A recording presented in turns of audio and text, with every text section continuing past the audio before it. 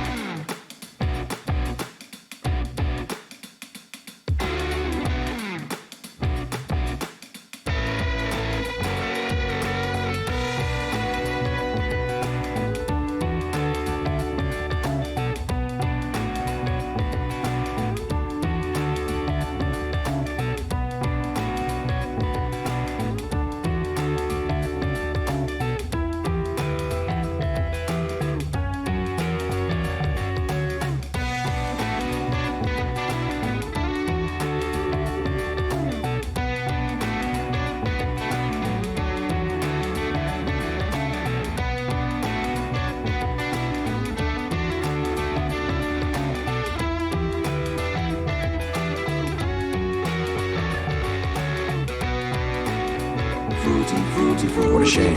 Duh.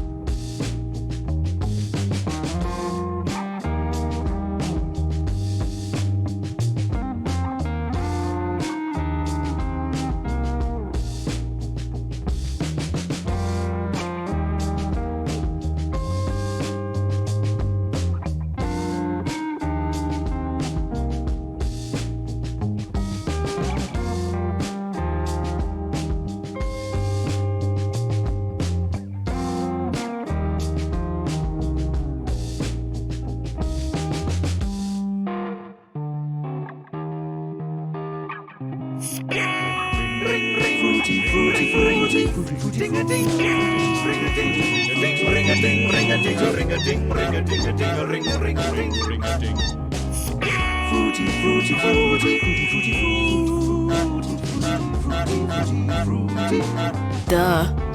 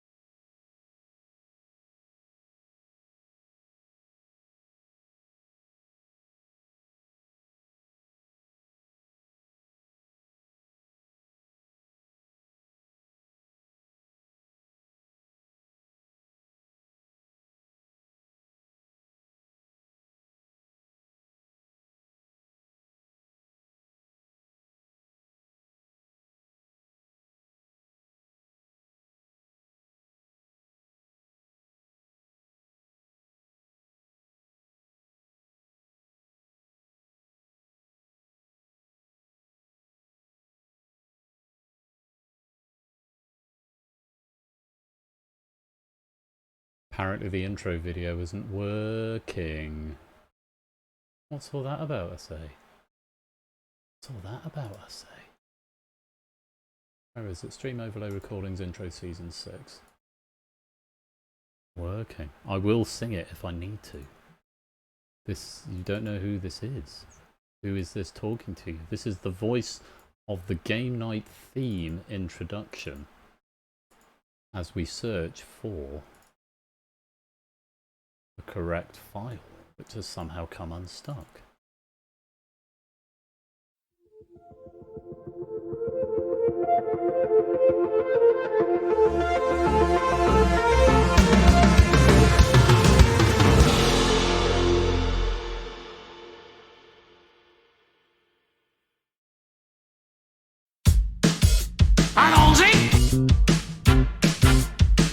I was saying blue words. Is there anybody there? He's about to do something stupid. Here we go! God damn you, this is my service. Longevity! Oh, self-in-life!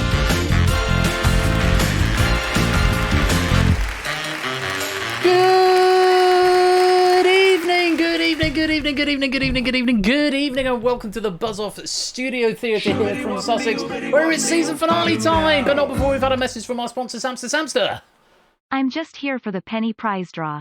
Also, bring back the Discord soundboard. No, I've never used a Discord soundboard, but I have on good authority it's a terrible idea.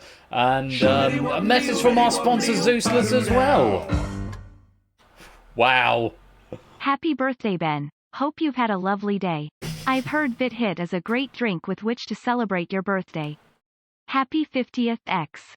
Birthday cake shortcake balloon. Happy 50th?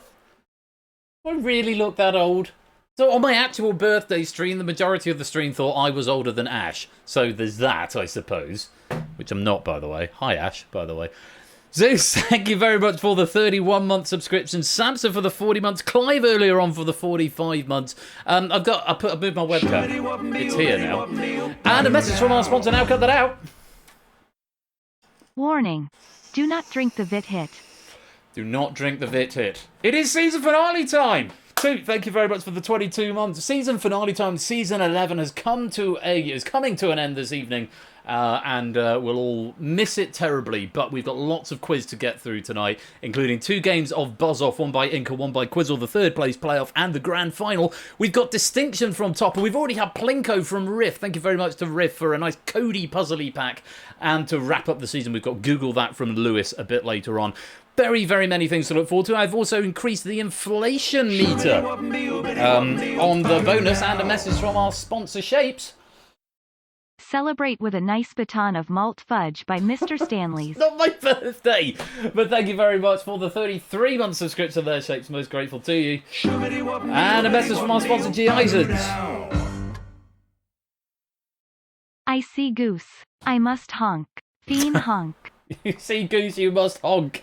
There's a hog for you. I just heard, I've texted David to say obviously not David, but Claire, who is playing David, has lost connection. We're hoping to get her back shortly, so I'm going to stall for a bit of time, before we introduce our contestants. Hopefully she'll be back shortly. But in the interim, good evening to It's H Games, to Proust, to Mark, to AB Me. Good evening, Shapes and Bassoonist and Stimpsons and Arun. Good evening to Toot and BC and Mr. Vertigo and Puzzle Dan, to Pyro and KS. Good evening, Topper and Natter and G. Isons and Jerry. Hello to Mantissa and Ryan and Mr. Gamerman and Riff. Hello to Jers and Zeus. Good evening, Claire and Silent Marine. Clive and Optimat, to Podo and Innes, Lewis and Shadowme, Jogging and Pinekos, to Daru, Score, Ash, Oni, Lupine, and anyone else who is lurking, loitering and lingering in the chat. You're most welcome to be here. Thank you so much for joining us for the finale of Season 11 of Game Night. I'm going to take a couple of weeks off after tonight, but I will be back on the 30th of September. With more of the same, if not more of the same. Lots to look forward to. If you want to play Buzz Off tonight, you'll need to go to hackbox.ca and type in the code WMLJ. Do it now. We have got a fabulous pack. This is the third place playoff pack. It has been written by Inca. And lots of lovely stuff. Very grateful to Cola, who's proofed it as well. Lots of lovely stuff in both of the buzz-off packs that we've got tonight. This is the third place playoff for the bronze position, and then the grand finale a little bit later on has been written by Quizzle. So lots to look forward to. I'm running a slightly different setup because I realised I've got to share the screen with our players, but normally the screen that I now share is cropped on OBS, but the other part of it that is cropped off has got the console on, which has got all the answers, which I can't share with the guys, obviously, in the studio. So, yeah. Do come and join. That code will be up throughout, and there's kudos for you available at the end, and potentially pennies if you get lots of points. And also, you get to select the title. One of you will get to select the title anonymously. I will pick my favourite, and the one who picks the title will get 500 bonus pennies. Like I said, we've got some inflation going on here. So if I set this at a random number, finale bonus is coming out at finale 436, 436 pennies. The cash-ins are still going to be the same, just to be consistent with the season. But next season, those penny cash-ins, those micro penny cash-ins, will be going up in value. So bear that in mind. Claire's currently trying to get... Okay. Claire currently trying to get on the guest Wi-Fi, so I know she is somewhat AFK at the moment. But do come join the game. Samster, Jake Pawson, welcome to the stream. Lovely to have you here. And yes, grab those pennies while you can, while they're there. Yeah, lots to look forward to tonight before a couple of weeks off, and then back in a few weeks. I think you've got too big a venue for hosting this game, like being over optimistic at your first Edinburgh Fringe. Yeah, maybe slightly, but you know, better to have some empty seats than not have enough seats, I figured. Hold your micro pennies, not necessarily hold your micro pennies for next season, because we have got the penny prize draw tonight. I realised, and I'm sorry to call you out, but last season, I think it was Zeus and Mark won a Persephone's chair button, and I still haven't posted them because I'm really bad at physical prizes. So Zeus and Mark, I will catch you post-stream, and I will send you a PayPal equivalent so you can order the badges, and then you can have a whole bag of them for the same amount. I'm really sorry I haven't done that. I think I'll get... If I missed anyone else... last season on the prize, well, let me know. But this season, they are all digital prizes this season. So the biggest barrier to entry will just be a Steam friendship. So yeah, that's a thing that's going to be happening. Ines, you're trying to join the game. We've got an invalid validation code from you. You're trying to join the game, presumably just to suggest a title, not because you're going to play on your own questions. Maybe. Zeus is going wild in voice chat, is he? Good man, Zeus. You know it makes sense. Right, that code will be up throughout. We still haven't got Claire. Oh, no, we have got Claire back now, which is fantastic. So I'm going to go to Y. That code will be up throughout if you want to come and join the game. And yeah, happy birthday to Zeus. Many happy returns to you. I hope you've had a wonderful day, and we send you all our love and best wishes. And cashing in 500 pennies in preparation for the penny prize draw. I discovered where the bug was. There was some game that was saving the data fields with lowercase, and so it was just breaking the penny app, and I discovered what it was. It was the stream controller. So that is actually now fixed. So hopefully we won't have any problems with pushing the repo up moving forwards. Anyway, we need to get on with this first game because there's lots of games to get through and it's already 8:30. So let's meet tonight's contestants. We've got Claire and we've got David. To both of y'all, good evening and welcome. Hello, it's very warm. It's so warm, it's not even funny. I am probably going to change my shirt at half-time because it's just not even funny. We were outside, we were at a house party, and we came back, and I thought, oh, it's just cooling off. It's kind of nice outside. And then we got onto the house, and it went up like 15 degrees. It's just a joke how hot it is. I've got my fan on to keep me cool, but yeah, it's well hot. That's my report on the weather. Thank you for playing. Claire, good evening to you. Welcome. How are you doing? Hello, I'm good. I am, I believe, currently connected. I've just heard that Tom Curry got a red card. So. Oh, is this rugby ball? Is this in the rugby ball? Yes. I hear there is a rugby ball event going on at the moment. Half my colleagues are Welsh. When we scheduled this for tonight, I didn't realise that it was England match at the time. So you've got one eye on the buzzer, one eye on the game, and one eye on the England game. Yeah. With your third eye. You're down the pub at the moment, are you, Claire? So I am in a pub in New Cross. New Cross, very nice. Lovely. Just to yeah, to round off my buzz off situation for this season. I'm in another pub in London. Makes sense. Poetic. It goes with last year when I think you were drinking with friends at home. So yeah, that stands to reason. Claire, obviously playing for the third place night. You obviously got the silver last year, playing for the bronze this year, and then we'll have to come back next year to try and get the gold again. But how do you fancy your chances against Mr. David? Well, he's an excellent quizzer, and I don't know if I could beat him in anything, but we'll give it a go. We'll give it a go. Claire's got an attention-getting device. If she wants to get my attention, she goes like this. Boom, boom, boom, boom. Indeed, she does. Claire, the very best of luck to you this evening. And you're going to be buzzing off against David. Hello, my dude. How are you doing? I am melting. Yeah, as well. Yeah. Where are you? Are you north? Or are you back down in in civilization? I'm in my house in Andover. We spent the day in your neck of the woods. Actually, we were up in Surrey at the ponds that Claire likes to go and swim amongst the ice in, which I still think is absolute madness. Madness. But, yeah. We're Sussex, darling, not Surrey. You're Sussex. Oh, it's all the same to me. It's all the same. Well, they're all home games. That is racist, sir. That is racist. I know there's London and Birmingham, and then there's a big blob in the middle, and then the home counties, and then some weird place that some people think exists called the Midlands. Hashtag quoting Jay Foreman. So it sounds like you've had a good day, and again battling for the bronze medal here. How do you fancy your chances against Claire? I mean, Claire likes to put herself down, but she's a fantastic quizzer as well. I'm hoping that there's been a few drinks rolling, because that's the only way that I'm going to have any chance against her. Get a home team advantage for the sober advantage. If England scores a try, then I fancy my chances then, because she'll have one eye on the telly. But other than that, I think just sort of stay awake and try not to pass out. I think now that the pressure's off, we're not going to win the gold, so I think it should be a good match. Have a bit more fun. Well, I can tell you both that you are in for an absolute treat with this pack from Inca. I'm most grateful to him. I'm also grateful to Cola, who's proved it. I have added a couple of bits into the model for the audience game so that you all can play along as well. But honestly, it is a thing of beauty, and I think you're going to have a lot of fun with it. Wildix, welcome to the stream. David's got an attention-getting device if he needs to grab my attention, and David goes like this. Groovy! He does indeed. We've got Bon Bon Bon Bon and Groovy. So, apparently I'm banned from my own stream because the Midlands... That's the end of the sentence there, because the Midlands. It's not a thing. North, south. Is that like a Patti Smith song? It's all the Midlands. Because the Midlands. Because the Midlands. I love to love. So, who sang Because of You? Oh, that's a song from a musical, an off-Broadway musical. That's Kelly Clarkson. And Kelly Clarkson as well. We're going around in circles here. We need to get on with the quiz, as Samster would say to us, and I'm sure we'll hear a bit more from him a bit later on. Hope you're both ready to play. Very best of luck, and best of luck if you're playing in the audience game as well. It's time for the Buzz Off third place playoff, and round one, the trivia search. Now, I know you two both know how to play this one. Just a recap for our audience as well. You'll be shown a word search grid. You've got given a category. You've got to buzz in and tell me one of the 5 words that are in the grid, just one at a time on each buzz. Automatic lockout for 3 seconds if you give me a correct answer. Lockout for 10 seconds if you give me a correct answer.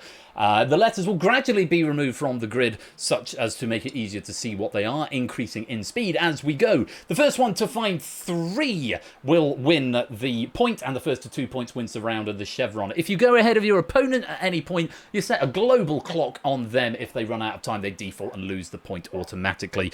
Audience game, if you're playing along, your spelling must be exact, and you must get the answer in before our hot seat players do. You can attempt up to 5 times. There is no penalty if you're wrong, but obviously you are using up one of your tries, and the earlier you answer, the more point you get. Those are the rules.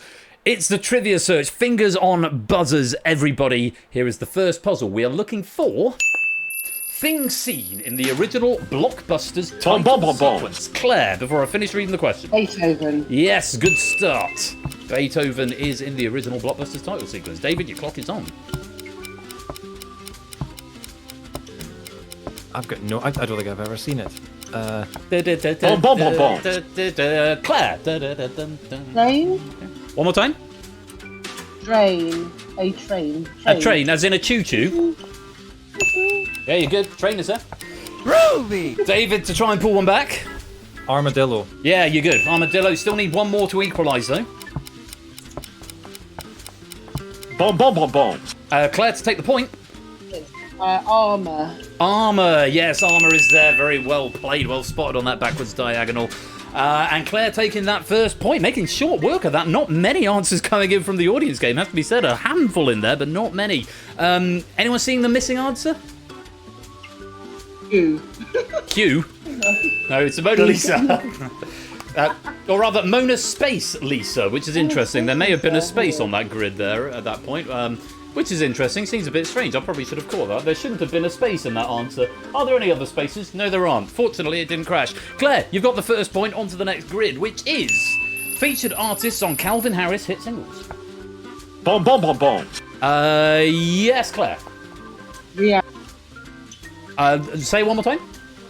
Rihanna. Yeah, Rihanna's a good start.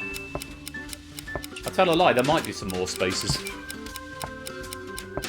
But now the spaces appearing. Boom, anyway, boom, boom, so it's boom. fine. Claire? Halsey. That's Halsey, yeah, Halsey is there. Very well played. 3 to find. Claire just needing the 1. Oh, David to try and pull one back. Sia? No. Where just are you guessing at this seeing? point. Oh, you're just guessing. I will mark it as I'm just wrong guessing, then. yeah. No, I'm afraid you're locked out for 10 seconds. Boom, boom, boom, boom. Claire to take the chevron. Frank Ocean. Frank Ocean. Very good. Yes. Oh, I've With the just spotted spacer. another one. What's the other one you've seen, David? Sam Smith. Sam Smith is also there, and the other missing answer is Kellis over there on the right-hand side. I didn't know if it were there spaces there the whole time? I don't think so. No. No? I can't. Maybe I that's don't what was throwing me. possibly. Go back. Either way, Because I originally saw Smiths and was thinking, I'm not sure Modesty was on the Calvin Harris. well, you, Claire, you have found 3 of them, which means you have won that first chevron.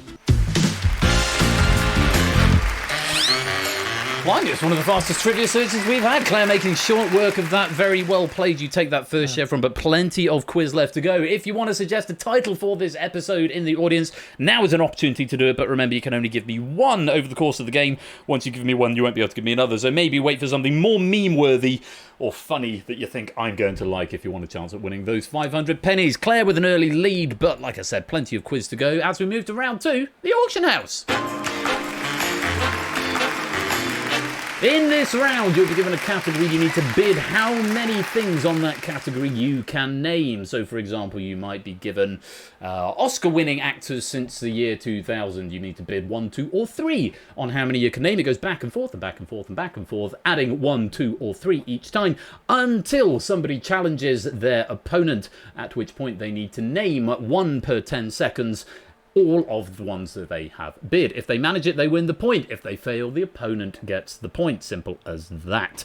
First to 2 points wins the round and the chevron. And audience game, slightly different game for you. You need to give me 1 answer, exactly 1 answer, but an answer that you think both Claire and David are not going to say earlier on, because the later they say it, the more points you get, or the earlier they say it, the fewer points you get. You do get a standard 100 points, I think it is, if you give me any correct answer, and or 200 points, and then you get increasingly more points every answer that the challenged player gives that they don't say your answer. Few variations are accepted on this one. I hope that makes some level of sense. Just a warning for the audience, the players may challenge at any time, so make sure you get your answer in reasonable time, because once a challenge has been made, you will not be able to give an answer. Best of luck to you both. Let's go to the first puzzle. We're looking for cities in Scotland, Wales and Northern Ireland. Claire, you're opening the bidding. Would you like to start with 1, 2 or 3? Wow. Starting with 3. David, you're in control. Any more for any more? Wow. Another 3, we're up to 6. Claire, back to you. Another 2, we're up to 8. David, give me some more. Another 2, we are now up to 10. Claire, any more for any more? Another 1, we're now at 11. Ooh. David's going for 12. Claire, any more? There's the challenge. David, in your own time. Glasgow. Glasgow is a good start. 11 to go. Edinburgh. Edinburgh? Stirling. Yes. Perth. Very good. Dunfermline. Yes. Dundee. 6 more. Aberdeen. 5 to go. Inverness. 4 more. St David's.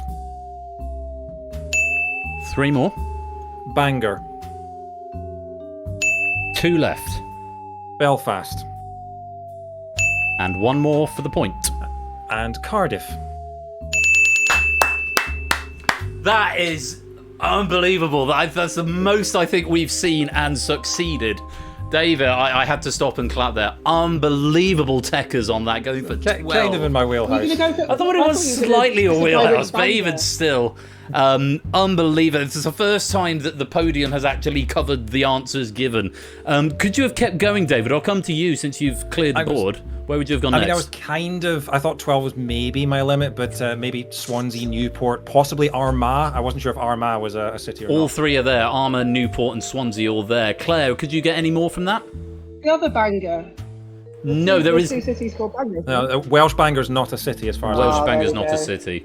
The other missing answers, Derry or Londonderry, Lisburn, Newry, St Asaph and Wrexham. In addition to the other 3 answers David would have given there. And I hope you like, I've added a question mark onto Edinburgh at the end just to stay in tune with the meme. David, enormous techers there, very well played. You've got the first point. We move on to the next puzzle, and you're going to be opening the bidding on teams in the knockout stage of the 2023 FIFA Women's World Cup. 1, 2 or 3. Opening with 3. Claire, to you. Another 3, you're up to 6. Another 3 from David, up to 9. Claire. Ooh. Just 1 more, we're up to 10. David. Another 2, we're at 12 again. Claire. This is a weird. Here's the challenge. David, off you go. England. You'd hope so. Republic of Ireland.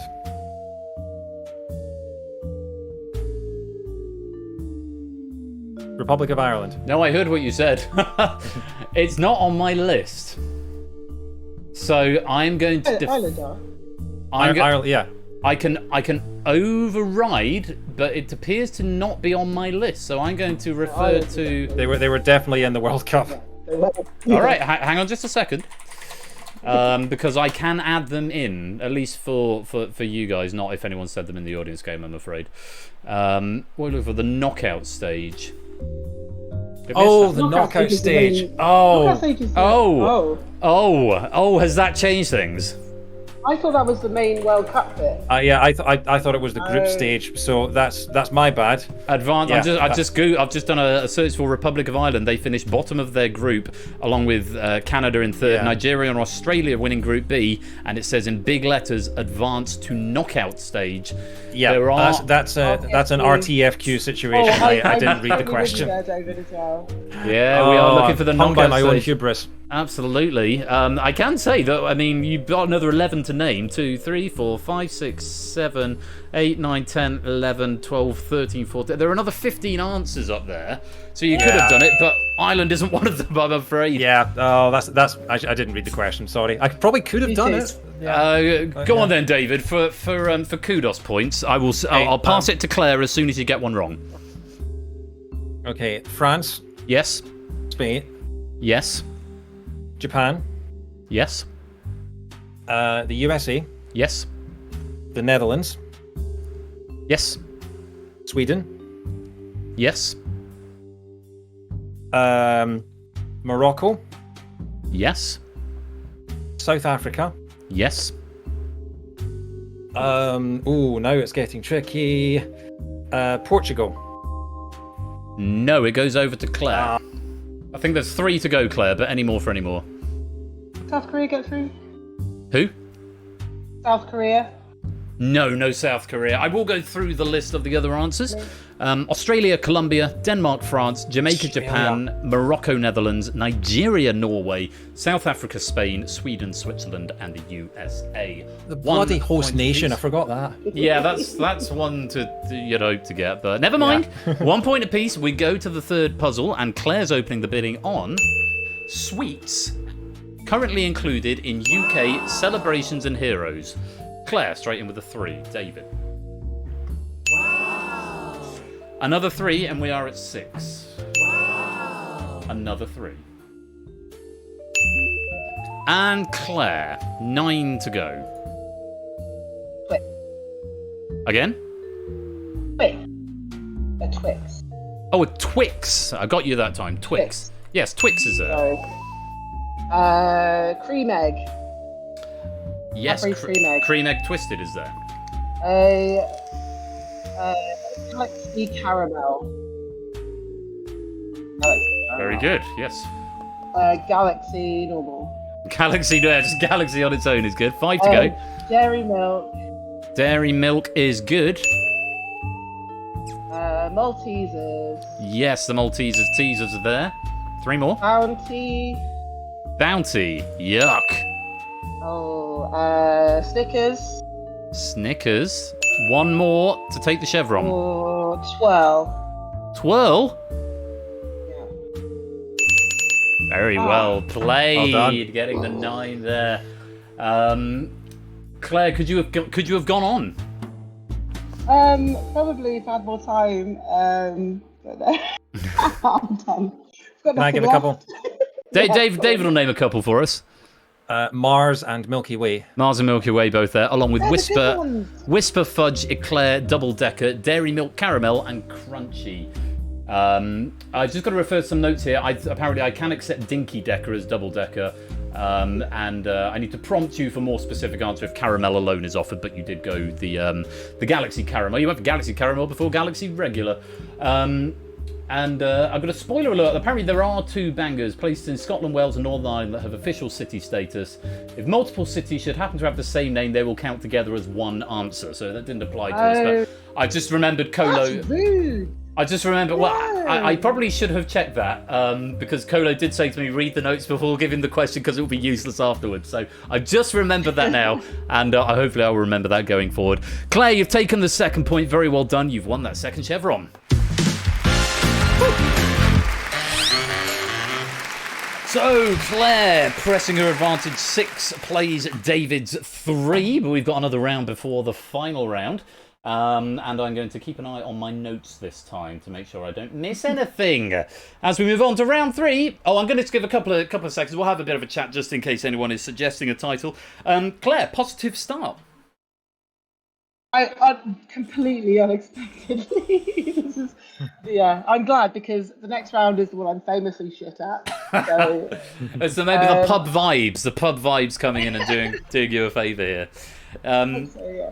David, you're a little bit behind at the moment, but still time to make it up. And of course, that round 4 coming up, which can be the maker or breaker. I mean, it couldn't have been a better second. Like in terms of Scottish cities and the Women's World Cup are 2 of my specialist subjects. Yeah, so my problem is reading.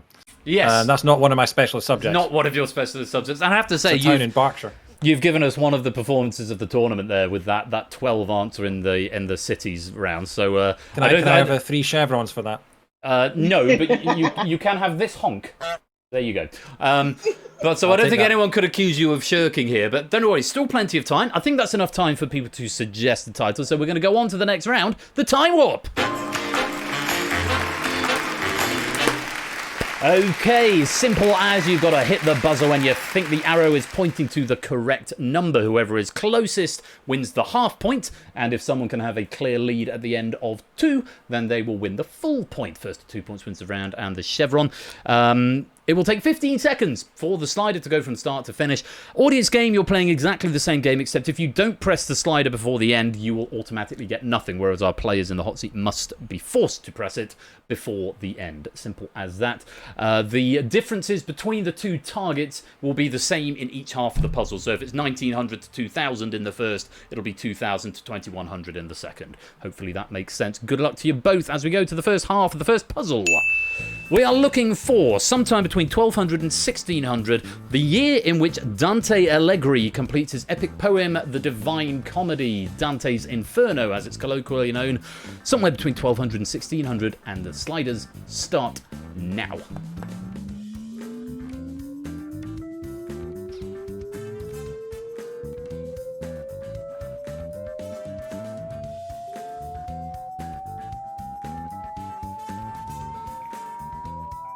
The noise has stopped, which means both players have buzzed. Let's see where they stopped at. It's a rubbish poem, it doesn't rhyme, says Bruce. It's one of the best poems of all time, don't rhyme. You're reasonably evenly around the middle. Claire going the earlier half of the middle, David going a bit later. Let's take a look at the correct answer and who was closest. Bit earlier, 1321. So Claire taking that first one, 36 away. David, 151 away. Yeah, very early poet Dante Allegri. The next one is going to be between 1600 and 2000. If it's a dead heat, Claire will take the point. If Claire wins, Claire takes the point. David, if you can get closer here, then it will be split and no one will get the point. We're looking for Dante Gabriel Rossetti completes the final version of his painting Proserpine sometime between 1600 and 2000, and your sliders start now.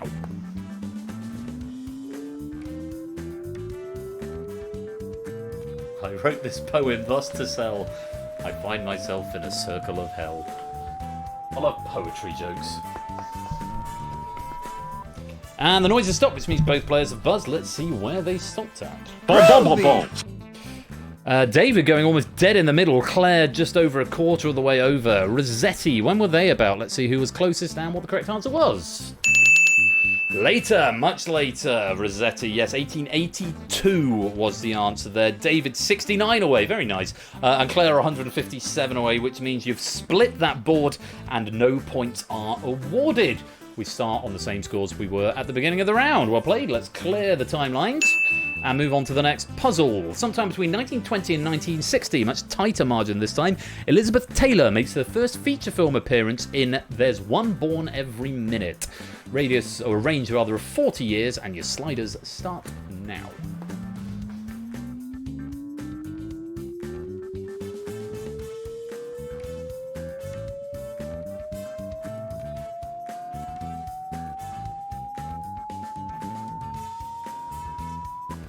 Noise has stopped. Both players have buzzed. Let's see the correct answer and who was closest. Boom, boom, boom, boom. Oh, let's see where you've stopped first of all. Claire looking around about the sort of 1928 sort of mark. David closer to 1938 maybe. Let's have a look what you said exactly and who was closest and what the answer was.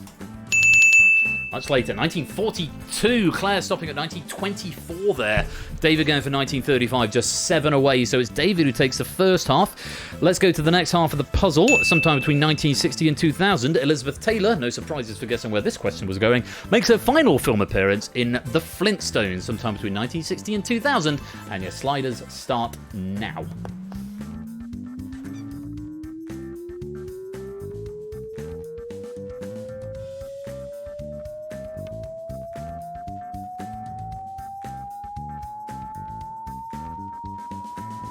Both players are buzzed, which means... no, the noise has stopped, which means both players are buzzed. Boom, boom, boom, boom. I thought this one might be close. Claire going in sort of 98, 99. David maybe 96, 97 there. Let's take a look what the answer was and who was closest. Oh, close. 97 for David, 98 for Claire. The answer was 1994. 1994, which means David was 3 away, Claire was 4 away, which means David has won the second half, and he's going to win a point. So, Claire, you cannot win this round, but you can prevent David from taking a chevron if you can win this next one outright. Ramsey Fox, welcome to the stream. Let's go to the third and final puzzle. Sometime between 1860 and 1940, the last UK general election won by a party other than the Conservatives or Labour. 15 seconds, sliders start now.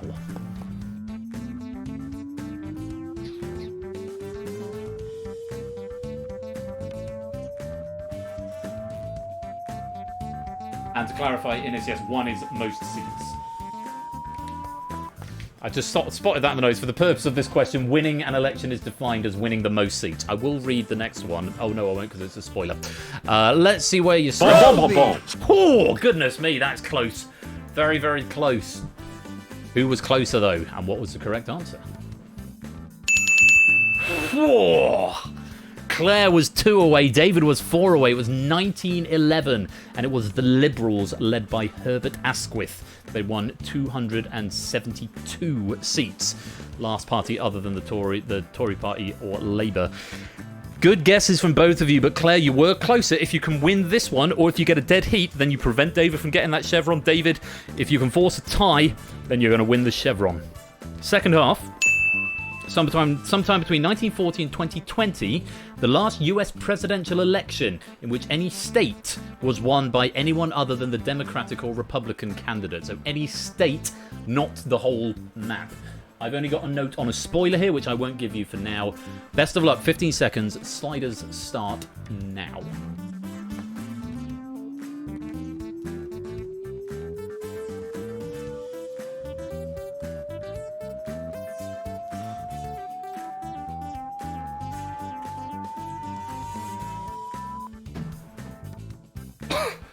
Noise has stopped. Let's see where you Boom. David going around about the middle, Claire going around about the middle, David going a little bit later. Let's see what the correct answer was and who was closest. 1968, it was George Wallace running under the banner of the American Independent Party, and he won 5 states. Claire, you were 14 away, David 25 away, which means, Claire, you've forced a tie, which means there is no change in the chevron and the scores don't change.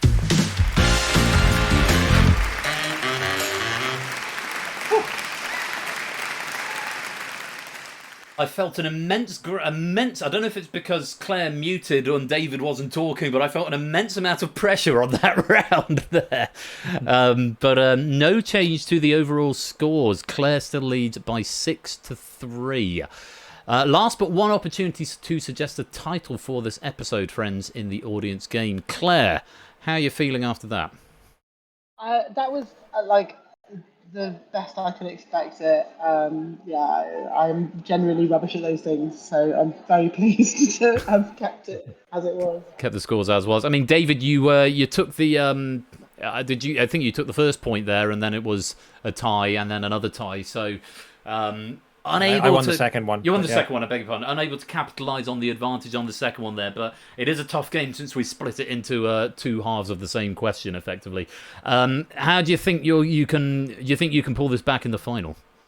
I mean, I did it in the first game I played. I think I was like 7-2 behind or something like that, and came back to win. So it's been done before. It's been done before, and stranger things have happened in this game. There will be one more opportunity, audience, to suggest a title, but for now, we are going to go to round 4. It's the final round for the bronze medal between Claire and David. It's on the buzzer. In this round, you will be shown. This will be a format you're both intimately familiar with, of course. You'll be shown a series of seemingly unrelated clues. All you've got to do is buzz in and tell me when you think you know what it is I'm talking about. If you buzz in and are incorrect, you are frozen out for 2 clues, thus giving your opponent some free information. If you buzz in and you are correct, you win a chevron automatically. And I will warn you now, I might be a little bit more stringent on what I'm going to accept because we are at the denouement of this tournament. So give me as much information as you can. I may prompt you. I may allow it. I'm unlikely to go for a second opinion, so it is going to be at my discretion. So give me as much information to work with as you can. Not a cat, welcome to the stream. If you're playing in the audience game, the earlier you answer correctly, the more points you get. You can have 2 attempts at this. The first attempt, if you're wrong, there is no penalty, but you cannot have more than 2 attempts. The earlier you answer, the more points you get, and you must answer before a player in the hot seat has been confirmed correct. Wishing you both the very best of luck. It's all going to come down to this. Fingers on buzzers. And buzz when you know what I'm talking about. Oh, my Hackbox controller is stuck. Shit. Oh, I've got an out of range exception. Okay, we may have to reload. What's gone on there? Stand by a minute. Oh, fucking hell, Ben, you Burke. I think I know exactly what I've done. Oh, you massive bellend. Okay, let me see if I can fix this. I had set the picture round to be a thing. Okay, let me see if I can fix this. I set rounds played to 2. And let's see if we can launch the puzzle.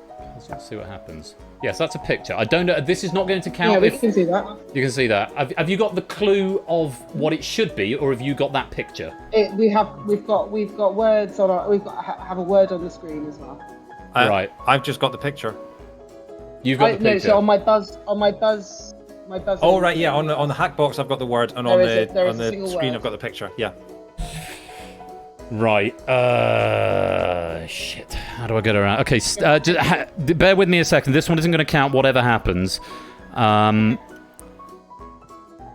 Okay, let me change this to conclude round, time warp. Oh, shit, I can't change the game type. And I haven't got a progress gameplay button, or have I? Yes, I have.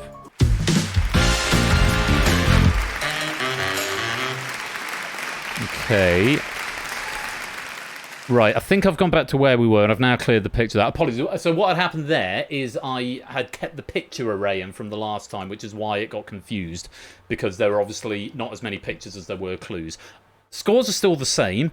I'm hoping that we are now back to where we were. Rounds played 3. Let's hope this initiates on the buzzer.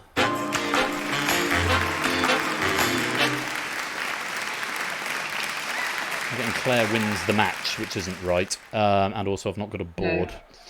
What have you got on your screens? Nothing's come up for us. Nothing no, at all. Just the same. Nothing changed. Okay. Let me. Okay, that's interesting. For fuck's sake. Ah, this is very annoying. Yeah, I really don't want to have to stop the build because I don't think it saves the audience players' points. Shit, how can we get around this? Do you want to just play through this one? I don't know if that will work at this point because it's got you down as having won the match, which is probably just a debugging log. But let's just go through. Can one David, if you buzz in, and I'll mark it as correct, and then I'll put the points back. Is the answer 42? Possibly. It always is. Oh, fuck. That's just 14, apparently. 14 is blank. Aaron, welcome to the stream. Oh, shit. Oh, how can we get around this? What I'm inclined to do is... I might have to restart it, but that's going to lose points for the audience game unless I can recover them. And I'm also aware I've just shown the answer to that last question. I don't know if anyone saw it. Did it come up on your devices? Yeah, it's on the device. Yeah. Fuck. Oh, what a stupid mistake to make! And now we're getting concatenating errors. I'm going to have to stop it because the build is broken. I'm really sorry, audience game. I'm going to have to stop it. I don't think there's any other way around it. Sorry. Let me see if I can recover. I've got reload, skip opening titles. No, I haven't got recovery mode. Oh, I'm so annoyed. I'm so annoyed.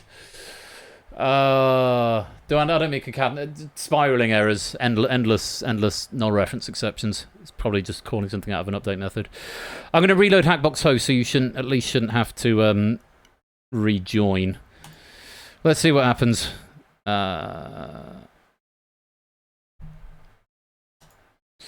Right. More than 2 players have joined. Who was red? Claire, were you red? Oh shit, you're not there. Yeah, Claire was red. Affirmative. Oh, okay, that's not working either. I need to do some more work. We're just going to have to do it the old-fashioned way. Sorry. You are going to have to reload Hackbox, I'm afraid. Okay. I need a fresh room. Sorry about that. That's entirely my fault. And you know what I'm going to do before we carry on? Is clear the picture array. So doesn't happen again. So this is just for Claire and David for now. Please don't anyone else join just yet until the guys are in, and then we will go from where we were. Claire and David, you can join at this point. There's David and... Yeah, because the logic here is that no one else should see the screen apart from the hot seat players. So the 2 hot seat players join first, so it only takes the first 2 players who've joined. So if someone else joins, you're probably going to get a timeout, so don't until I give you the word. Yeah, Optimat, stop trying to join. Don't try and join at this point. Do not try and join. Only Claire until I give you the word.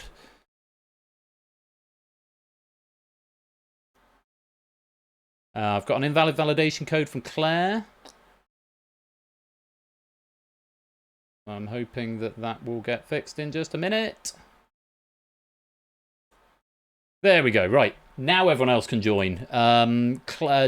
David was red. No, David was green. I was green. Right. Roll titles. Hide titles. Go to audience. Go to wide. Now everyone else can join. You are going to have to write your titles again. So what I'm going to do is just play through one of the rounds. I'll play through round 3.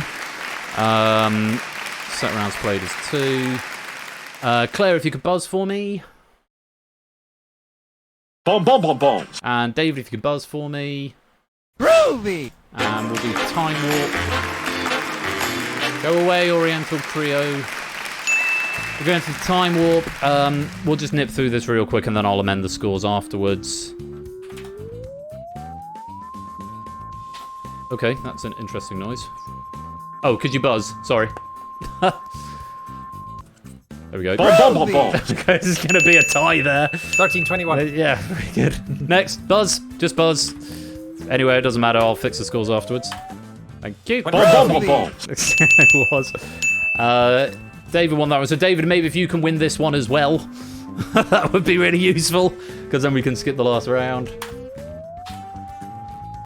There we go. Boom, boom, boom, boom. David got that one, and David, if you can win this one.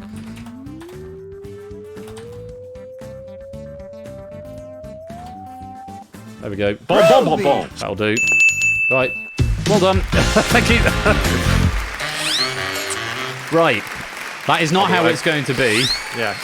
That is how it is going to be going into the final. So, apologies. You've got a minute now to suggest your titles again in the audience game. I'm sorry about the scores, which will have been lost because I had to restart the build, and that is entirely user error. I accidentally left the pictures in the array, and the first puzzle of the new round that came in had a different number of pictures, so I got a null reference exception and it all fell apart. Very, very silly user error, but these things happen. Hopefully not that often, but we can still do the last round and get some points out of this. I'll give everyone some bonus pennies at the end to make up for it.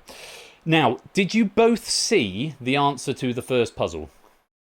Yes. Okay. Yeah. Paulister, welcome to the stream. Since we've seen the answer, we cannot do that puzzle. I'm sorry that we've lost that puzzle, Inca. But what we'll do is we'll just initiate the round. We'll get through it. In fact, you know what? I would never have guessed it. I looked at all the clues. Yeah. I would never have got it. In which case, I'm kind of the same, so yeah. I don't know if everyone saw it in the audience, if it just came up on screen or on Hackbox devices, and the temptations to run it for the audience game. If someone can tell me in the audience whether or not it came up in your game. You all saw it, fine. In which case, we will just whiz through it real quick. Please don't type an answer to this. There's nothing to gain by cheating it because you've already seen the answer. So we're going to whiz through this puzzle real quick. I can't do it any faster than this. Can we just take a minute to appreciate Inca's writing here? Osiris. It's a brilliant question. Yeah. It is a good question. And there it is. It's expired. Too powerful. So that was shipping nicknames for mythical couples. So like the Jaters and the Skaters in Lost for Sawyer and Kate and Jack and Kate.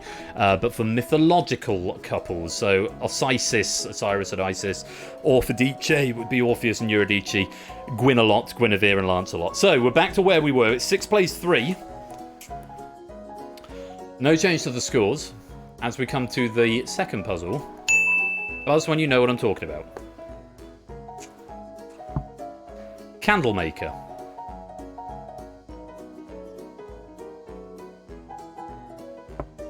Artist.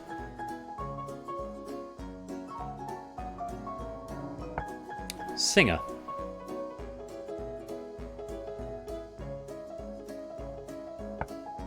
Inventor.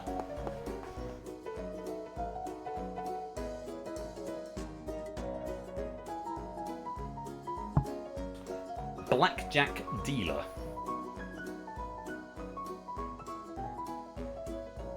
Groovy! David. Are these all jobs that Homer Simpson has had? spot on. I was just thinking, if David, this is so in your wheelhouse. Phenomenal. Yeah, these are all jobs held by Homer Simpson. You'd have gone on to see town crier, chauffeur, boxer, sanitation commissioner, food critic, astronaut, mole Santa Claus, clown lookalike, snowplow driver, and of course, nuclear safety inspector. Very well played. Taking that chevron back, and it's now 5 plays 4 with 3 puzzles to go. On to the next. What's his name? Buzz when you know what I'm talking about. Edward Tudor and Tom Canty.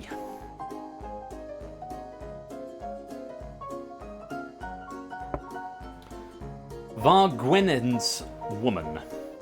Vargwenes's woman.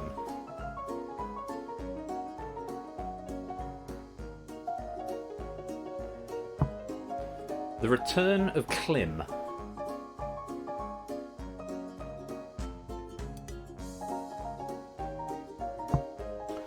Travels with Augusta.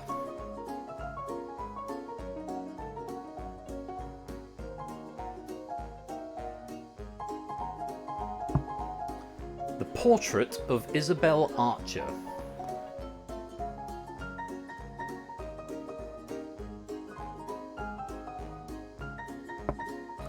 Andrew's Nephew.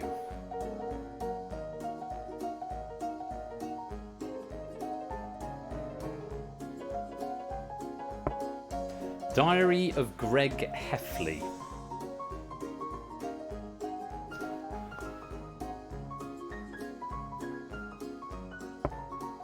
Interview with Louis de Pointe de Lac.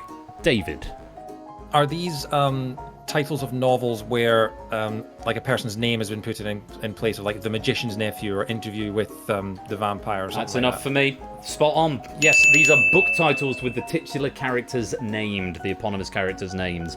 So the novels that you've got there, The Prince and the Pauper, The French Lieutenant or French Lieutenant's Woman, The Return of the Native, Travels with My Aunt, The Portrait of a Lady, The Magician's Nephew, quite right on that one, Diary of a Wimpy Kid is Diary of Greg Heffley, Interview with the Vampire, as you said, and then Santiago and the Sea is The Old Man and the Sea, The Return of Aragorn is The Return of the King, Offred's Tale is The Handmaid's Tale, and Aslan Jadis and the Wardrobe is The Lion, the Witch and the Wardrobe. Very well played there, David. You've taken another chevron. And you have taken the lead for the first time. With 2 puzzles to go, it is 5-4 to David as we move on to the next. Buzz when you know what I'm talking about. It is a match point, David. If you win this one, you win the match. Here's the first. Coyote Iwumi.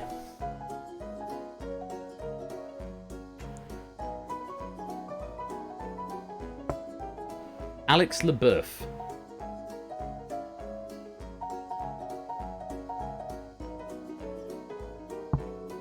Zoe Roth.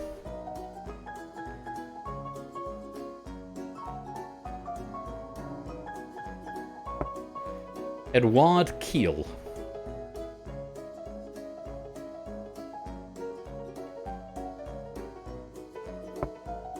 Giorgio Tsoukalos.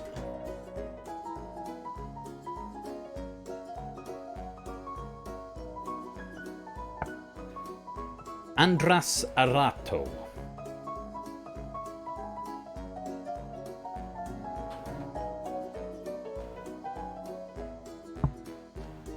Kabusu or Kabosu.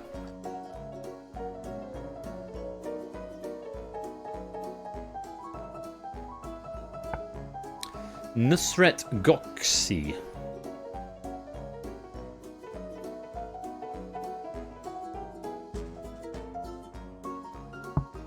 Taylor Armstrong and Smudge.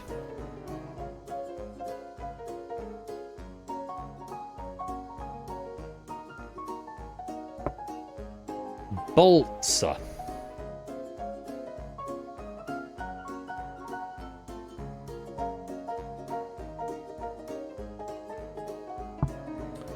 Tartar sauce.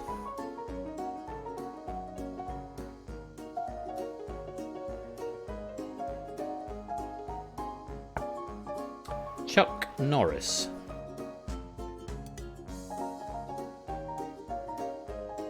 Anyone wants to have a buzz?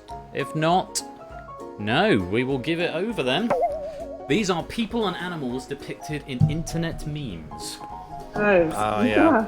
So in order, you've got Roll Safe, Alex from Target, Disaster Girl, Trollolol Guy, Ancient Aliens, Hide the Pain Harold, Doge, Salt Bay, Woman Yelling at a Cat, Cheems, Grumpy Cat, and finally Chuck Norris Facts.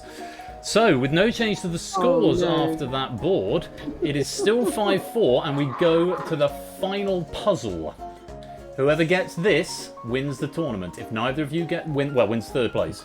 David, so whoever gets it wins third place. If nobody gets it, then David, it goes to you. Best of luck. Buzz when you know what I'm talking about. Yes, we know it's a match point. Thank you, Wavy Placard. Here's the first. Microscope.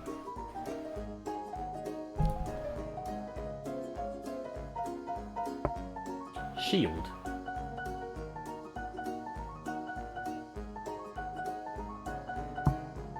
Triangle.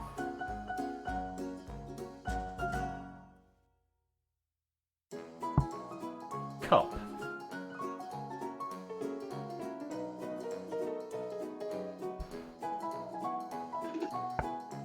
Wolf.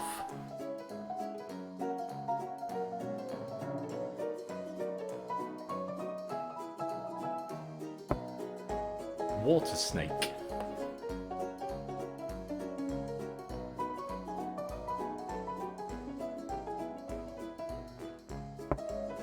Compasses.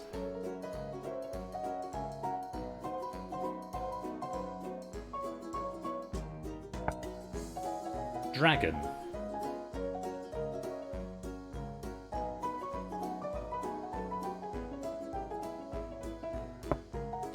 Eagle.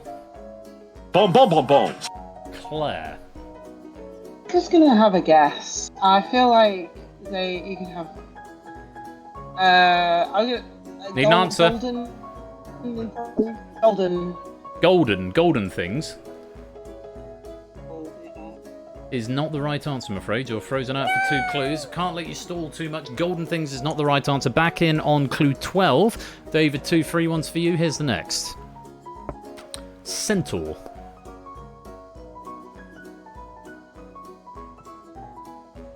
Groovy! Yes, David. Are they all things that constellations are themed around? They are things represented by constellations. You're going to go on to see Swan, Microscope is interesting. Cross, Crab, Ram, and Great Bear. Yeah, Microscopium, apparently, is the microscope. You've then got Scutum, Triangulum, Crater, Lupus, Hydrus, Cyricinus, Draco, Aquila, Centaurus, Cygnus, Crux, Cancer, Aries, and of course Ursa Major, the Great Bear. And after a great battle, it is David who emerges victorious as our bronze medalist. Well, with apologies for the break in the middle of that, and it's entirely on me for not clearing out the picture array. But a great match from both of you there. But it's David who gets to take the bronze medal. And yeah, well played. Well played, you all. Claire, commiserations to you. But I hope you've had a good time. Lovely. Really enjoyed that pack, and I couldn't have lost to a better person. So thank you, David, for a great game. Oh, it's lovely to hear. I couldn't have beaten a better person. David, congratulations to you. The third place buzz off is yours, but it's something only owned by one other person, and I might be Toot. I can't remember because it was a long time ago. But I'm an esteemed company. Yeah, absolutely. Esteemed company indeed. Have you had a good time? I've had a fantastic time. Yeah, thank you very much for doing all this and for putting everything together. Thank you to Inca for the. I've started an acceptance speech. I don't know what acceptance speech for the bronze medal is interesting. Yes, that's a new thing. Yeah, you can have an acceptance speech. Yeah, thanks very much, Ben. Thank you, Inca, and yeah, I'm just very happy for getting a podium spot. So yeah, that's an improvement on Face Off at least. So yeah, quite. Well, look, congratulations to you both on getting here. Well done to David on taking the bronze. I shall love you and leave you, but I do hope you'll stick around. If possible, Claire, if you wish to return to the pub, then I think we'd all understand. But thank you both very much. I'm looking forward to catching up Yeah, catch on the final later. I'm very excited to see how Yes, there will be a VOD in the as fullness well. of time, I'm sure. I'll let you both go, but thank you both very much, and we'll see you again soon. All right. So, I'm going to jump out of the broadcast studio and let the guys depart. It's just the easiest way of doing things. Let's display the leaderboard. So, Cleomans and Fleur Fernando, welcome to the stream. Let's have a look at the leaderboard such as it is for that final round. Sorry, again, about that breakage in there.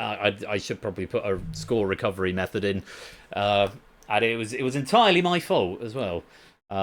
But there we go. There's some scores at least. We're getting to the top 8. I'll give everyone some lovely bonus pennies in a minute. It won't quite be what you were anticipating, but hopefully you'll still get to suggest a title for me. Mark at the top, 2,532. G. Eisen's in second. Pyro in third. And a message from our sponsor, Sacrificed Siren. Oh, no message, but thank you very much for the 3-month subscription there, Sacrifice Siren. Most grateful to you.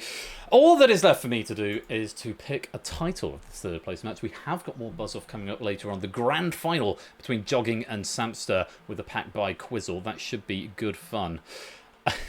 Let's take a look. There aren't as many as there perhaps would have been. Let's see. That's quite good.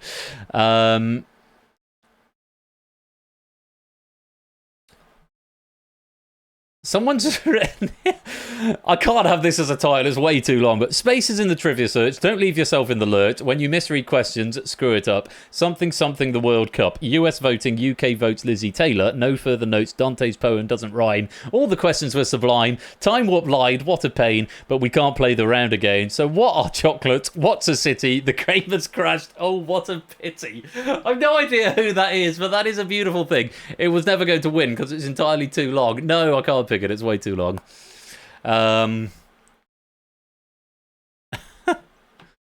Just why is everything exploding? Is that you, Priest? Nice. I should have known. I can't pick it because it's too long, but I am going to go for this one. Because this is the sort of surreal title that I like to. It's not, I don't know necessarily that it's particularly hilarious, but I think it sums up the game quite nicely. So thank you both for playing. We'll be back later on for even more buzz off. Hopefully it won't crash. Quizzles pack and the grand final. Before that though, we're going to play a little bit of distinction.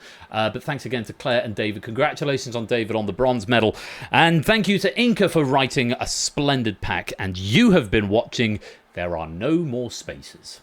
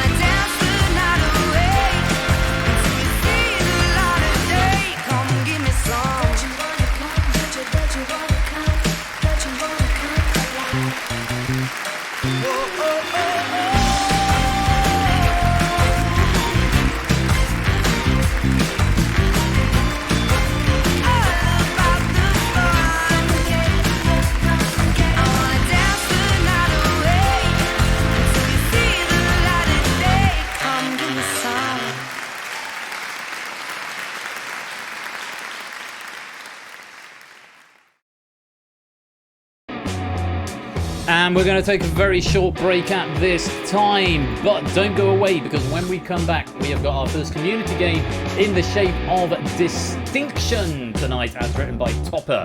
And such is the nature of the pack that I've been forced to make a slight change to the build, which I'll tell you all about in a minute. Have a crash bonus of 263 pennies. Black Rabbit, welcome to the stream.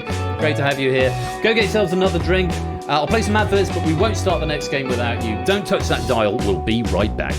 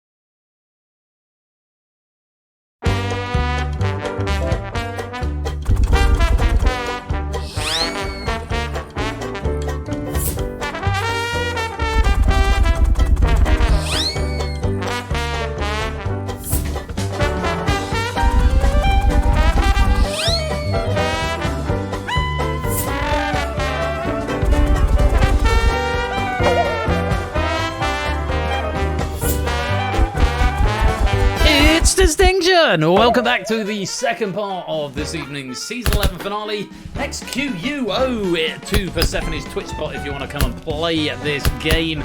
It's been written by Topper and it's going to be a lot of fun.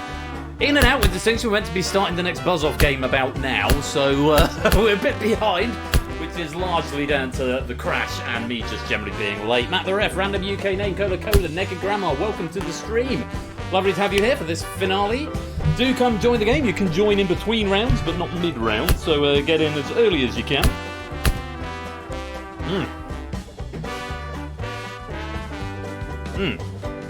Right, while you're joining, I'm going to cash in some of these pennies, because people obviously looking to cash in ready for the prize draw. Remember, I will be inflating the value of the micro pennies going into next season, so you might want to hang on to them. But Silent Marine taking 100. Oh, Matt the Ref and somebody else cashed in some pennies at the end of last stream. I did them at the start of this stream, so they have been accounted for. Silent Marine, you've been given 100 pennies. And Nando, you're going to be given 100. Oops, if I type your name right. For Fernando, 100 pennies to you. Mark is complete. And let's take a look. Samster and Toot wanting 500 pennies. So there's 500 pennies for Samster and 500 pennies for Toot. And a message from our sponsor, Silent Marine. Good warm-up for Auction House Lobby. Or is it the other way around? Kappa. Good warm-up for Auction House Lobby, possibly. Thank you for the 100 bits, Silent Marine. We've got Erin Stockdale saying, show me the kitty, and cats are greater than dogs. I can't show you the kitty at the moment because one of them has gone wandering and she's been coming back intermittently in the evening. I think Ozzy has just popped himself up. Also, the cats are no longer allowed upstairs. So I really need to actually take that request off because it's no longer a thing. Bruce wanting to show me the pupper. Let me see if I can find you a Dexter. And Quizzle, welcome to the stream and to the game. I'll see if I can find you a Dexter real quick, Bruce.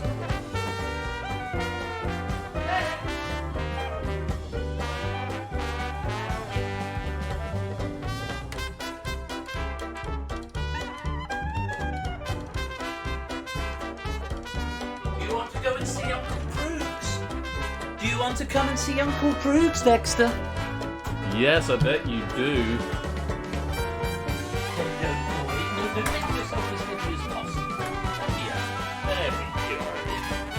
Oh, look at this pupper for Proops.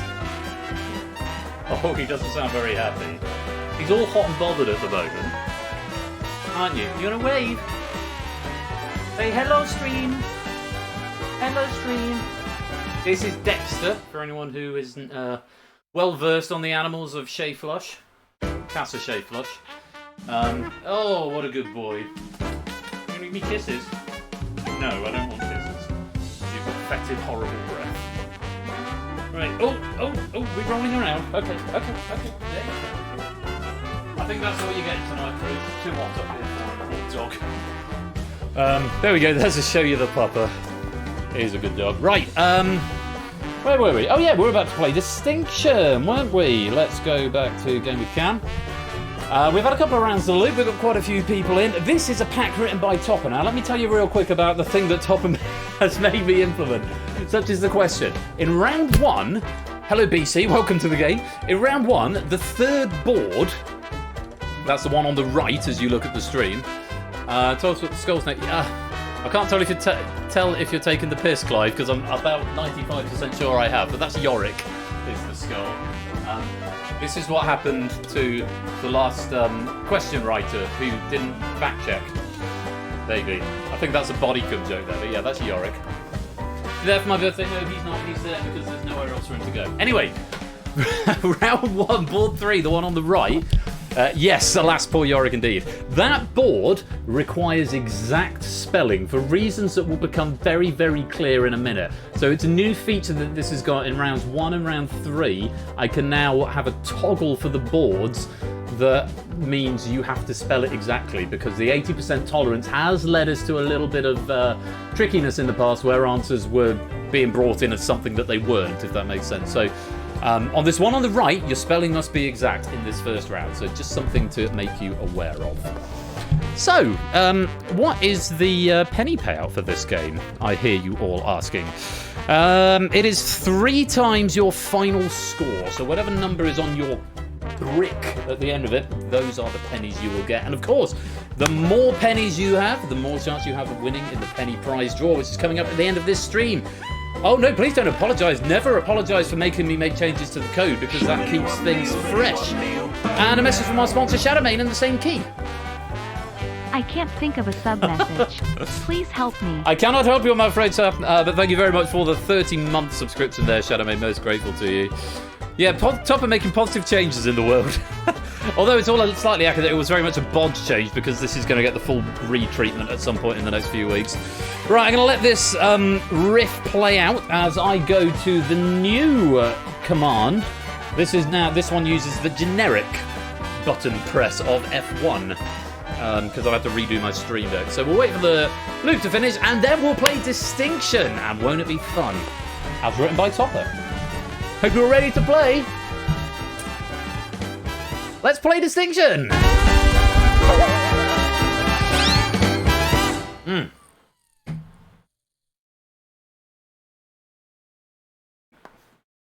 Yes, it will if I'm focused on Chrome, Proogs. If I'm focused on the game screen, then it won't. If that's what the stream deck is hooked to, it's just hooked up to F1, which is what the keybind is. Now, round 1. Type as fast as you can and try and get 3 answers that fit on the board. You get 20 points if you find one, but you can't give me any more than 3. Additionally, once somebody has given me a correct answer, nobody else will be able to say it. So the faster you can get the correct answers, the better. There are exactly 10 answers on each board. There's no scope for error. There are exactly 10 on each board. You can give me a maximum of 3, and a message from our sponsor, Matt the Ref. Yeah. Did someone mention F1? Let's go with this game. Laughing face. Different F1, but yes, very much. Thank you for the 100 bits there, Matt. You can give me any answers you like. So you can give me 1 from each board, you can give me 2 from one and 1 from another, or you can give me 3 from the same if you find one that is particularly in your wheelhouse. And a message from our sponsor, Odie. Other, better sports are available. I'd agree. Yes, basically, there's no penalty for wrong answers, so type as many as you can. But once you've got 3, you won't be able to give me any more. You've got 60 seconds. And remember, board number 3, your spelling must be exact if the code works. Which Topper and I tested it on Thursday evening, and it looked like it did. Fingers crossed. Good luck! Here are your boards, 60 seconds on the clock. We're looking for elements with atomic numbers 10 to 19, most commonly played games on the US Price is Right, and English words that start with distinct, except distinct. That's the one where it needs to be exact. And we found all 3 bonuses already, Mr. Vertigo, Lupine, and Proogs. Getting the bonus ones, they're worth 30 points each.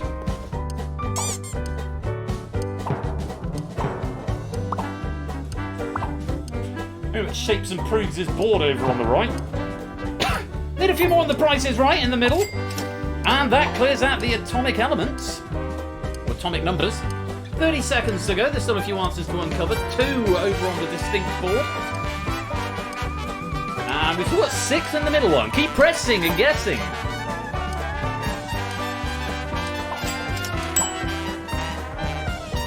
Ten seconds.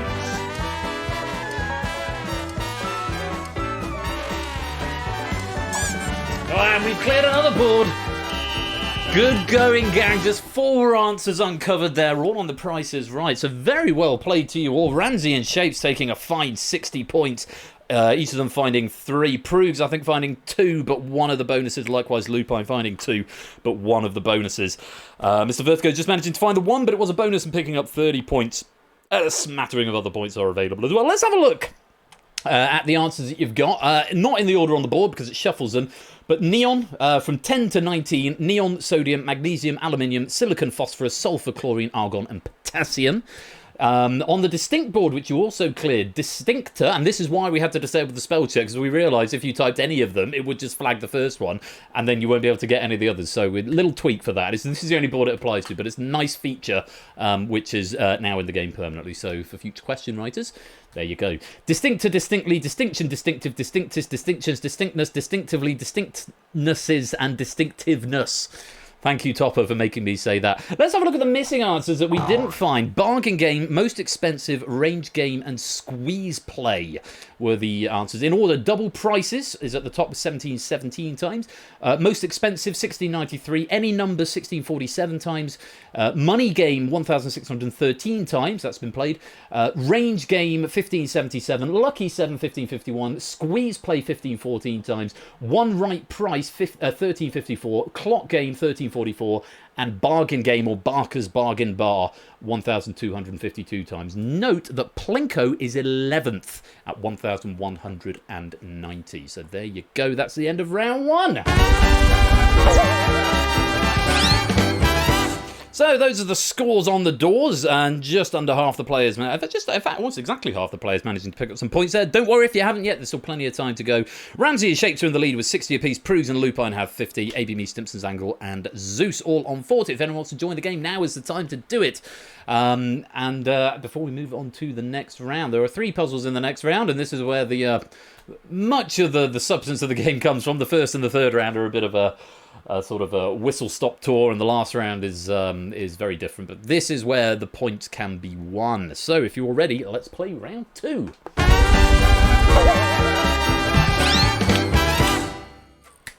So, there you all are. In this game, you have to give me one of the 5 answers. There are exactly 5 answers in each of the 3 boards that you'll see. You've got 30 seconds to give me an answer, and the objective of the game is to give me the answer that you think fewest other people will say. So there are exactly 5 answers. If you give me a correct answer, you are guaranteed to get points. But the fewer people who say that answer, the more points you get. To the point where if you are the rarest answer, or you are amongst the people who give me the rarest answer, you will score the maximum at 50 points. If you give me a wrong answer, or you don't give me an answer, you get nothing for it. And whilst there is a spell checker on this round, I cannot overrule what the computer says. So double check your spelling before you submit. There shouldn't be too much in the way of controversy with these answers, but we'll see what happens. So 30 seconds on the clock, and we are looking for any of the 5 words in the acronym TARDIS from Doctor Who other than AND. Give me the rarest answer, the one you think fewest people will say.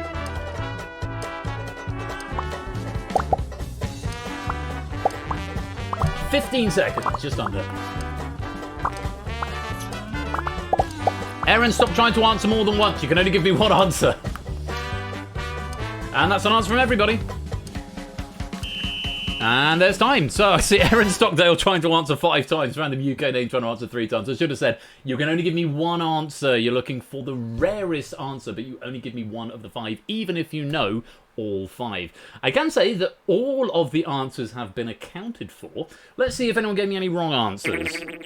Travel, jogging, I'm afraid not. Travel does not appear in the acronym for TARDIS. You're not going to get any points, but everyone else is going to get some points. We'll start with the most popular answer, which was time. 9 players going for time. Mantissa, random UK name. Simpsons Angle, Zeus, Oni, Silent Marine, Necrogramma, and AB Me. 10 points to you for time. The next one will be and, A, so time and Relative, Innis, Erin, Natter, Toot, Chanamine, Lupine, and Mark giving me relative for 20 points. Also, 7 players giving me the next one. Space, so 20 points each to KS, Optimat, Matt, Apodo, Colo, Quizzle, and Shapes. Time and relative space. 6 players going for the next one, each getting 40 points for In, Samster, Ramsey, BC, Mr. Vertigo, Arun, and Proogs, each getting 40 points for In. And the rarest answer, just 3 people going for this. Dimension. We also accepted dimensions. Apparently it can be either plural or singular. Time and relative dimension in space is the full acronym of TARDIS. Well done to those who gave me Dimension.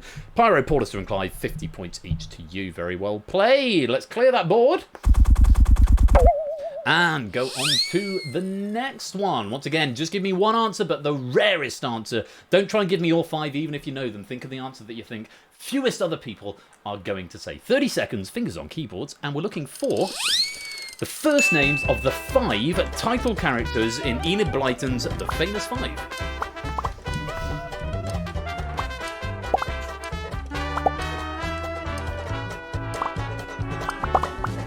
Just first names, please.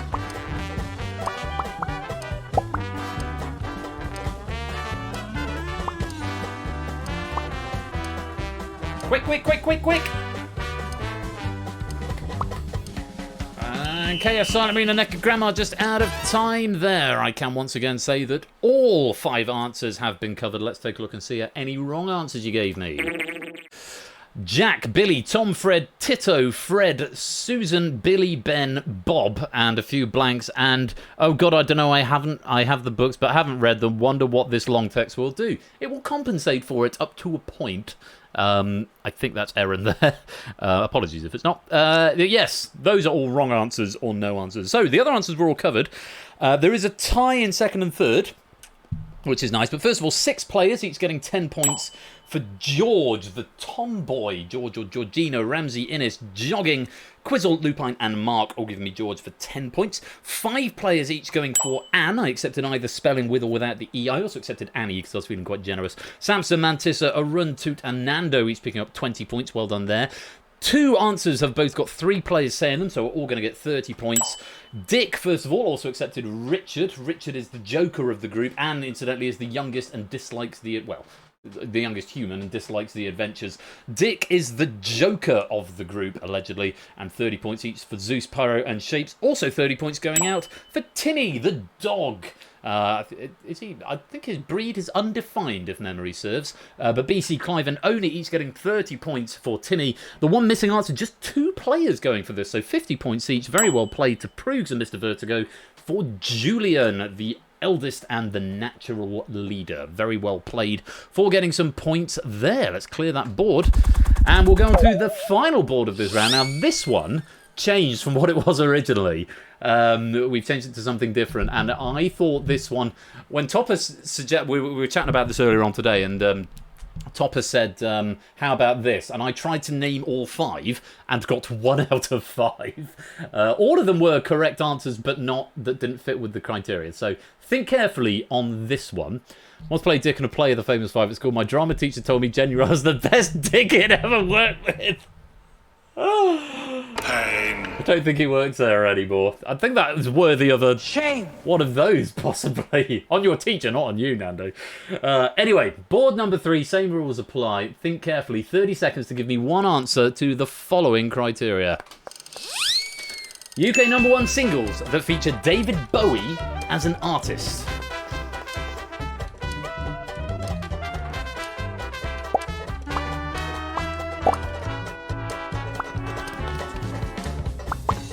I like having this camera front and centre. Although I'm looking at OBS and chat, which means I'm looking slightly above the camera. As I look at the game screen and the console and my notes. Quick! Quick, quick, quick, quick! Say something! It might be right, you never know! And there we go. Once again, all 5 answers have been accounted for. We've got a 2-way tie at the top and a 2-way tie in second. So 2 lots of 30 and 2 lots of 50 going out. Let's take a look at any wrong answers first of all. I already don't know US singles, let alone UK singles. Rebel isn't one I looked up, but it wasn't #1, I'm afraid. Black Star wasn't #1. Little Boy Drummer, Live Aid. Bowie wasn't in Live Aid. if memory serves. Purple Rain was Prince. Changes, I did make a note on that one. That peaked at number 2. Bad luck on that one. Starman, I didn't make a note on that one, but also didn't get to number 1 because there were definitely only 5. We checked with the official charts page. Heroes, that was one of the ones I said when Topper asked me. I thought Heroes might have been there, but wasn't. Fame, Do They Know It's Christmas Again? Bowie didn't feature in that. Band-Aid. Ziggy Stardust was an album. The Rise and Fall of Ziggy Stardust and the Spiders from Mars, the album that peaked at number 5. The single was Ziggy Stardust as well, but it didn't reach number 1. It didn't even chart, apparently. So all of those are wrong answers, I'm afraid. I'm very curious where Rebel Rebel got to, actually, because that's one I probably should have clocked for a note on. Rebel Rebel, UK chart position. Track reached number 5 for Rebel Rebel. The other one, Changes, got to number 2, I think I mentioned. Life on Mars only got to number 3. So Mantissa going for Life on Mars. That's probably what I would have elected for. So all of those, I'm afraid, are wrong answers. But let's have a look at some of the right answers. First of all, 6 players getting 20 points each for Under Pressure. It was 1981 release with Queen and Bowie, Under Pressure. Great song, and 20 points each for Ramsey, Natter, Kolo, Arun, Mark and Nando. Bang, bang, bum, bum, bum, bum, bum, bum, bum, bum, bum, bum, bum, bing, bing. No Ice Ice Baby, though, Lupine. Thank you very much. So 2 lots of 30 going out on the next one. Just 3 players each saying these. Space Oddity, Ground Control to Major Tom, for those wondering what it sounds like. It didn't peak at number 1 first time, but on its second release in 1975, it did hit number 1. So Space Oddity, BC, Lupine and Shadowmane all picking up 30 points. 30 points also going out for Dancing in the Street, Samster, Quizzle and Toot. Very well done on that one. Yeah, Dancing in the Street, 1985 release with Mick Jagger. Not the original, but did get to UK number 1. And we've got ties at the top. 2 people each saying the most popular answers. First of all, Ashes to Ashes, Zeus and Mr. Vertigo, each picking up 50 points. Ashes to Ashes reached number 1 in 1980. And the one that is missing, Let's Dance, ABB and Pyro Pygmy, both getting 50 points. Let's Dance peaked at number 1 in 1983. The fact that Life on Mars didn't get to number 1 is basically a criminal offence because it's one of the best songs ever written. But hey, that's the way it goes. You can't pay for taste. That is the end of the board and the end of round 2. Let's clear it and check out the scores.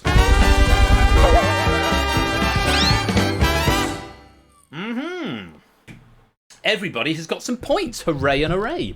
Mr. Vertigo's got the lead with 170. Pyro Pygmy's in second with 150. And Proogs is in third with 140 at the moment, making a beeline for the final. But we've got one more round before we get there. Remember, the top 3 get to play in the main game of the final, and everybody else gets to try and earn side pennies by playing the side game of the final. Ramsey and Zeus on 130, BC 120, Shapes, Lupine 110, and AB and Arun on 100. So still plenty to do as we go into round number 3.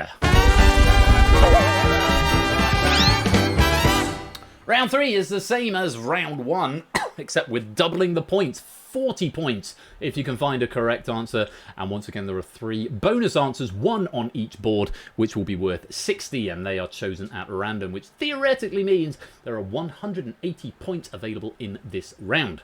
As before, you can give me a maximum of 3 answers. Once you've given me 3, you won't be able to give me any more, and only the first player to find the answer will be credited with the points.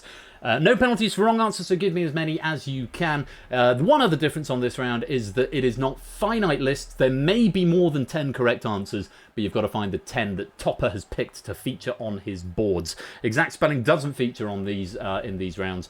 And again, you can give me 1 from each, 1 from one and 2 from another, or 3 from the same board, depending where your strengths lie. 60 seconds on the clock. Good luck to you all. Let's take a look at what the boards bring. We're looking for official European Union languages, Muppets from the Muppets 2011 film, and things currently visible on the Twitch stream. A lot of answers coming in very, very quickly. Clive has made his bed over on the right-hand side. All 3 bonuses have been found. Oni, Apodo and Clive finding a bonus each there. Right, there's 1 answer left on the right, 2 on the left, and 3 in the middle. We've got 30 seconds to go.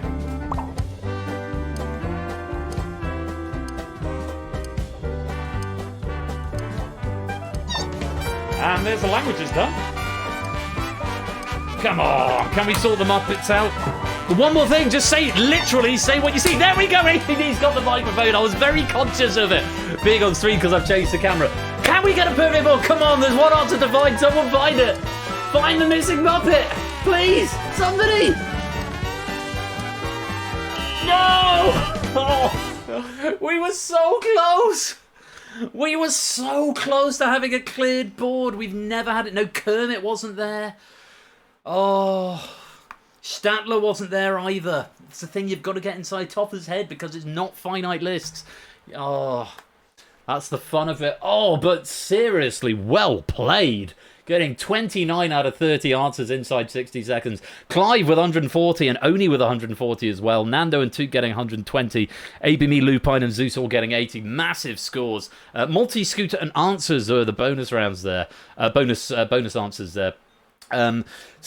Greek is the official language of Greece and Cyprus, Latvian in Latvia, Slovene in Slovenia, Swedish is the official language in Sweden and Finland, Estonian in Estonia, Czech in Czechia, Irish or Gaelic also accepted there in Ireland, Maltese in Malta, French in France, Belgium and Luxembourg, and Dutch in the Netherlands and Belgium.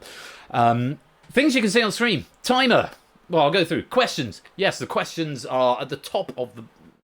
that way. At the top of the boards, the questions. Me, hello, I'm here.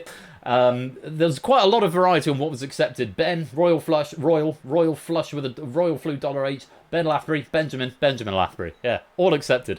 Answers, the answer lozenges, the scoreboard, the ticker, the chat, the live chat on the right of the stream, the view count in the centre right of the stream, the barbershop poll, the questions at the top of the game, the timer, centre right, and the microphone, which I would say I was very conscious of. Is it still on since I've moved over? And it is just about. Animal, Waldorf, Fozzie Bear, Gonzo, Scooter, Miss Piggy, Rizzo, the Rat, Beaker, Dr. Bunsen, Honeydew, and the one missing answer that you missed. Walter, who debuted in the Muppets 2011 film. Beaker, my notes say, me. Gonzo, no one knows what species Gonzo is. Miss Piggy, on-off relationship with Kermit, who wasn't an answer on the board. Animal, who's a drummer of Dr. Teeth and the Electric Mayhem. Dr. Bunsen Honeydew is a scientist. Waldorf is a heckler alongside Stadler, who didn't feature. Fozzie Bear, the not-so-good stand-up comic. Walter, I've mentioned, debuted in the 2011 film. Scooter is the backstage manager, and Gopher, spelt with an F for some reason. And Rizzo the Rat is a double act with Gonzo, who did feature on the board.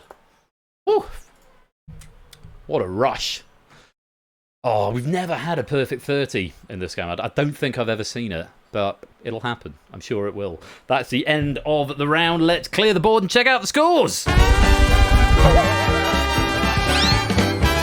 And it's going to be Clive, Zeus, and Mr. Vertigo going into the final, 220, 210, and 210. Keep playing in the audience game because you still get more pennies as we go into the final. And more importantly, there is still a lobby medal available as well. So whichever non-finalist has the highest score will get the lobby medal. Mr. Vertigo, Zeus and Clive will get the gold, silver and bronze, not necessarily in that order, but they will be our top 3 medalists. But they've got very, very close scores coming into this final, 210, 210 and 220. Slight advantage to Clive, but yeah, very tight race for the gold, silver and bronze. And we've got quite a tight race for the lobby as well, as Lupine has just remarked there. 190, 190, 190, 180, 180, 180. So 6 players within 10 of each other. A couple on 150, a couple on 130. And there's big points available as we go to the final round. So, Clive with the advantage of going first and last. Zeus will go in the middle, Mr. Vertigo will go third and fourth. This is the final board. You're going to be given a single board. And all you've got to do in our audience game is give me as many as you can within 60 seconds. You can give me up to 5. No penalty for wrong answers, but your little pips will go green if you give me a right answer, and you cannot give me more than 5. What's going to happen is that once you've got your answers in, our 3 finalists, Clive, Zeus and Mr. Vertigo, will be in a race against each other to try and name the most distinct answer, the most distinctive answer. That is the answer that the fewest people in the lobby said. They all start with their scores that they've come in with. If they can give me a distinct answer, i.e. an answer that nobody in the lobby game has said, then they keep their scores. However, if they give me an answer that anyone else has said, they lose 5 points for every person who has said it. if that makes sense. Up to a maximum of 20 people. If more than 20 people have said it, they lose a maximum of 100. If they give me a wrong answer, they lose 100 points. At the end of the round, they will get the scores that they have now, plus whatever they have at the end. So hopefully they'll appear at the top of the lobby, but we will see. And that's all there is to it. So Clive, Zeus, and Mr. Vertigo, have a think about it. You don't need to give me any answers now. In fact, it won't be accepted.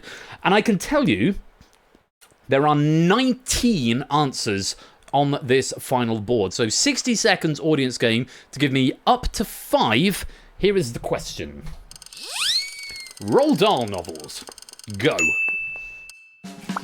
And note, this question is asking specifically for novels and not short stories, collections, poems, etc. Specifically looking for novels here.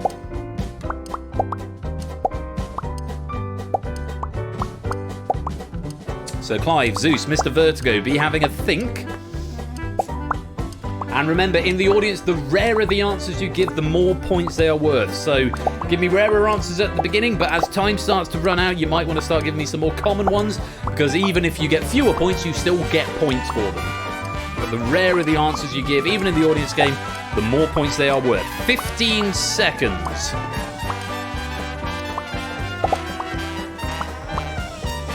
Already got that one, Sam. Try something else.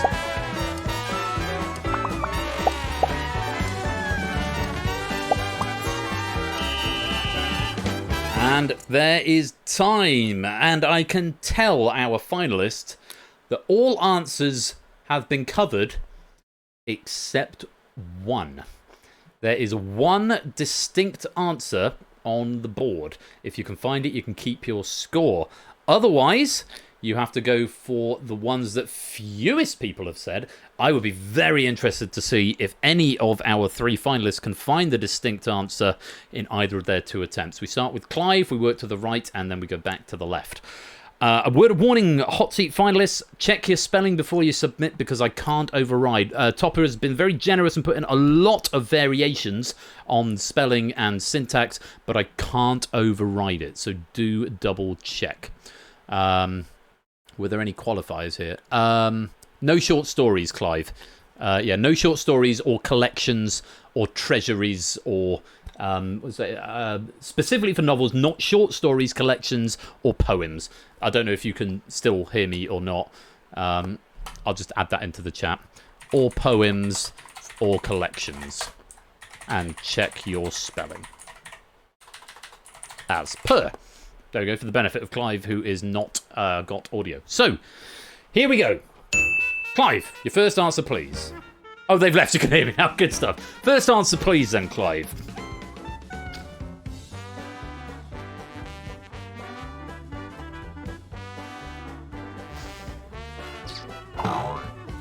George's Marvelous Medicine. George's Marvelous Medicine. Is that a correct answer? Yes, it is. Good start. How many people said it? Just a 5, losing 25 points. Not a bad start. You're down to 195. On we go to Zeus. Check your spelling and your first answer, please, Zeus. Charlie and the Great Glass Elevator. Is it a correct answer? Yes, it is. How many people said it?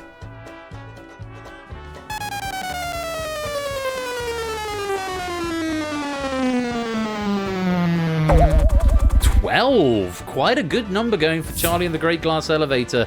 You lose 60 points. You're down to 150, Zeus. Mr. Vertigo, check your spelling. Can I have your first answer, please? The Min Pins. The Min Pins. Is it a correct answer?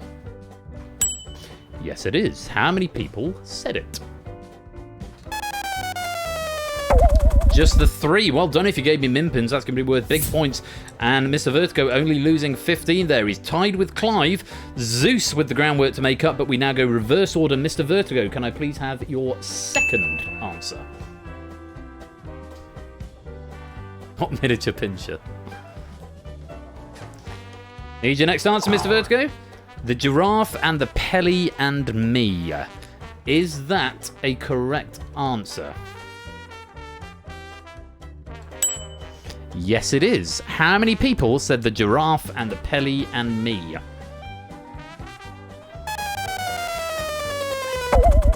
4 people went for it. You're down to 175, losing 20 points. Another good answer.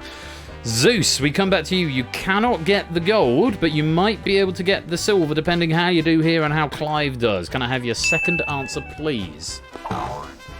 The Witches. Is that a correct answer? Of course it is. How many people said it? 1983, incidentally, for The Witches.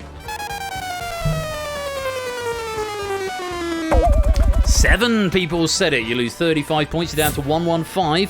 Currently in the bronze position, but Clive with one more answer to go. Clive, if you lose 20 points and finish on 175, we go to a count back, and whoever got more points in round 3 will take priority. Let's take a look at your second answer, please. Fantastic Mr. Fox. Is it a right answer? Yes, it is. How many people said Fantastic Mr. Fox? Woohoo! Just 3! Clive losing 15 points, which means he finishes on 180, which means the bronze goes to Zeus on 115.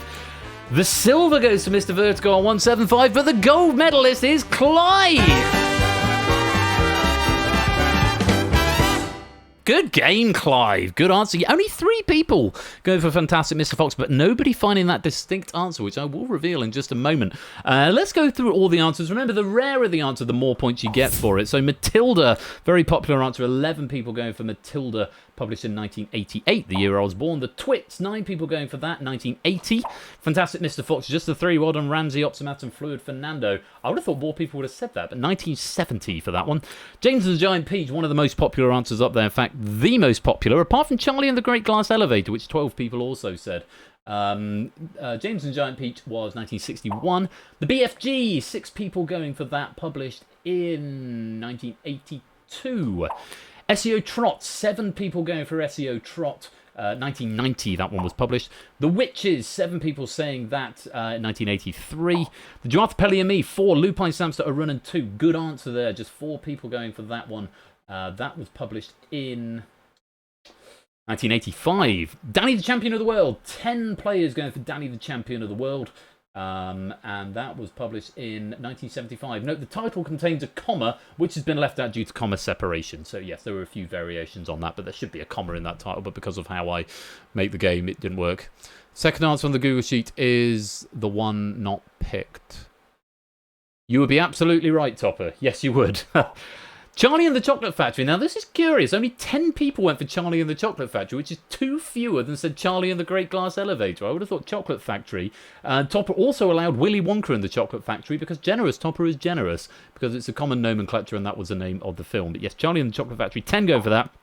There's the Great Glass Elevator. More people going for that one. And maybe people are thinking that's going to be rarer, and so more people went for that than the Chocolate Factory. It's sometimes how this game can work. 1 player going for My Uncle Oswald. Very well done to Toot there. Published in... oh, God, I can't even see it. 1979. It's an adult novel. It's a sex comedy, which is where the whole Snozcumber gag comes in. The Chocolate Factory was 64, and the Great Glass Elevator was 72, incidentally. The Magic Finger, who were 3 people going for that one. Good answer if you gave me that. Published in 1966, the year England won the World Cup. George's Marvellous Medicine. 5 people going for that one. Published in 1981. The Min Pins, 3 going for that one. Published posthumously, Dahl's last work of literature, published in 1991. The Enormous Crocodile, 4 players going for that one. Published, I really liked that one growing up. That was published in 1978. The Gremlins, just the 2 going for that. That was the first one in 1943. Just Toot and Samster going for that. The Vicar's Nibbleswick, a Run and Quizzle. Well done. So I've not even heard of that one. 1991, again published posthumously. And the one that nobody got, Sometime Never, A Fable for Supermen. Was published. It's an adult novel published in 1948. I have to say, most of those I read Matilda, The Twits, Fantastic Mr. Fox, Giant Peach, BFG, Witches, Chocolate Factory, Marvellous Medicine, Enormous Crocodile. So I've read 9 of those. So yeah, tapping into my childhood there a bit, Topper. So I appreciate that question pack. But those are the answers that you gave. Let's clear the board and check out the final scores. And as we said, it is going to be Clive who takes the gold. It's Mr. Vertigo on the silver, Zeus on the bronze, and as we can see by his 395, it is Toot who takes the lobby medal. He is higher than the silver and the bronze because of how the scoring works in this game, and the bricks do strange things. But very well played, Toot. Lobby medal for you. Clive with the gold, Mr. Vertigo with the silver, Zeus with the bronze, and I'm going to give you 3 times your score in pennies. So whatever score you've got, times it by 3, and that is what your penny payout will be. So 1,200 for Clive. Nice payday indeed. Can I say an enormous thank you to Topper for a lovely pack. It was very, very easy to proof, and Topper was good yarn this morning when we had a bit of back and forth on it. So thank you very much, Topper, and thank you for your generosity with some of those answers. I hope everyone had fun with that. I do love a bit of distinction. This is going to be getting the revamped treatment in the coming weeks. So look forward to some changes on this. We've got 2 more games to play tonight. We've got the Buzz-Off Grand Final coming up right after the break, and then we've got Google That to round off the season before the penny prize draw, for which you must be here to claim a prize in real time. Otherwise, you get what's left at the end if you get picked. So do stick around. More Buzz-Off coming. Jogging and Samster, if you want to make your way towards the green room, and I'll grab you in a few minutes. I'm going to get another drink. I suggest you do the same. Stretch your legs. I'll play some ads, but don't worry, we won't start the next game without you, and it just means anyone who's joining late can join in without free rolls. So, yeah, grab yourselves a drink, stretch your legs, and we'll be back in a few minutes' time. Thanks again to Topper. Congratulations to Toot, Zeus, Mr. Vertigo, and especially to Clive. You've been playing Distinction. I'll see you in a few minutes' time.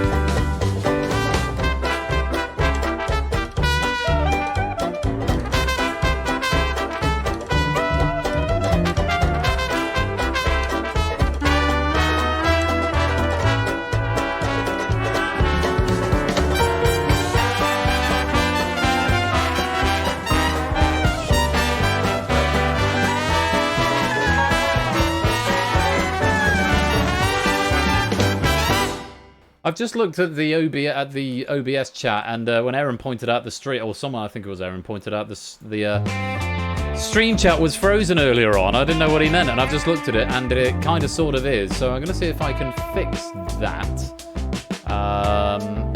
by hiding it and re-enabling it. Apparently not. Let's cut that and go OK, and then paste it back in and go OK. I appear to have fixed it. Hurrah! So, chat is back. Yes, don't go away, because when we come back, it's the grand final of Buzz-Off. Samster looking for a second trophy. Jogging looking to deny that from him. It's going to be good. It's a pack by Quizzle, and you don't want to miss it. Don't touch that dial. We'll be right back.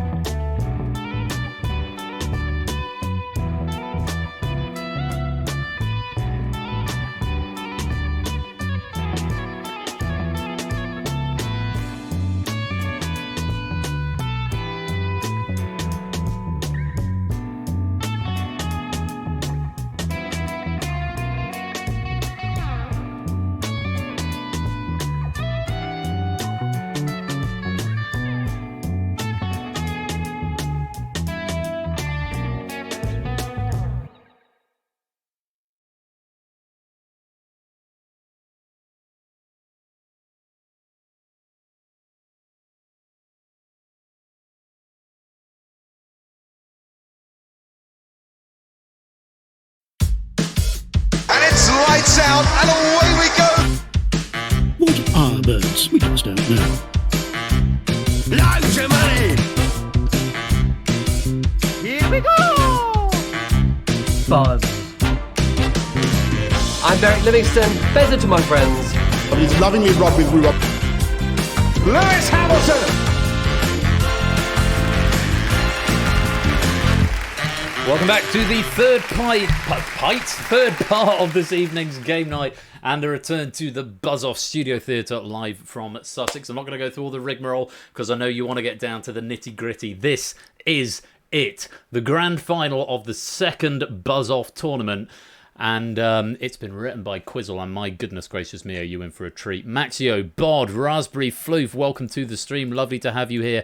If you want to play along in the audience game, and hopefully I won't have to restart this time, and if you want the opportunity to suggest a title for tonight's episode, it'll be the last one of the season, and unlikely that we're going to see Buzz Off again for a little while, because I like to take a break in between tournaments. Last time, I think I made 2 different tournament games in between seeing it. We had the arena and the bridge, and we had another face-off in the interim. So, yeah. There probably won't be a podium this time. No, try and keep it snappy, I think. But do come and join the game. And there is hardware on offer. You may recall last year, Samster, who is the defending champion, and in this final tonight, he did get a trophy, and that is going to be the case this year. The winner will get an engraved trophy.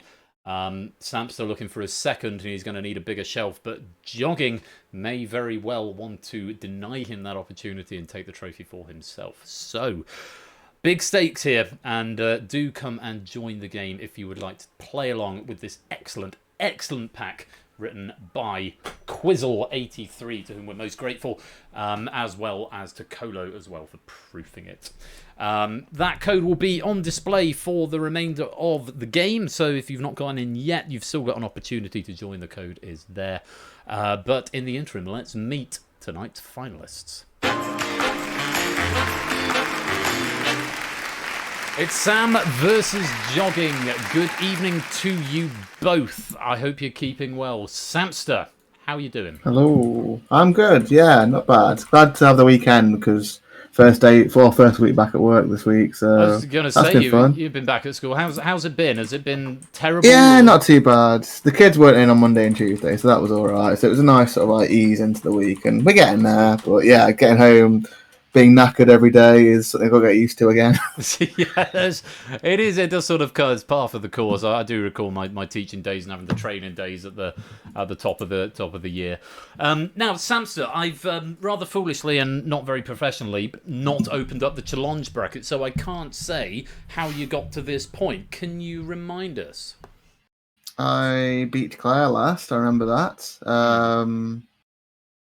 Can't remember who else I beat. Sorry. They're just in the back mirror, just in your path of destruction. Yeah, there's, just when you beat so many people, you lose count eventually. But to be fair, it's only been what, 3, if that, 2, maybe 3. I think it was. Is it 3? Was it 3? You had you got a buy-in, didn't you? But I do know that 2. The last tournament, obviously you had to do more work because you had the extra bracket at the front end. So we made up for it this time by just stealing me in here. Sneaking you in a buy and then sauntering through. But you're here, you're in the final, and it's Otley's on the way round with a pickaxe, is what Shape says. I don't know, was it Otley? Yeah, I did beat Otley, yes, I remember. Yeah. May well have been. Well, is your trophy on a shelf? Is it in a cabinet? It's next to my Only Connect trophy. No, I'm joking. No, it is on my shelf, yes. Yeah. So for Christ's sake, I don't know. And as I have made reference to, I do not know the result of your current performance on Only Connect. If you reveal that on stream, there's potential for me to get into a lot of trouble. So, of course, Samson was just joshing. We don't know whether he won or not because the tournament is still ongoing. Qualification statement ending here. So you're hoping to add another trophy, possibly the same one, possibly a different one, to your collection. Fingers crossed. Fingers crossed. I love a bit of glassware, so yeah, the glassware is nice. Well, there is one person that stands between you and that fresh, shiny trophy, and that is Jogging, who we'll meet in just a minute. But before we do, if Samsa, you want to get my attention, you go like this. Oh shoot! I've got the window open. Bear with. Didn't get it. Didn't Forgot to get send it. you a new one. But we'll go with No, it. you didn't. You can't have one for every different round. It's the same as the last one. Crescents, welcome to the stream. Good to have you here. And so, like I said, there's one person standing between you and that trophy, and that is Jogging. Welcome to you, Jogging. How you doing? I'm doing good, thank you. Now, can you remind me of your journey to this point? Yeah, I won all my matches.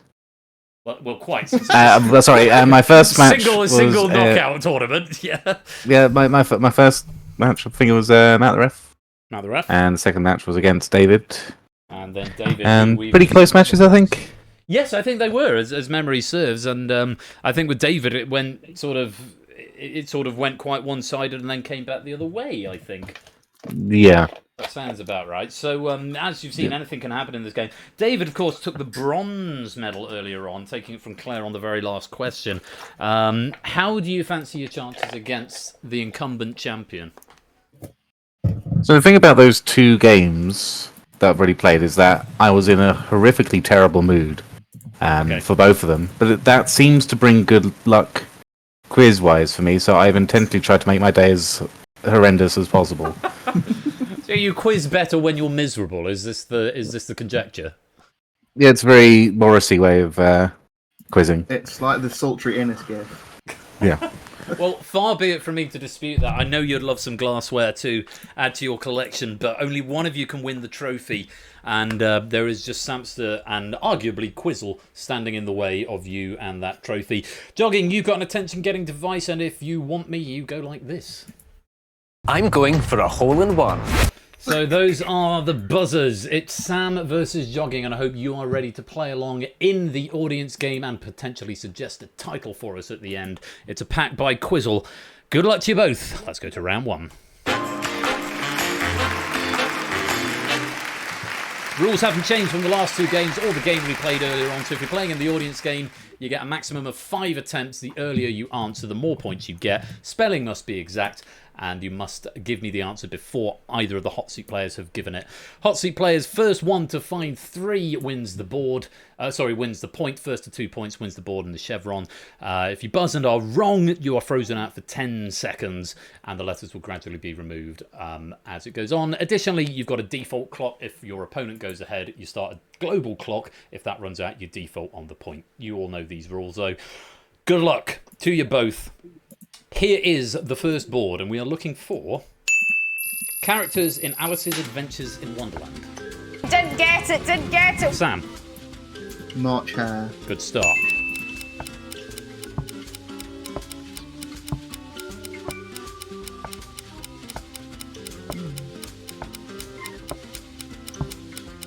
I'm going for a hole-in-one. To equalise, Jogging. Dormouse. Dormouse is good. Stopping your clock. 1 apiece. 3 to go. Didn't get it. Sam. Caterpillar. Right. Clock back on, Jogging.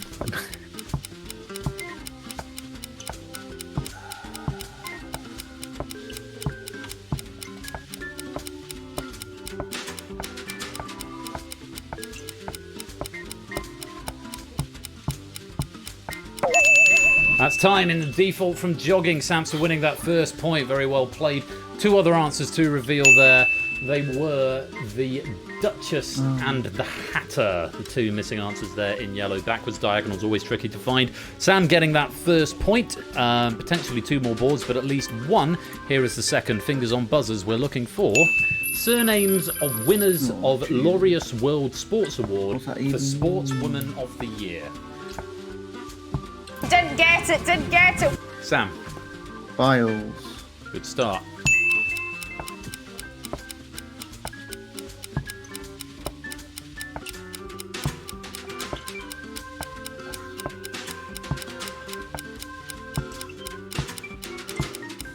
About half your time there, Jogging. Jogging hates women. Shush. Didn't get it. Sam. Freeman. Yeah, good spot. Need to find all 3 in the next 5 seconds, Jogging. What an answer. Okay. I'm going for a hole-in-one. Yes, Jogging. What's that? Sorenstam. Oh, go on, I'll let you have it. It's not going to make any odds, to be honest, because you get the 3-second penalty, 3-second lockout after answering. Yeah, Sorenstam was a good spot. But Samster managing to eke out a victory. Missing 2, anyone got them? No. No. Capriati and Franklin. Oh, I looked up there and I was like, that's not a name. Yeah, moved no. on. So you got gymnast Kathy Simone Freeman. Biles has won 3 times in 2017, 19 and 20. Tennis player Jennifer Capriati won in 2002. Swimmer Missy Franklin won in 2014. Athlete, as you said, Samster, Kathy Freeman in 2001. And golfer Annika Sorenstam won in 2004. Very well done, Samster. That's 2-0, and you've won the first chevron. 5 plays 4, plenty to go. Opportunity to suggest a title at this point in our audience game. There's a bit of it can be a bit tricky that round because I know it's not inherently quizzy. It's a very different sort of puzzle. It's a visual puzzle. There's some knowledge obviously required there, but it's a game of chance and a game of speed and a game of visualization as well. So doesn't tell the whole story. It's 5-4 to Sam. Before we go into round 2, I'm just going to give it a few more seconds, just in case anyone is trying to make a title suggestion. I don't want to interrupt them midway through. Sam, happy with that? Yeah, that couldn't have gone much better. Pretty chuffed with that. So, yeah. Jogging, does that set the story for the rest of the game, or is that just a fly in the ointment and the rest is going to go sailing? Listen, it doesn't really matter what happens for the rest of the quiz. What really matters is that I got more points than him in OQL this week. So, I mean, whatever happens here is kind of. And we both got more points. Secondary. Than so. I'm just ancillary to your wider rivalry. Is that what's happening here? Even though we're on the same team, we do have we do try to. What was that? Is that in to the detriment of the rest of the players. Was that COQL or OQL? Did you say? No, just normal OQL. OQL, yeah. We did that. Yeah. We had that this week. We can move on if you want. I was on the team. I was on the team this week, and I shit you not, I forgot who beat England in the final of the Women's World Cup. And I watched the fucking match. It was heavy going. Spoilers if you're going to catch up on OQL at some point. But yeah, I didn't get it. Obviously, the team got it on the rebound. But I did redeem myself because I got the name of the comedian on Netflix who did Quarter Life Crisis and Look at Me Now, whatever it was. No, that is impressive. I was the only one out of all 8 of us to friendly, get it. So... No, it wasn't. It was the main game. Was it? Oh, yeah, because I hosted the friendly when we came around to it. So that was a very happy moment, and I felt I redeemed myself. GG. But that was the only one. Anyway, less about me. On with the quiz. It's round 2, the auction house. You couldn't not say it, could you? I mean, you had to. But say you it. gave me the opportunity there. I wouldn't have shoehorned it in, but you know. That's fair. Round 2 is the auction house audience game. Give me one answer as fast as you can, ideally before the players have challenged, because you won't be able to give an answer after they have challenged. You get a point if you are correct from the outset, and you get more points the longer it goes before a player says it.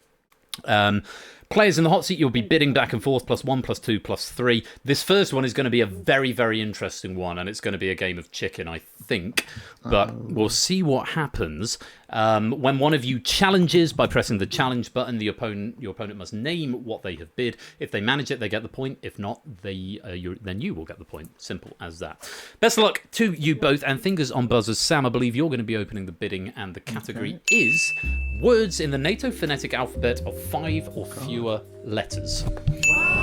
Starting with 3, jogging to you. Up to 6, Sam. How many are there, do we know? I'm not. Before I make a decision. Not going to say. That is part of the puzzle here. Right. Another 2, we're up to 8. Jogging's up to 11.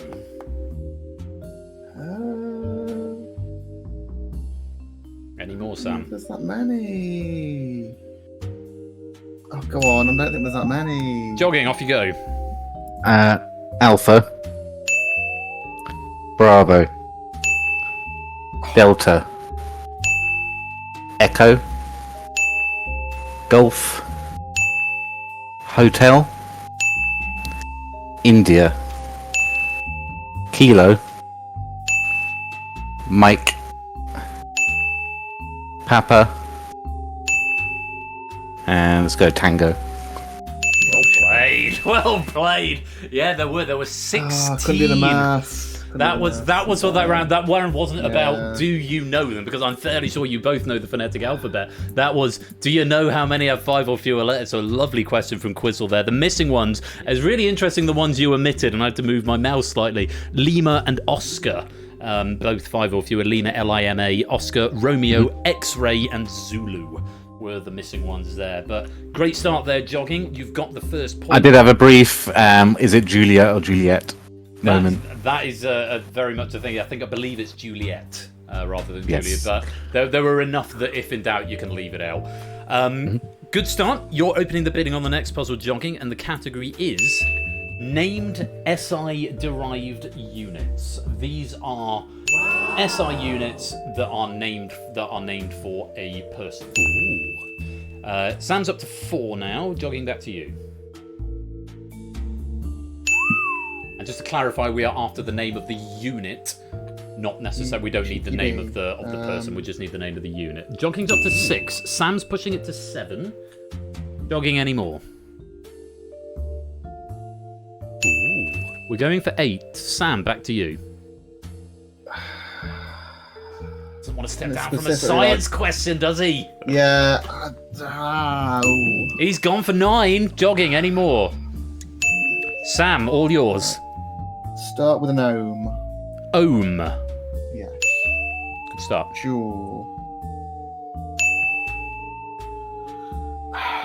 Watt. 3. 6 to go. Newton.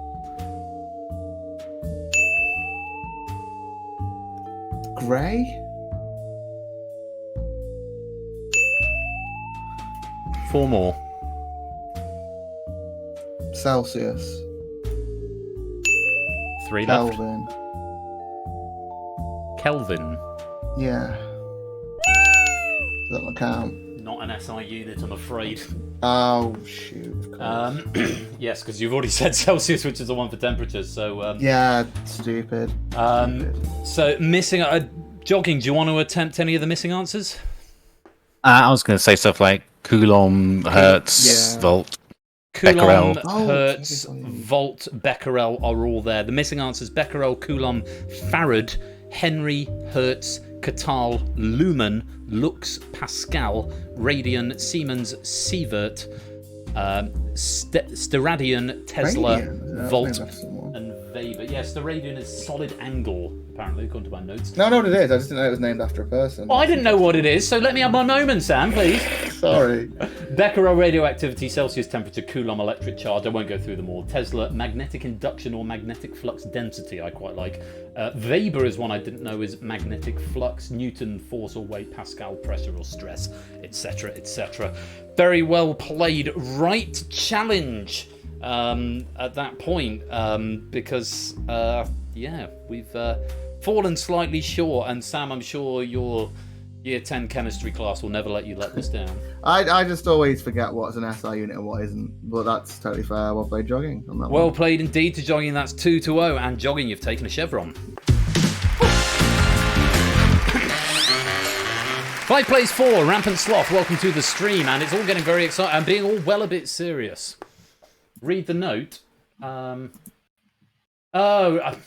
You are Lisa Simpson. Sorry. Sorry. I've only just I've been it's in the citation column, and I was focusing on the So Colo, sorry, just to apologise to you there, and possibly to our players as well. I was looking at the extra information trivia column, which didn't have a note at the top, just the answers. But looking at the citations, specifically any named SI unit that is derived from the 7 base units of second meter, kilogram, ampere, Kelvin, mole, and candela. If 22 is too many, and you need that 22 is fine. I don't feel that would have made any difference because Samster was well in his element. No, he accepted that was the thing. So apologies that I did miss that note out. I will. In the last game, they were in the extra information trivia column. This one, they're in the citation column. And I was mindful that I forgot last game, and in the first round, they were in the extra information. So sorry, Coda, that I missed that. Sorry, players, that I missed that. And I'm hoping that didn't make a difference. Jogging has the lead, 5-4, and I think that is enough time for people to get a suggestion in as we go to round 3. It's Time Warp. Same rules as ever, and the audience has the same game as you. hit the button when you think the arrow is pointing to the correct answer. You may or may not want to mute yourselves at this point because, of course, clicking, especially if you're using a computer, can give it away to your opponent, and then it just becomes a game of am I ahead or behind. The arrow will not stop when you click it on screen, but you will get a readout on your device of where you have stopped. So just bear that in mind. And afterwards we'll put them into place. Whoever is closest will get the half point. If we have a clear winner at the end of the full board, you'll get a full point, and the first to 2 points, or the one with the most points at the end of the round, will win the chevron. You all know the rules. Let's go to the first half of puzzle. Sometime between 1700 and 1850. We're looking for the year Donizetti's opera The Thieving Magpie premiered. Sometime between 1700 and 1850. 15 seconds, and your slider starts now.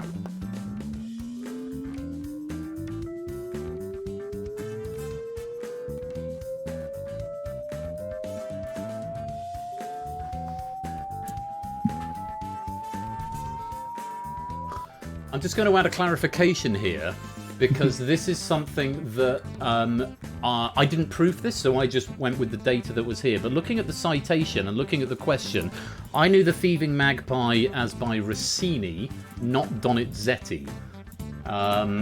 And I assume the second half of the question would be Rossini's Thieving Magpie, but it's not. It's something totally different. I'm looking at the citation. It does say Rossini's Thieving Magpie, so it does look like we are looking for Rossini's Thieving Magpie. Not that it makes any difference to me, but sure. Unless Donizetti wrote the libretto, which I'm afraid I don't know. My opera knowledge is not as good as all that. But I just wanted to clarify that at this point. To throw it out there, but Samson already said it didn't make any difference.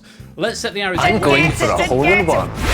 And I'm just going to look this up because it's entirely possible Donizetti wrote a different version of The Thieving Magpie, but I do want to check this because it is important. I take it back entirely. La Gazza Ladra, The Thieving Magpie, is a melodrama or opera by Rossini with a libretto by not Donizetti, so no, we were after Rossini's version. So that is an error in the question. Apologies for that. Sam has gone right in the middle. Jogging has gone a little bit later. Let's have a look at what the answer is for what it's worth. It is Jogging who takes it 1817.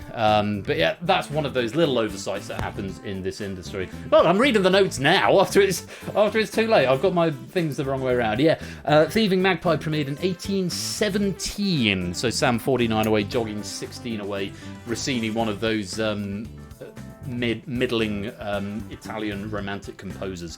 Jogging, that's the first half a point. Let's see how you got on with the second half. Sometime between 1850 and 2000, the year the Mighty Magpies, aka Newcastle United FC, were founded. 15 seconds, slider starts now.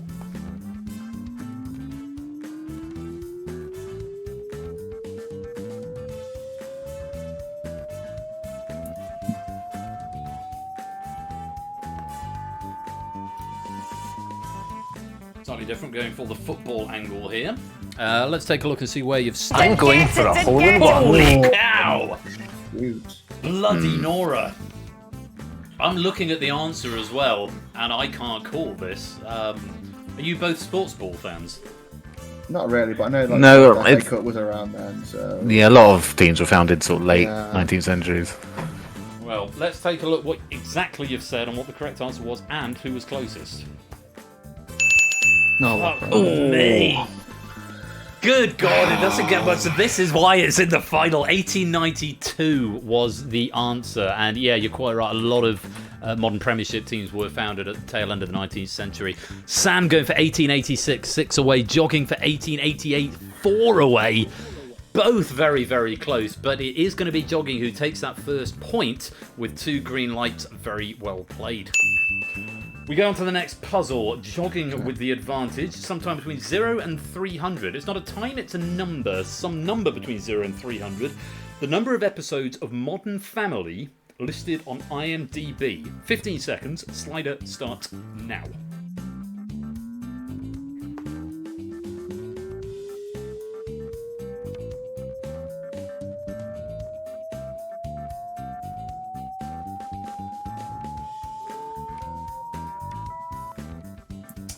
time. Let's see where you stopped. I'm going for a hole-in-one. Bit of disparity there. Jogging going a little earlier, Samster going a bit later.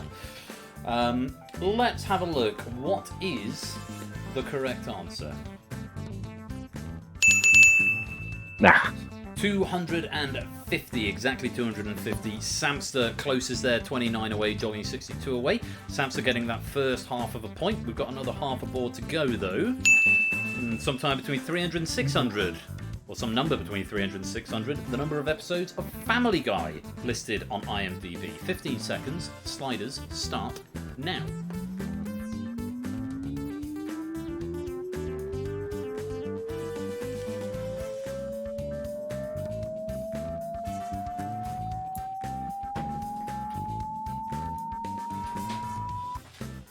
See what you've said. I'm going for a hole-in-one. Fuck off. Is it the same number? That is millimeters within each other. I could go and look at the build and see exactly how far Can't even apart tell you who's are. like further ahead. I think I'm ever so slightly further ahead. I've got lots of pixels there. I think by a whisker, Jogging is further ahead, but I suspect it will probably snap to the same number unless it's right on the boundary. Let's have a look what the answer is and who was closest. Do you guys know what the answer is, incidentally, or do you think you know what the answer is?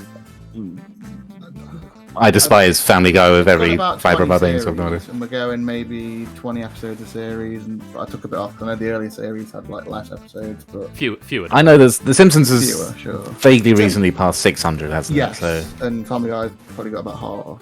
That. Yeah. Yeah. Let's have a look.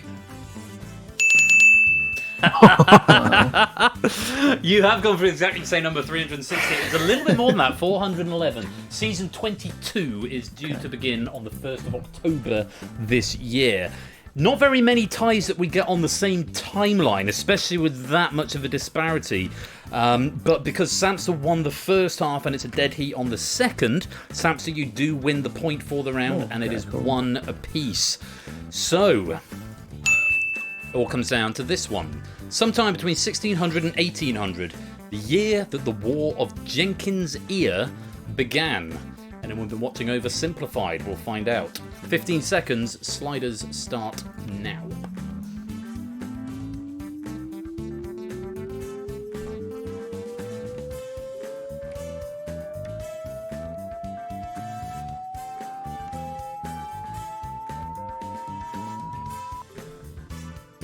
Both stopped. Let's see where. I'm going for a hole-in-one.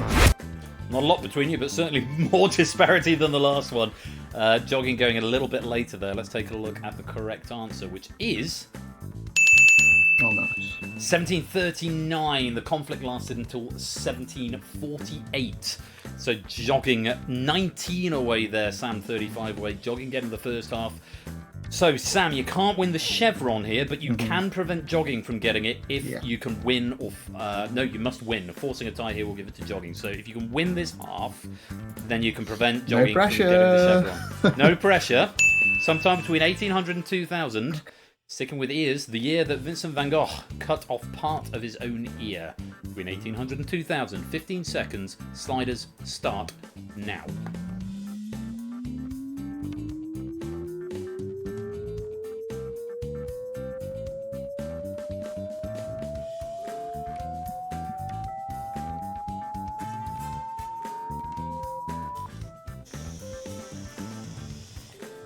Where have you stopped? I'm going for a hole-in-one. Samster... Made me doubt myself now. Samster going around about 1890-ish.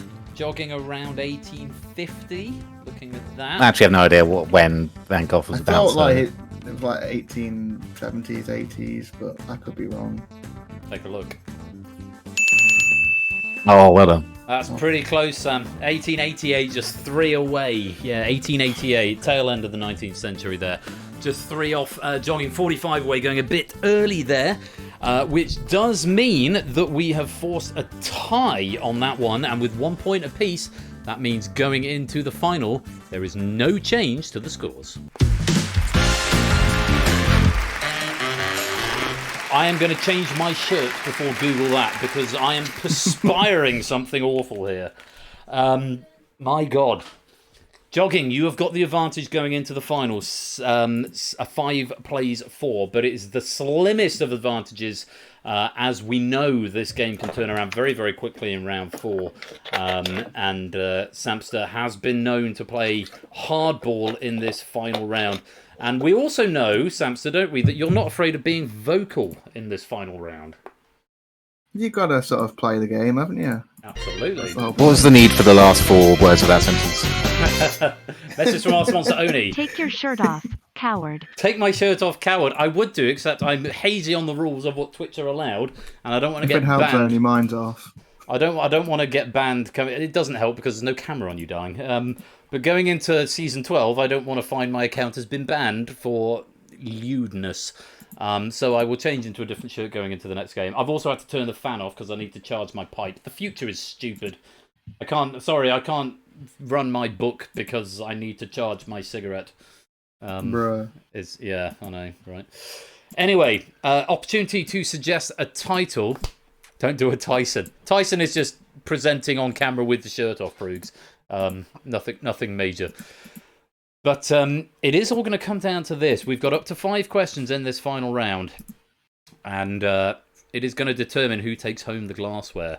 Jogging has the advantage. Sam is looking to defend his title.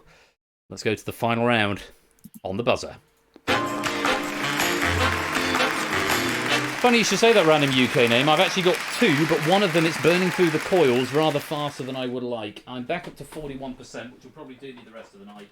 And the fan is going back on.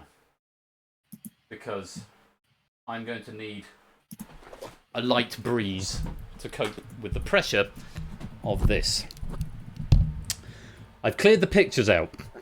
Sam, Jogging, you'll be shown a series of seemingly unrelated clues. All you've got to do is buzz in and tell me when you know what it is we are talking about. I am going to be strict on the marking. I may prompt you, or I may just mark it as wrong without giving further information if I don't think you are close enough. If you buzz in and are incorrect, you are frozen out for 2 clues, thus giving your opponent some free information if they choose to take it. If you get it correct, you get a chevron outright. We keep playing until somebody has an insurmountable lead or someone has cleared the board. There are a maximum of 5 puzzles in this round. If you're playing along in the audience, all you've got to do is send me one of the key words. Most of these, I think, are single keywords. One of them might be 2 keywords. There are various keywords within the pack. But send me the keyword. You get 2 attempts, and the earlier you answer, the more points you get. No penalty for wrong answers, but if you have 2 guesses, you can't give me any more. For the glassware, then. Sam, Jogging, best of luck. Fingers on buzzers. And buzz when you know what I'm talking about.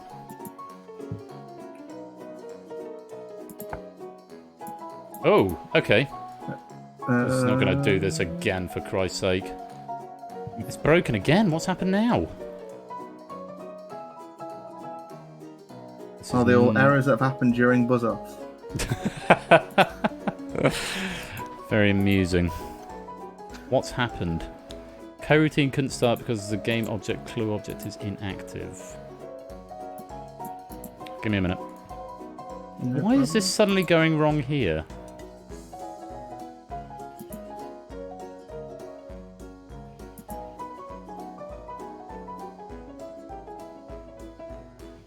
Have you got anything on your end?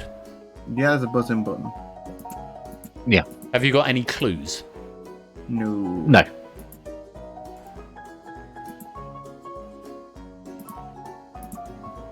Fuck's sake. Right.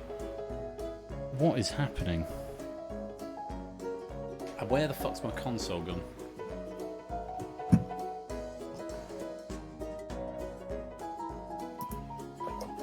Let me see if I can figure out what's going on.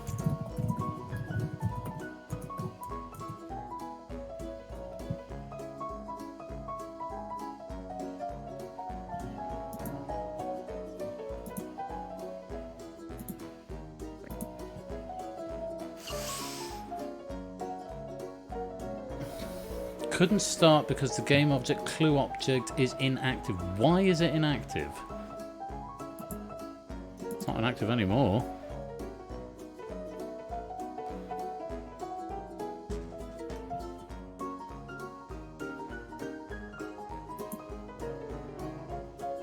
What is happening?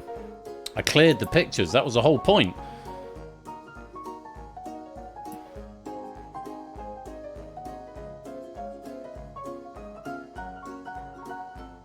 No, that's the board. We didn't want to do that.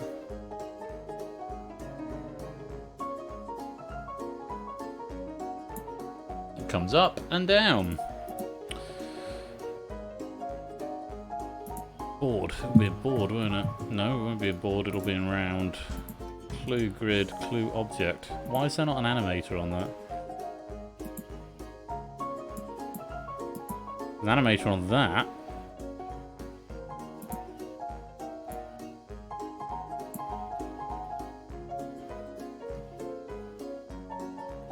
Why are you trying to make it a picture object? Okay, so it looks like what's happening here. You'd think after 9 games of this, the software would have been sorted, wouldn't you? It looks like it's trying to push a picture object out, and I don't know why. Because I've cleared the picture array. Unless I've not cleared the picture array somewhere else.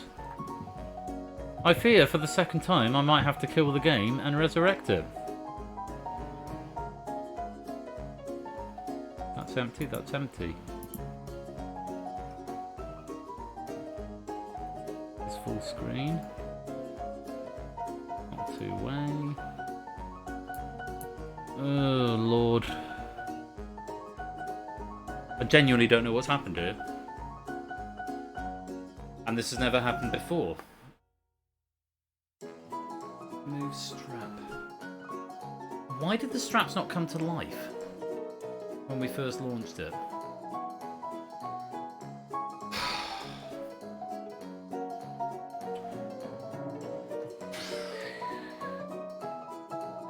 You haven't got anything at your end still? Just the buzzing button still, yeah. Yeah. Right. Sorry, audience game, for the second time I'm going to have to kill it.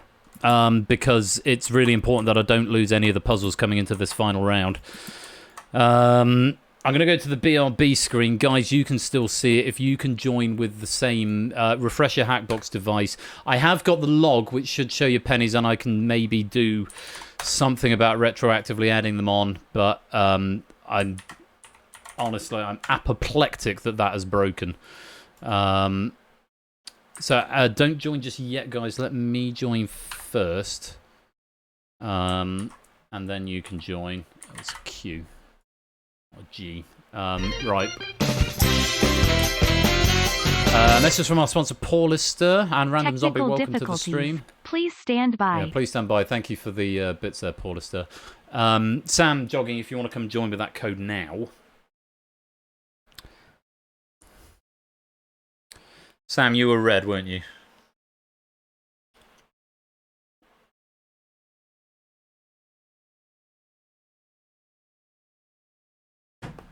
Tension building. Tension building is what this is. Sam, you were going to be red, weren't you? Right. Oh, apparently I didn't enjoy the titles. So we'll enjoy the titles again. Clever dicks. Put that one. I've got nothing left. Is there anybody there? If this still breaks, I am going to have to go and find out. Lewis Hamilton. I'm hoping that is just going to resolve itself. No, I did click skip everything. 5 stars! Right. Hide. Audience. Go to wide. Reveal. Sam Buzz. Wow. Didn't get it, didn't get it. Jogging Buzz. I'm going for a hole-in-one. Rounds played. Set rounds played. And Jogging had a 5-4 advantage. Right. Good. Come join the game again, and I'll give you an opportunity to put your titles in again at the end. Fortunately, it's as simple as that to get back to it, if it works. Okay, where in the blue fuck are my things? And I'm now wondering, is there a problem with the question pack? Everybody wins.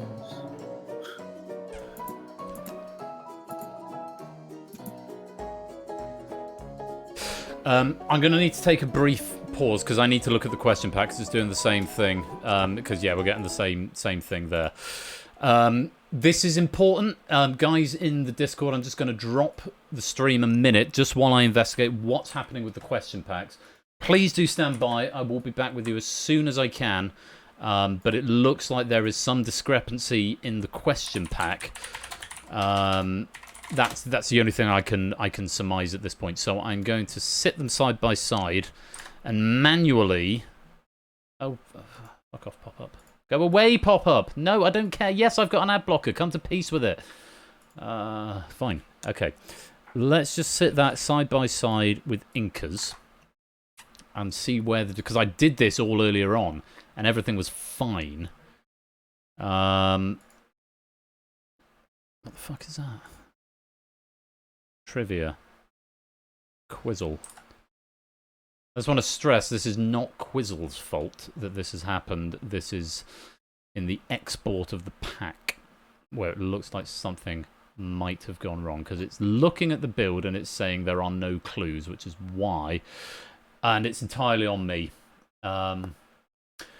So for those of you who are technically minded, what has happened here is that in the JSON, which is the structure that stores the questions, the answers are stored as a list of strings or an array of strings called answers.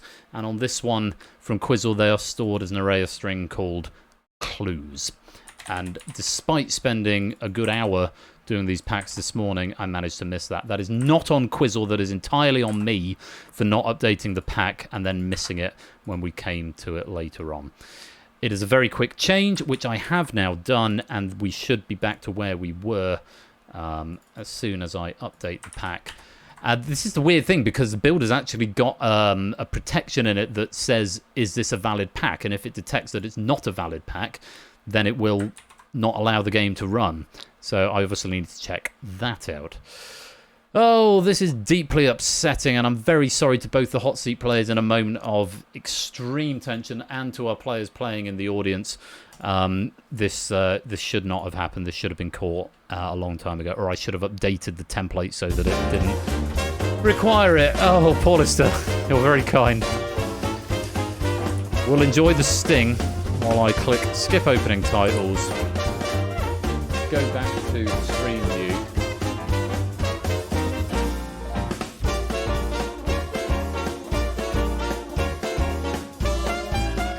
Right, guys, if you want to reload one more time. Paulister, thank you very much for the 5 gifted subs there. It's always a weird thing when things go wrong. I get gift subs, so I'm not going to try and make things go wrong because I hate it when things go wrong. But I am most grateful to you for your generosity there. Huh? Who says that? No, as if. Honestly, I would rather not have subs as an option and things just worked. If that were an option, I would take it. But Paulister, I am most grateful to you. Thank you very much. That is on me for not...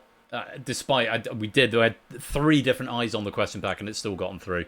But that's the way it goes. Guys, can you see the screen? You see the code? I'm hoping I'm sharing it.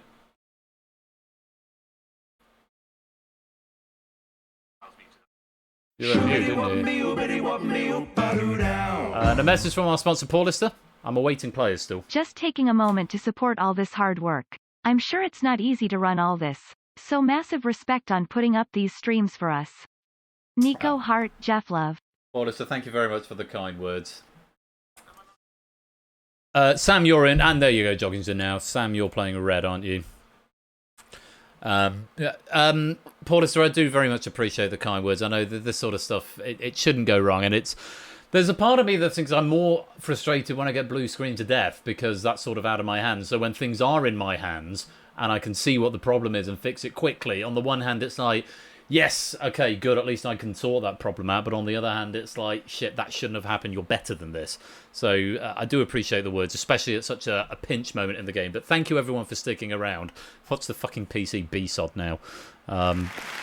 We have at least skipped the titles this time. So, Sam Buzz. Didn't get it. Jogging Buzz. I'm going for a hole-in-one. And at this point, I need to set the rounds played to 3. I need to give Jogging a chevron. Right, for real this time. And if I did put the screen back on, people would probably appreciate it. No, new code, QZRF. I'll give you a second. I need just a second to decompress, and I know the players need a second to well, I don't know that. I can't speak for you, but I need a second to decompress because this is a major moment culminating the entire season. There will be an opportunity for you to get your titles in. Your titles may very well have changed at this point, but do come and join the game. I'm going to give you another 30 seconds to join and validate.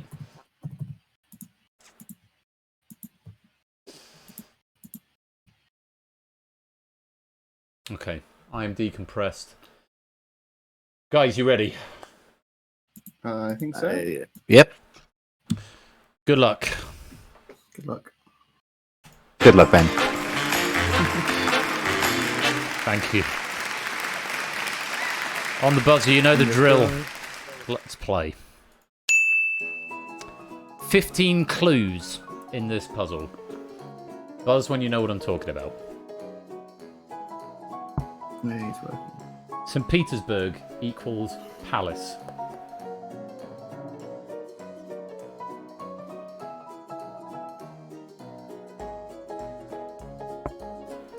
Adelaide equals Victoria.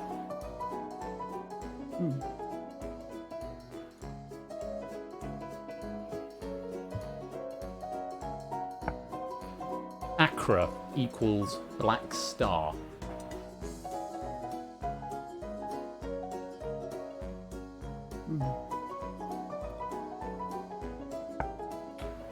Palmas equals sunflower.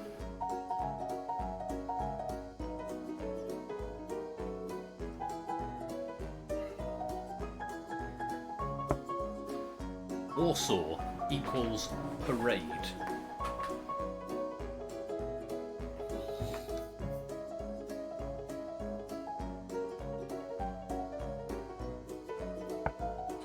Minsk equals victory.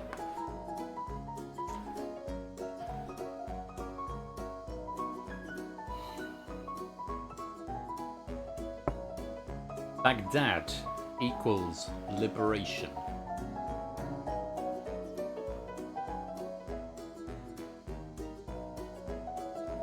I'm going for a hole-in-one.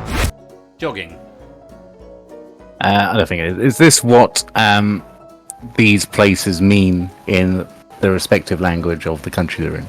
It's a good guess, but it's not right. You are frozen out for 2 clues.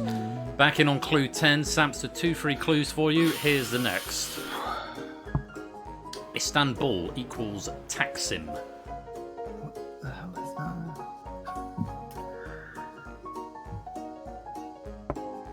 Prague equals Charles. Jogging, you're back on the next clue. So it's not going to be pressured into buzzing.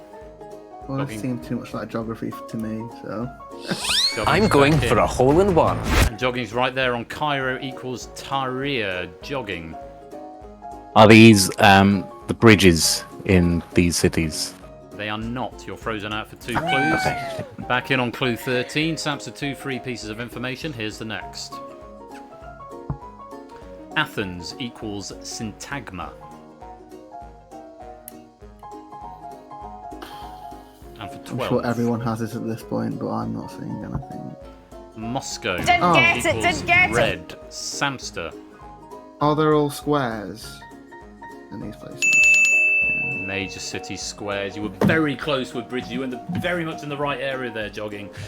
New York equals Times. London equals Trafalgar. Beijing equals Tiananmen. Would have been the remaining clues. Well done, Sam, getting it on the red square in And Sam has taken the lead back. It's 5 plays 4 to Sam. 4 puzzles to go. Fingers on buzzers. Buzz when you know what I'm talking about. 15 clues in this puzzle is the first. Our house. Can't be, can it? In the middle of a street. Can't be. Mendip Hills. Should know where that is, and I don't.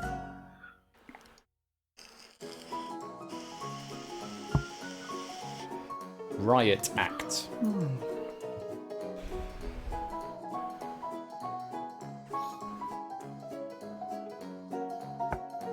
Home game.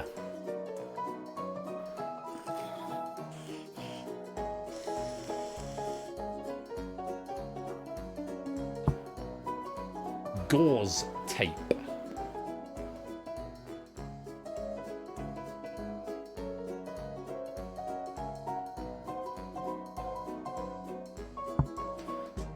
Phoebe Taylor.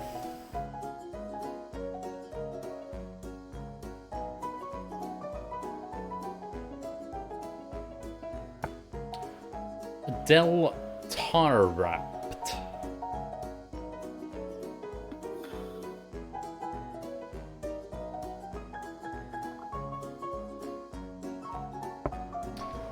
Genital phase.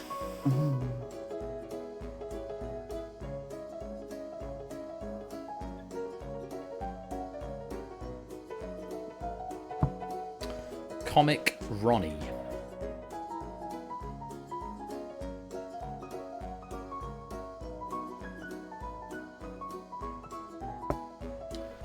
Persig Manual.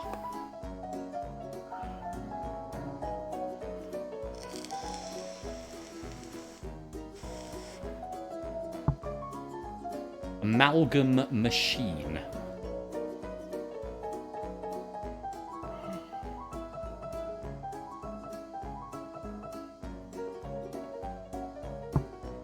Deep Silonia.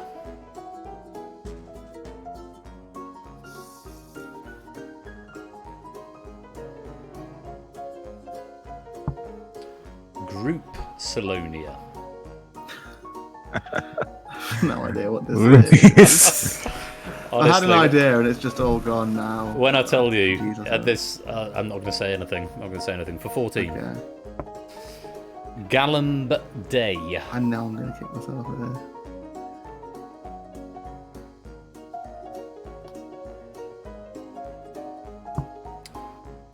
Scap Pad.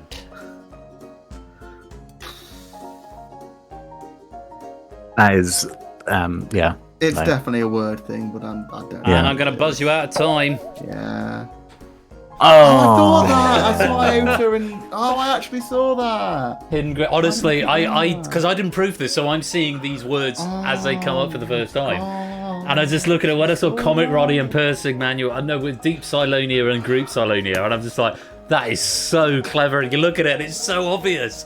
Because of course you. I saw that on Riot Act, and then I looked at Home Game and thought Mega isn't a letter, and then just forgot about it. So just to go through, That's these really irritating. Hidden Greek letters. You've got Rho, Phi, Iota, Omega, Zeta, Beta, Delta, Alpha, Omicron, Sigma, Gamma, Epsilon, Upsilon, Lambda, and finally Kappa.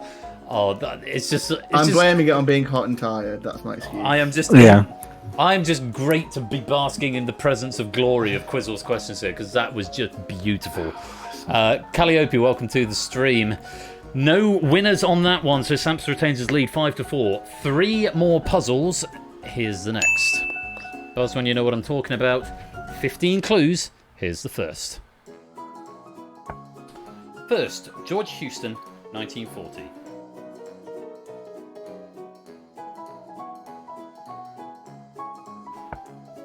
28th, Ian Kelly, 2021.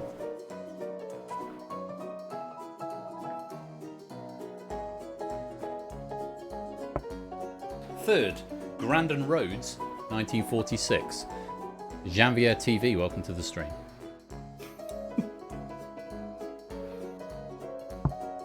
18th, Kevin Klein, 1999. Interesting.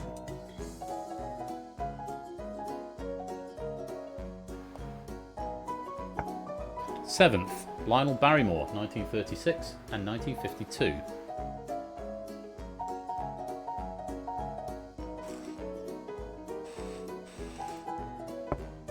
Eighth, Nigel Hawthorne, 1997.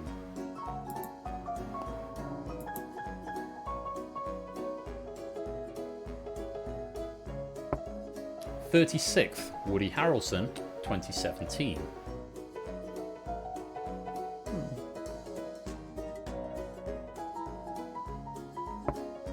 35th, Casper Didn't Philipson, get it, didn't get it. 2016, Samster. Is it people that won Best Supporting Actor? It is not. You're frozen out for 2 clues. Jogging 2 free pieces of information. Sam, you're back on clue 11. Here's the next. 40th, Alan Rickman, 2013.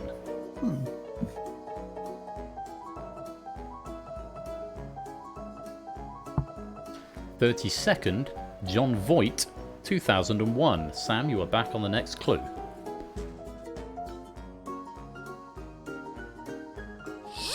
I'm going for a hole-in-one. 43rd, Sam Rockwell, 2019. Jogging.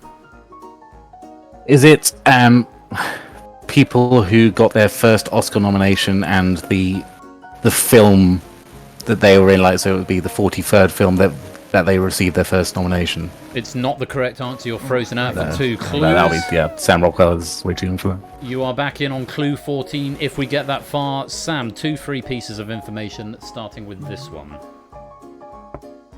37th, Frank Langella, 2008. Didn't get it, didn't get it. Sam. They played the president of that number. Yeah. On film in that year. Played US presidents on film was the answer that we're after. 33rd, Gary Oldman, 2023. 26th, Robin Williams, 2006, 2009 and 2014. And 16th, Daniel Day-Lewis in 2012. Yes, they played that number president in a film in the indicated years. Langella, where's Langella on the Frost board? Nixon, was it? Frost Nixon, yeah. 12. Yes, Langella played Richard Nixon in Frost Nixon. Gary Oldman played Harry S. Truman in Oppenheimer. Robin Williams played Theodore Roosevelt in Night at the Museum, 1, 2 and 3. And of course Daniel Day-Lewis played Abraham Lincoln in Lincoln. Anyone know what the first one was? Obviously George Houston, 1940. You know what the film was? Well, no. Playing George Why would I Washington. know? The Howards of Virginia. George Houston That's playing more George Toots Washington. thing. Is that Toots area? He's screaming it at the screen. Very clever question now. Very, very nice question. Sam, you've got yourself another chevron, which means we are going to a match point. We have potentially got 2. Jogging, you can still bring this back if you can win both of these. But if we go for an O, or if Samster wins the next one, then it is all over. Fingers on buzzers. Yes, thank you. Thank you, Chevron. Buzz when you know what I'm talking about. 15 clues. Here's the first. Othello, for example. I mean, that could be anything. Romeo and Juliet, for example.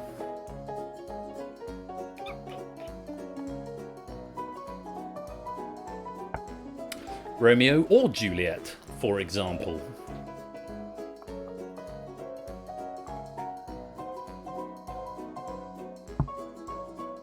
That is not a bug. Meant to be blank? Yes, Okay. it is.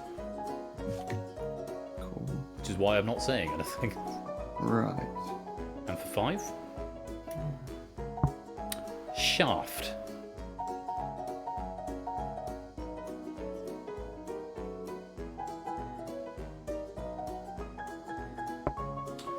Hindu doctrine. 7. Ill will. That is an I and 2 L's, just to clarify the font there for you.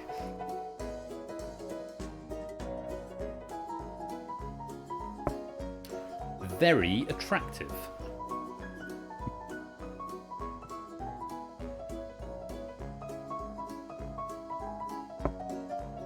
Tree of the Salix genus.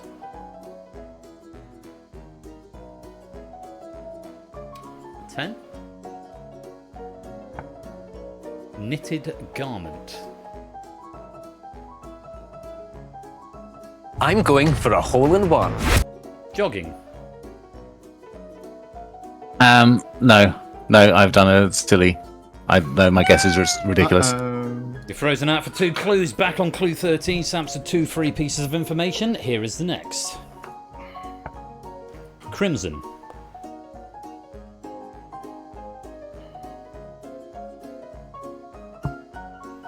Number of players in a soccer game. Jogging, you're back on the next clue.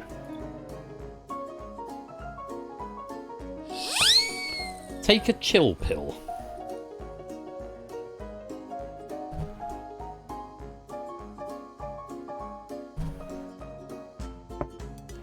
I could tell you were going to cause problems. What this is?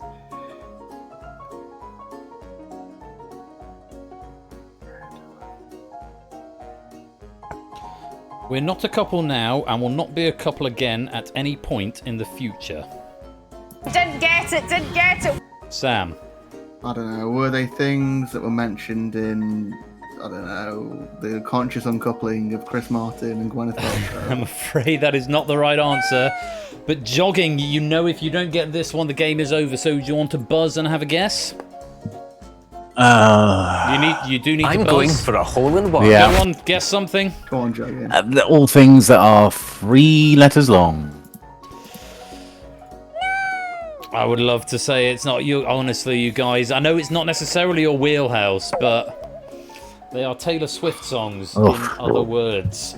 Anti-hero, love story, lover, blank, space, mine, karma, bad blood, gorgeous, willow, cardigan, red, 22. Of course, you need to calm down. I knew you were trouble.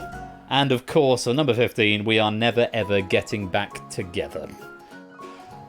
Which means we forego the final puzzle, which is a shame because I'd desperately love to show it. Can we play it anyway, or does it not work like that? I can force play all puzzles. Yeah, because if you say that Jogging got this one right, then we could say that I got the last one right, even if... No, because it would still be... Well, if I go force play all puzzles, we'll find out what happens. Okay, cool. Yes, we are going to force play this last puzzle. Just because it's the last one. Buzz when you know what I'm talking about. I'm going to get on the first clue. 15 clues. Buzz when you know what I'm talking about. AI playwright.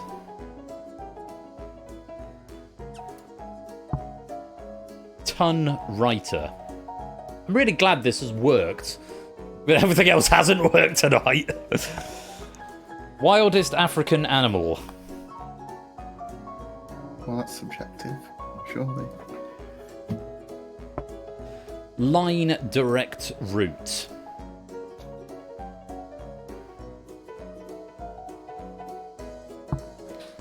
R drink.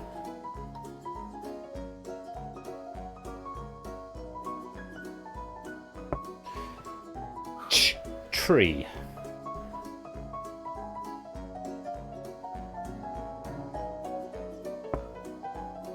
F meat.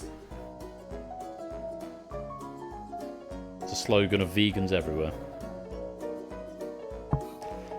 P electronic sound.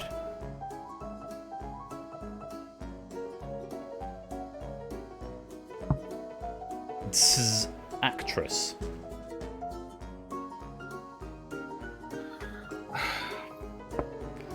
Macca's indie band.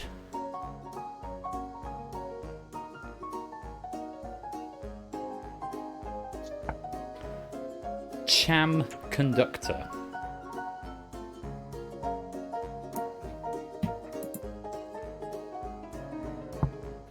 Friss toy.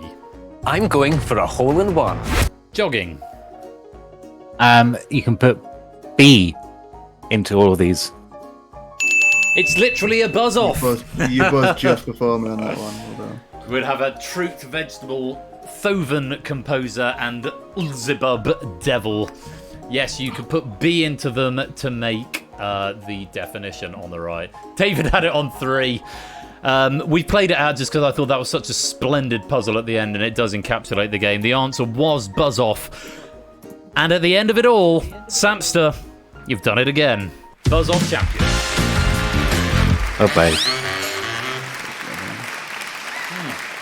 It was a bit anticlimactic, really, but yeah. No, it's not just about, as much as I love you guys, it is about you guys. It's as much about the writers as well, who've done a terrific job, and it's good to showcase their stuff there. So, look, guys, it's been terrific. And jogging commiserations, you do get the silver position, but you've given us a fantastic show. You do get to go to bed now. I can't give you any glassware, I'm afraid, but I hope you've had fun. Yeah, it's been. Yeah, I've got a lot further than I have ever got in a tournament before, so it was fun. Thank you for hosting it. A pleasure. And Sam, you've done it again. Another piece of glassware coming your way, and I do hope you will share some photos as and when it arrives. We'll talk details in the coming days, I'm sure. But you must be chuffed with that. I am, yeah. I just feel like the questions were really good, and I should have got some of those sooner. Not that I'm like ragging on the game, just that I feel bad that we didn't get them for Quizzle. But no, it was a really good game, really close till the end there. Yeah. This just in from score count. Prediction winner was a 3-way tie between Silent Marine, the Lupine one, and somebody who knows a thing or two.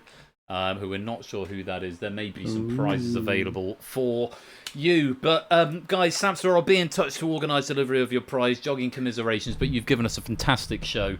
Thank you both very much for playing. I will let you go to bed or back to the general voice chat. Thanks again for playing, and we'll speak to you again soon. Thanks, Ben. Cheers, Ben. What a game. What a game. It's been so nice to bring Buzz-Off back after 2 years, and even after 9 episodes in a new build, we're still getting problems. To be fair, most of them are on my head rather than on the writers or the players. So enormous thanks to Quizzle for writing that pack. And just to spring back a minute, can I also thank massively Colo, Oni, Arun, Shapes, Otley, Zeus, Toot, and Inca, who also provided questions for this. The quality of the questions for this tournament has been absolutely first rate. They have been superb, and it's been such a pleasure to play with them, and I can only apologise if my shoddy programming has meant that they've not got the gravitas that they deserve, but it has been fabulous. I always love running a tournament.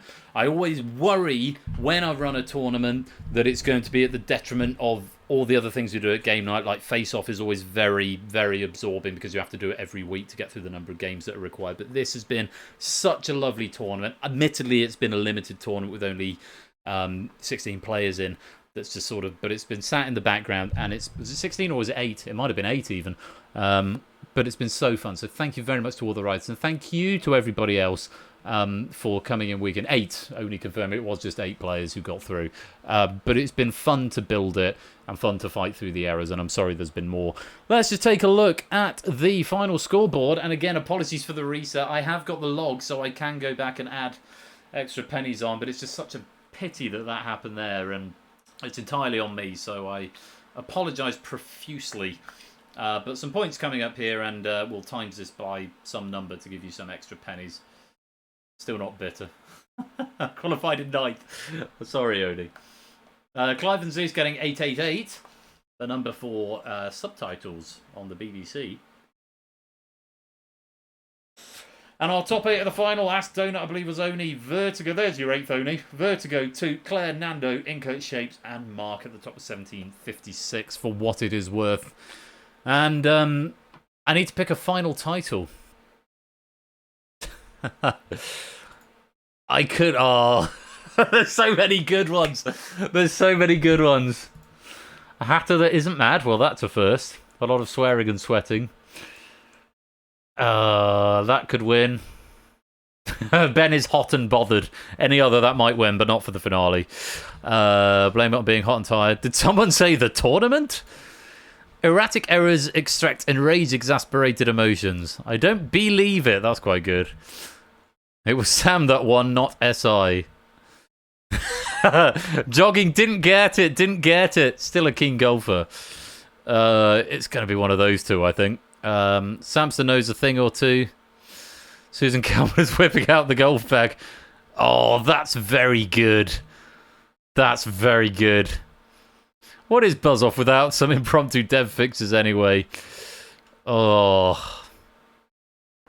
I've got it down to 3 for the last one. I'm inclined not to go with this one just because it was the theme of the last episode last year. So I'm going to discount it because it would be a meta selection. Linda Roan takes her pay packet for another year. That's meta because that was the last title last year. Sorry, Oni, that's not going to be the one. I don't want everyone to remember this tournament as game breaking, so this is the reason I'm going for the other one. Null reference exception. Good attempt, but not for the finale.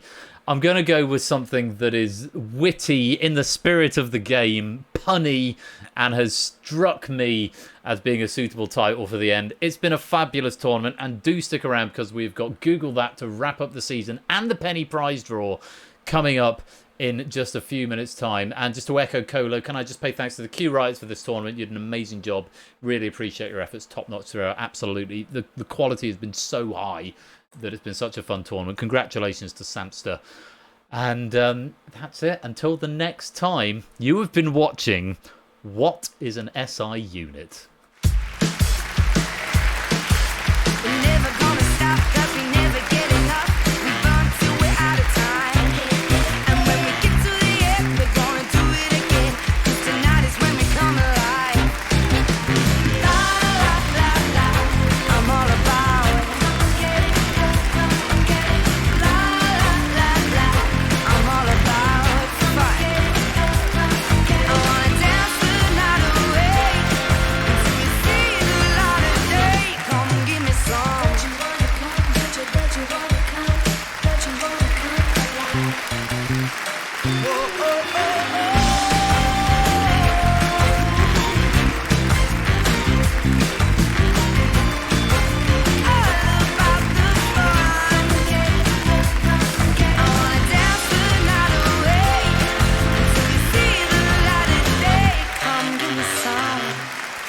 Score count cashing in 100 pennies there, ready for the penny prize draw, which will be coming straight after Google That, which is the next and the final game of Season 11. So if you want to play it, it's a big brain pack from Lewis. I think it's tough, but I think you'll have some fun with it. It's the last game of the season. Please do stick around, and of course the penny prize draw coming very shortly afterwards. I'll play some adverts, but we won't start Google That without you, so if you want to stick around, it'd be lovely to have you. Don't touch that dial. We'll be right back.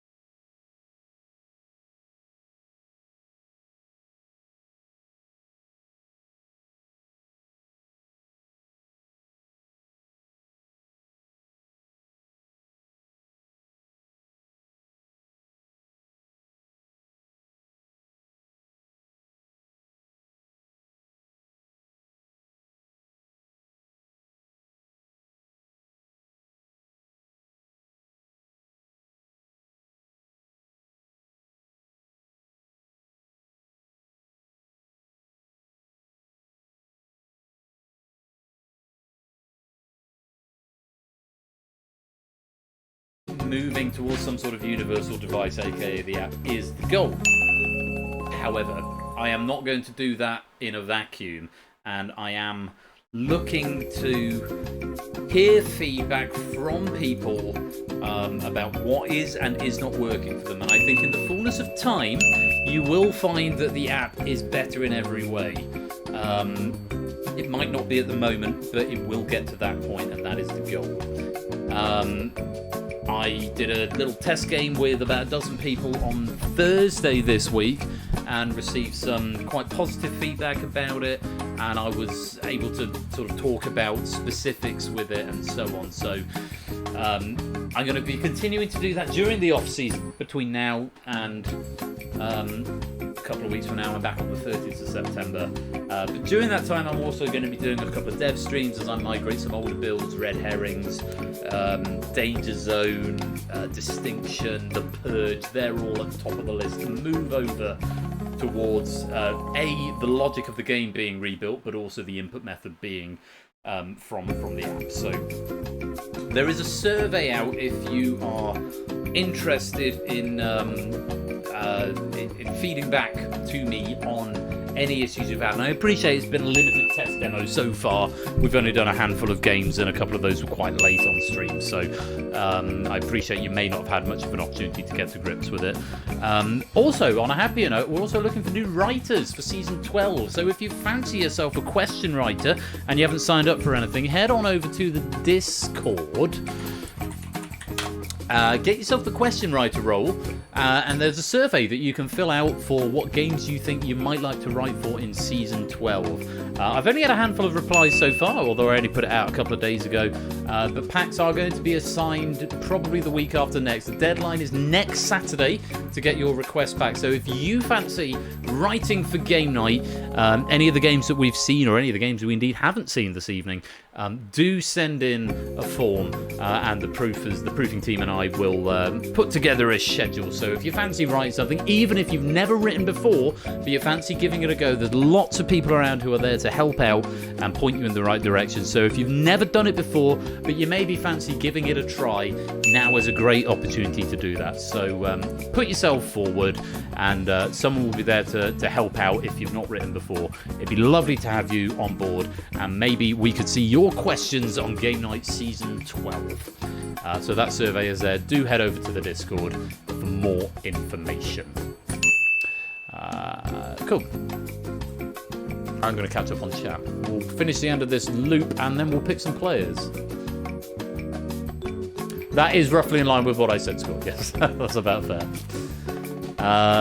So, how many have we got? 1, 2, 3, 4, 5, 10, 15, 20, 25. We've got 27 in. Close to midnight. That's pretty impressive. A smattering of players, 1, 2, 3, 4 have excluded, which means we've got 23 players and 12 slots available. It's Lewis's pack you're playing against, and I will add, this is a tricky pack. It's very Google that in that it's double layered questions, but it's tricky. But I think you'll have some fun with it. We'll see. I'm going to wait for this loop to run as well, because I can't bear for the loop to end midway through.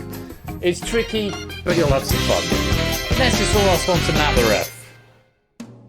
It's time to reveal our designated dozen. It certainly is, as soon as this loop finishes.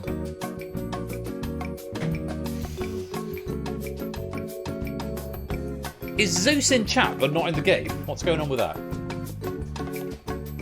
And here we go, I'm going to press the magic button. Time to pick our designated dozen.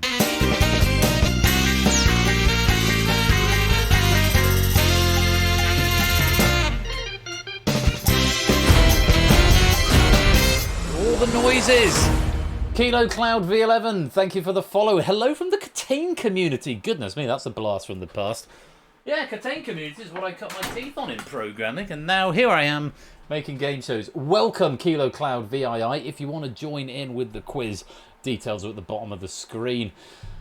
I'm on the long, slow train home. Well, Claire, I wish you a speedy journey. For now, let's pick our designated dozen.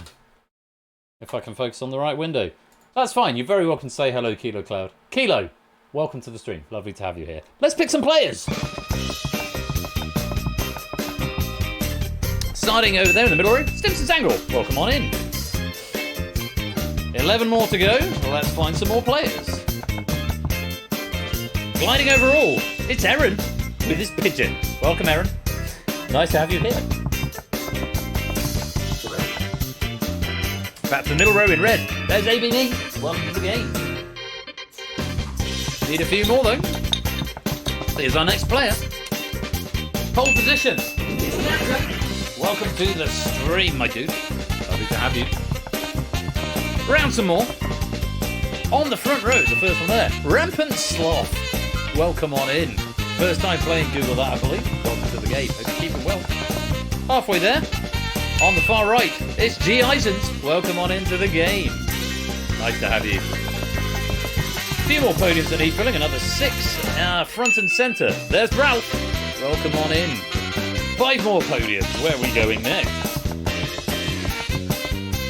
Back to the middle row. There's Inca. Welcome to the game. G.I. is starting to make a fool of myself. I don't think so, G.I. Have a great time. Finishing off the back row, there's Paulister. Welcome to the game, my dude. 3 more podia that require filling. Who's going to take them? And the Corbin corner, it's Matt the Ref. Welcome on in, Matt. Hope you're keeping well. 2 more podia. Finishing off the front row, it's Mark. Welcome to the game.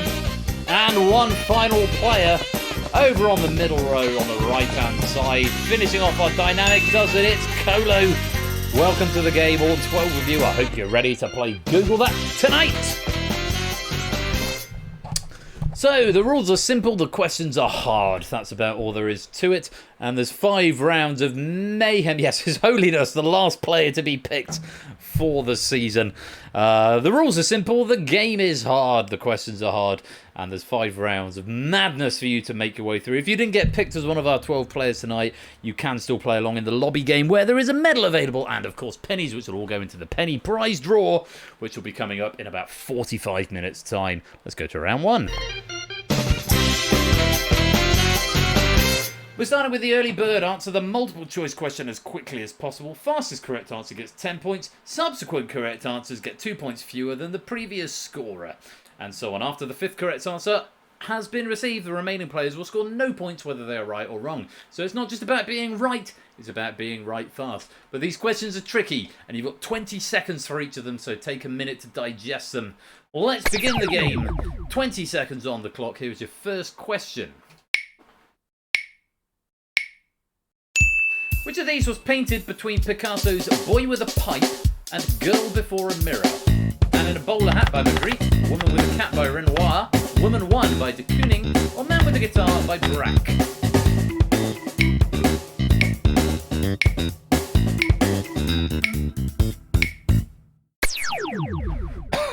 Starters with me to go on. I told you they were tricky. It was Man with a Guitar by Braque.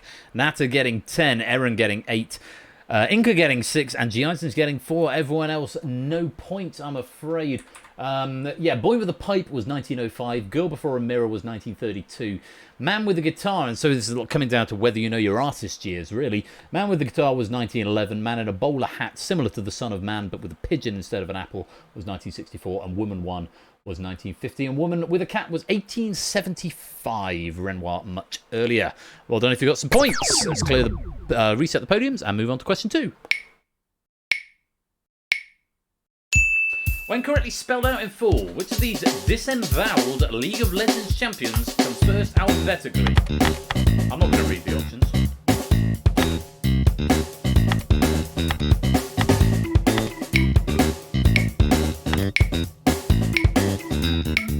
Everyone going for Blitzcrank here by the looks of it. No, most people are going for ZRL, it looks like. Stimson's Angle, the only one to get points there. 10 points, very well played. Yeah, at the start of a game of League of Legends, each player selects a champion to play as, with each champion having a unique range of abilities. The champions here are Akali, Blitzcrank, Ezreal, and Thresh. Thresh the furthest along. But the answer we wanted there was KL, which is Akali. Stimson's Angle, 10 points, very well played. Let's move on to question 3. League of Legends question. That's the first time we've had one. Next one. Which of these religious festivals begins or occurs earliest in 2023? Holi, Shavuot, All Souls Day, Imbolc.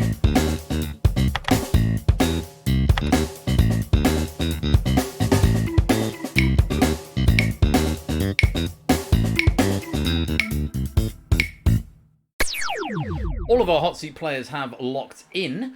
I had a little moment of panic there because the music stopped in my ears midway through, which is normally a precursor of about 1 second for a blue screen of death.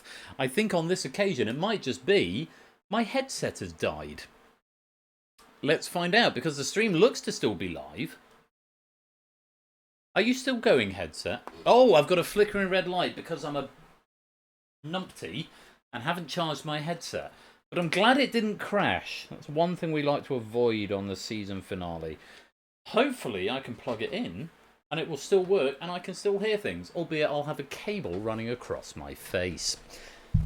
Thank you for being gentle with me, because I thought it had crashed and I was about to cry. Mainly because I've had quite a lot to drink. The answer was Imbolc, for what it's worth. In 2023, Imbolc begins in the evening of the 1st of February. Holi is on the 8th of March. Shavuot begins in the evening of the 25th of May, and All Souls Day later in the year, the 2nd of November. Colo picking up 10, Simpsons Angle getting 8, and everyone else going for a naught on that one. Let's move on. Never drink until Lupercalia. I drink whenever it's offered to me freely, David. You've got to take what you can get. No, so if you've not played before, and Erin raising a very fair point, no, you're not supposed to Google the answer.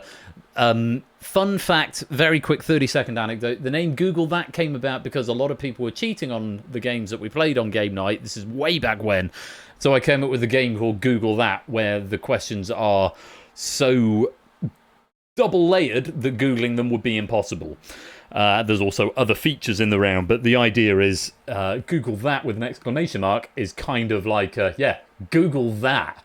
That's kind of the logic. So just to clarify, we've buried these people now. Yeah, I've got the skull of one of them there. Just to clarify, no Googling. This is not an exception to the rule. It's a snide passive-aggressive title to people who were trying to cheat the games. The questions are designed such that they are ungoogleable, but please don't try. All the same. There we go. On to the next question. If a Finn, I love this question, if a Finn and a Spaniard cheers drinks in their respective native languages at exactly the same time, what would you be most likely to hear? I am not reading those options.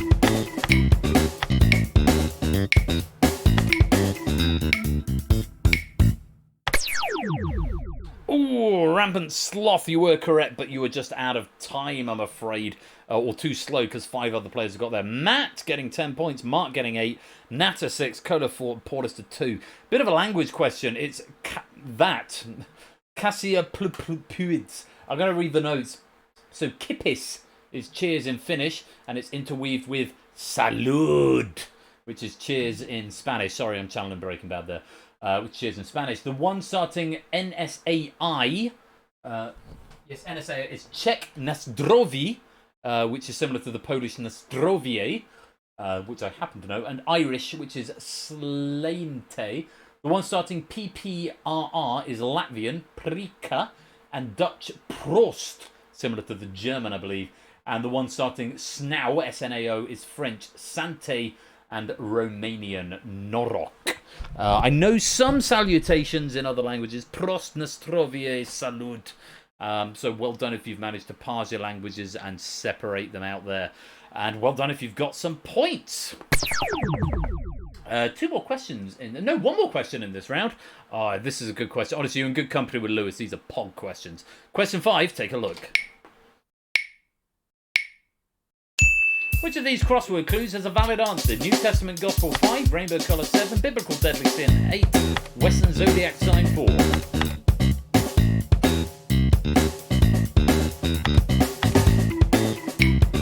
Seconds.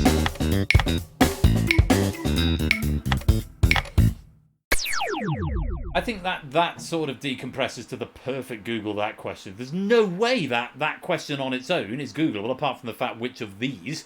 It's not a thing you could Google because there's options that come with it. But also, even if you could, That's an impossible question to Google. So perfect question writing from Lewis right here.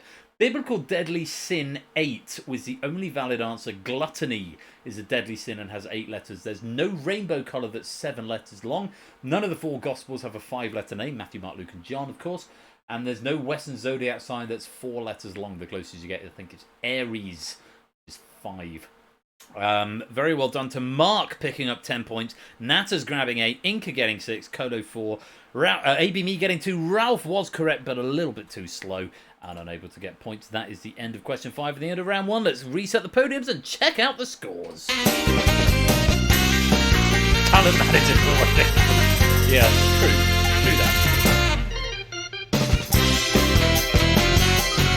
Honestly, I'm so happy that the computer didn't crash that I could cry, because obviously when the headphones cut out, I thought normally that's the first thing to go. The sound goes and then the screens all go blue, and if that had happened, I don't know what I'd have done to recover the stream.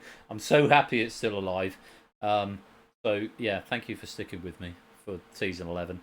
AB Me, you appear to have a stray animation there. Shall I fix that for you? Whoa, very fast on this game. You have +0 there, which should probably not be there. Let's make it go away. There we go. And we're back in the room. Lovely stuff. Natta is in pole position on 24. Stimson, Angle and Colo tied. Gliding overall. Stimson's Angle gets the podium for gliding overall. And Mark as well. Not to discount you, all on 18. Inca's got 12, Matt's on 10, Erin on 8, G. Eisen's 4, Porlister and AB on 2. Ralph and Rampant Sloth yet to score, but still lots of rounds to go. Let's move on to the lobby game, which I've not forgotten. How are we getting on over there? Vertigo and Nando both on 20, Shapes on 19. Ramsey's got 18, Mantissa, Optimat on 15. Oni and Silent Moon on 14. Topper's got 9, Prug's on 8, Claire's got 5, Grams has got 4, VT on 3, Eastleigh Man on 1, Pyro and Raspberry yet to score, but don't worry, as you fade into the mist, there's plenty of time yet to get points.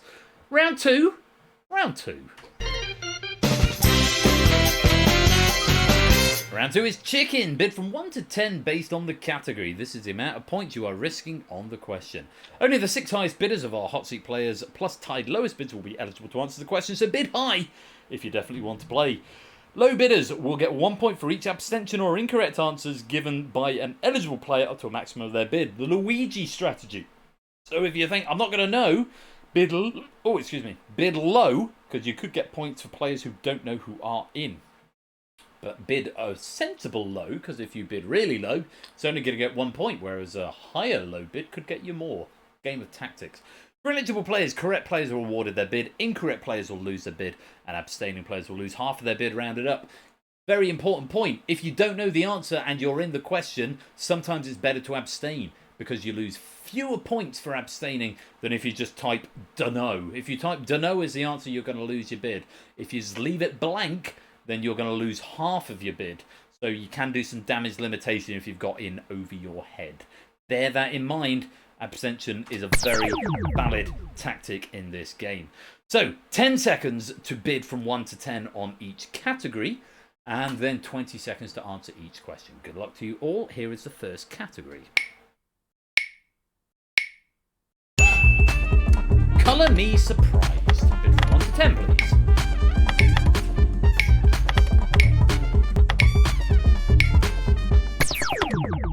Abstention is a bid of 1. Rampant Sloth, it's given you an incorrect thing because of the lag. Do try and get your bids in as quick as possible.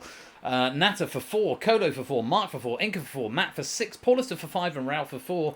Low bids of 2s and 1s in there. You won't be able to answer this question, but you could get some Luigi points. Colour me surprise is the category. Here is the question. 20 seconds. If a German goblin is dark and a French language demonym is light, what colour are we talking about?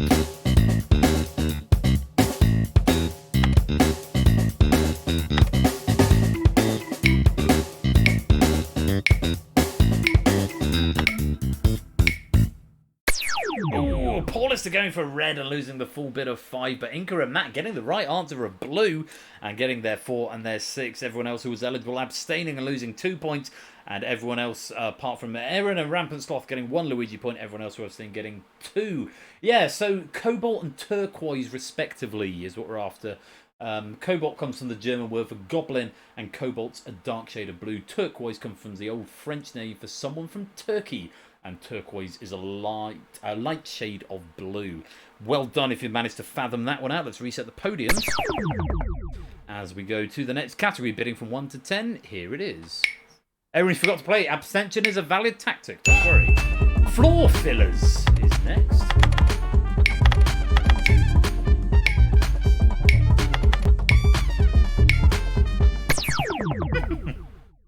Often the way when we get a difficult pack, the low bidders get in on Tide. Ralph going for 6, Natter for 4, Paulus to Mark, G. Eisens for 3, and Simpsons, Angle, ABB, Inca Colo, and Matt all going for 2. Only Erin and Rampant Sloth eligible for Luigi points here with a single bid of 1. I anticipate they might get them. This is a tricky question, but let's see how you fare. 20 seconds, take a look. Both appearing on a Songs That Get Europeans Turned playlist on Spotify, what one letter do you need to change in the name of a song by King Africa to get a song by Los Lobos?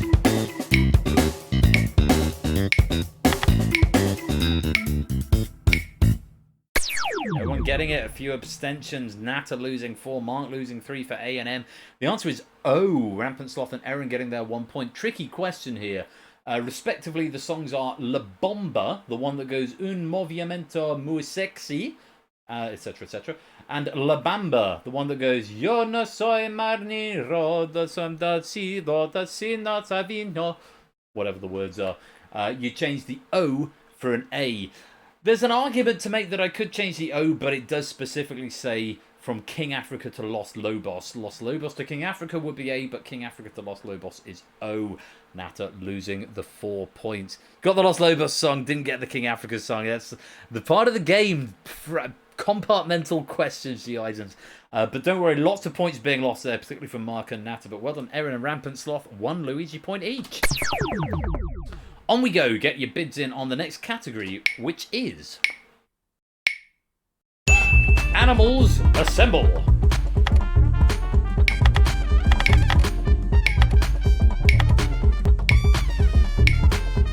Everyone bidding low, but we've got some abstentions here. Natter, Paulister, AB Me, Cola, G. Eisens, and G. Eisens all bidding 2. Erin just bidding 1, I think, on an abstention there. Matt, Inca, and Simpsons Angle going for 3. Ralph and Mark going for 4. Rampant Sloth actually going for 5 here. Let's see what you can do with this. Here's a question, 20 seconds. Mark's all over it. What's the collective noun for a group of animals from the family Phenocopteridae? Mark predicted the question before it's come up. Oh, I love you, Mark. So on it. Do you know the answer, though? He's given it a go, but he's not right. It's a flamboyance. So, Phenocopteridae refers to flamingos. A group of flamingos is known as a flamboyance. Cone, murmuration, flock, and herd are all incorrect. -4 for Mark, -3 for Inca, 3 for Stimps's Angle, and -5 for Rampant Sloth. Their bad luck. Lots of Luigi points going up, 2s and 1s to quite a few people, and a couple of abstentions in there just to mitigate the damage, as it were. Yeah, Mark, you were in the right area, but not the right answer, I'm afraid. Let's reset the podiums as we move on to the next question. 2 more in this round. Bidding from 1 to 10 is the category. Ping it. These low bids coming in. Oh, that's quite funny. Everyone's got a bid in. Just Matt and Rampant Sloth on a bid of 1. Hoping for some Luigi points here. G. Eisens and Ralph and Colo and Inca and AB Me and Simpsons Angle and Erin all going for 2. I'm afraid it's not enough for Luigi points because of the tie rule. Natter going for 3, Pollister for 4, and Mark for 5. What on earth could this question bring? I will tell you, the answer is a number. Take a look. 20 seconds. What's the difference between the number of points needed to win a game of Olympic table tennis and a game of the 1972 arcade classic, Pong?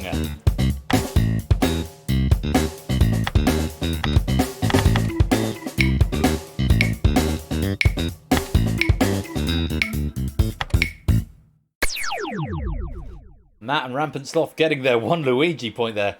And Stimson's Angle, the only one to take out points from this, just the 2. It's 0. Mark, you're in good company. I thought it was 10. I thought it was 21 and 11. But apparently they're both 11.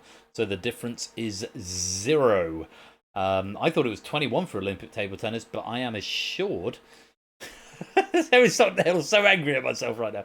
I am assured that it is 11 for an Olympic table tennis. I always thought it was 21, but Olympics, I guess, is different. Simon Marie thought it was 21 and 13. Went down from 21 to 11. Lewis, our question writer in the chat, confirming it did go down from, because I was played table tennis to 21.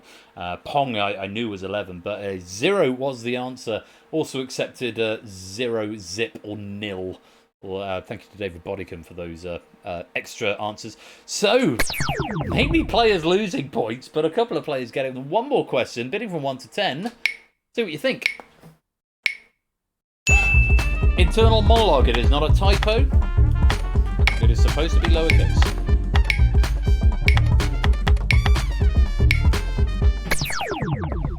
Rampant Sloth, Matt, and G. Eisen's going for the bid of 1. Ralph, Colo, AB, me, Simpsons, Angle, and Aaron for 2. Paulister and Natter for 3. Mark and Inca for 4. Low bids in this round. Lewis, your reputation is preceding you. Let's see what the question brings. Good luck.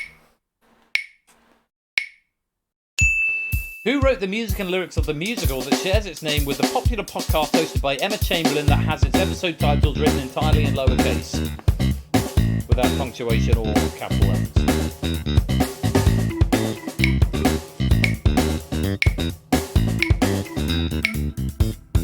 No one even attempting. Oh! Stimson's Angle go for Lloyd Webber at the last second. Minimal bid, so worth a go. -10. As Cole Porter is what we're after. The podcast is called Anything Goes, all lowercase, and Cole Porter wrote the music and lyrics of the musical with the same name that made its Broadway debut in 1934. G. Eisen's, Rampant Sloth, and Matt the Ref getting 1 Luigi point each. Everyone else is losing some points. That is the end of the question and the end of the round. Let's reset the podiums and check out the scores. To David's credit, top 20 of UK podcast charts, so it's not exactly niche.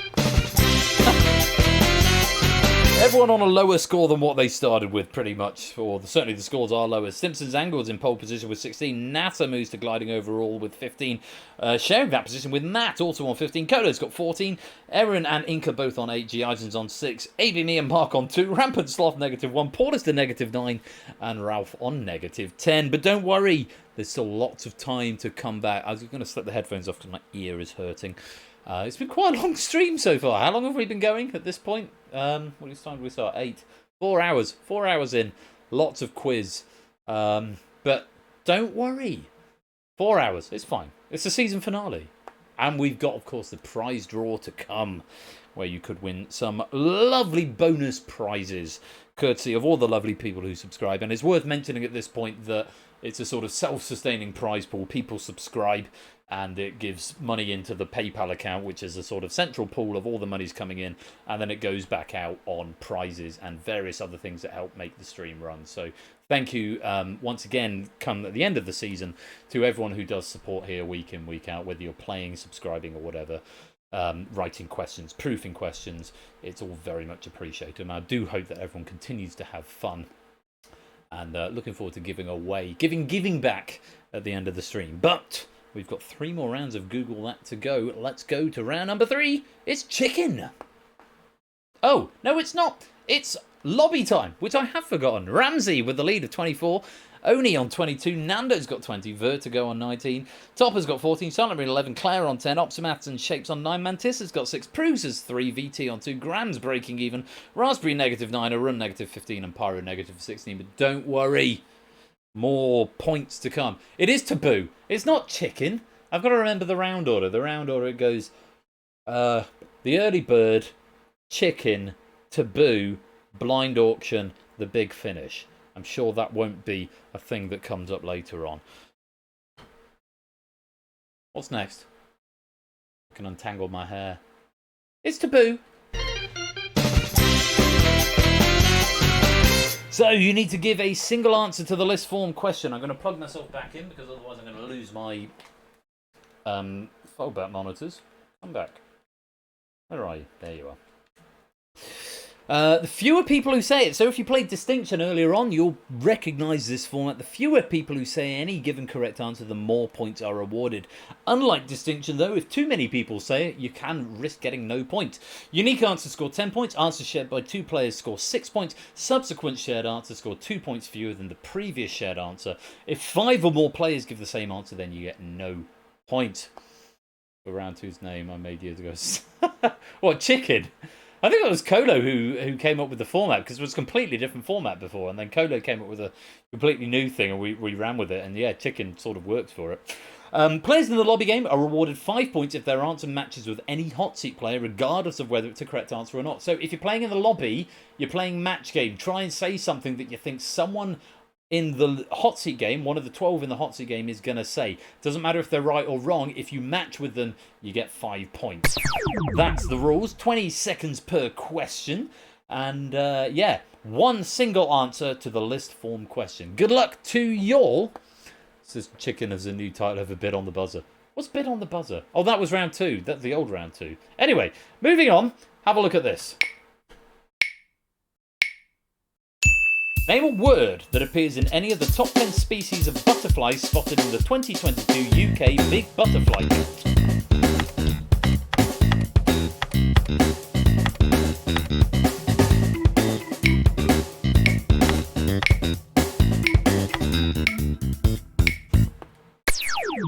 Interesting. Gatekeeper, large, white, small, meadow, brown, red, admiral, peacock, tortoiseshell, comma, ringlet, common, and blue.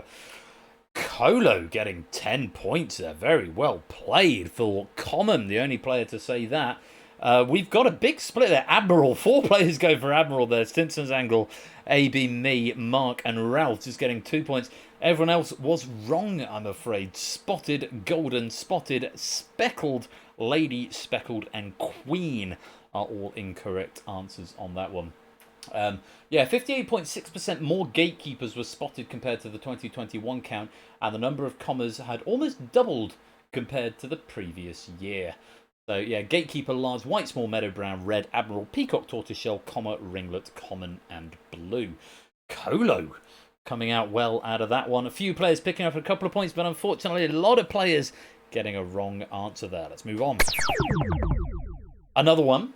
20 seconds. Take a look at this.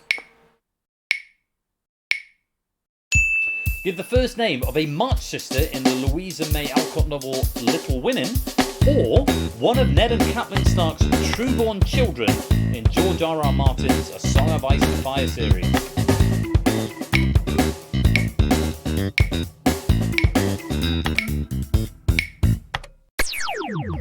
Meg, Jo, Beth, Amy, Rob, Sansa, Arya, Bran, and Rickon. Robert Simpson's Angle, I can't accept because he was named for Robert Baratheon, Robb Stark, but he was called Rob, not Robert, either spelled with 1B or 2B. I did accept either. Ned was the parent, he didn't name any children after himself. Andrew, not a correct answer. Amy, also not a correct answer. Mary, I can't accept. Beth, I can accept. What? Oh no, Beth has been accepted, so that's fine. Arya has been accepted as well. Eddard, again, Robb Stark would have called, at the risk of spoilers, Robb Stark, who was the son of Ned Stark, was going to call his firstborn Eddard, but then the Red Wedding happened. Tyrion is a Lannister, not a Stark, Ralph, so I'm afraid I can't accept that. Answers you could have had there are on the board, as I've explained. Anyone going for Jon, incidentally, in the background game? Jon Snow is an illegitimate child of Ned Stark, who is actually not, hashtag spoilers, not the child of Ned Stark, but the child of Rhaegar Targaryen and Lyanna Stark. It's not really a spoiler at this point. Game of Thrones has been finished for about 4 years, and A Song of Ice and Fire has been out for a number of years beyond that. So Robert is wrong, Ned is wrong, Andrew is wrong, Mary is wrong, Eddard and Tyrion are wrong. Everyone else, very well played. 10 points. Lovely stuff. On we go. Another 20 seconds. Here is the next question. Name a European Union member country that currently has fewer than 20 MEPs in the European Parliament.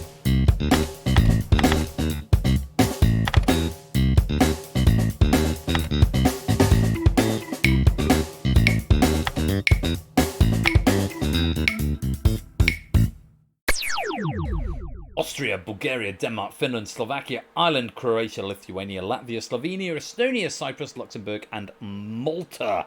One player going for Denmark for 10 points, one player going for Slovenia, and one player going for Luxembourg. Simpsons Angle, Kolo, and Ralph, 10 points each. A split on Ireland, Rampant Sloth and Matt the Ref getting 6 points each, well played. And the 3 players go for Malta. You'd think it would be a rare, a sort of obscure, rarefied answer, but Inca, Mark, and AB Me all going for it for Malta. Belgium and Greece, I'm afraid, are not correct answers.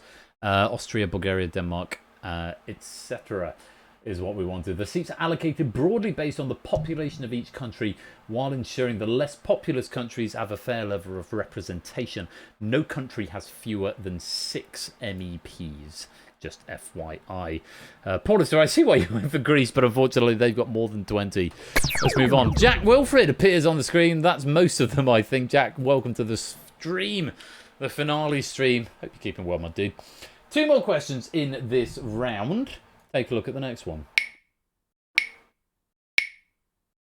Name a main or featured artist who performs on a track from Barbie the album, the soundtrack of the popular 2023 film.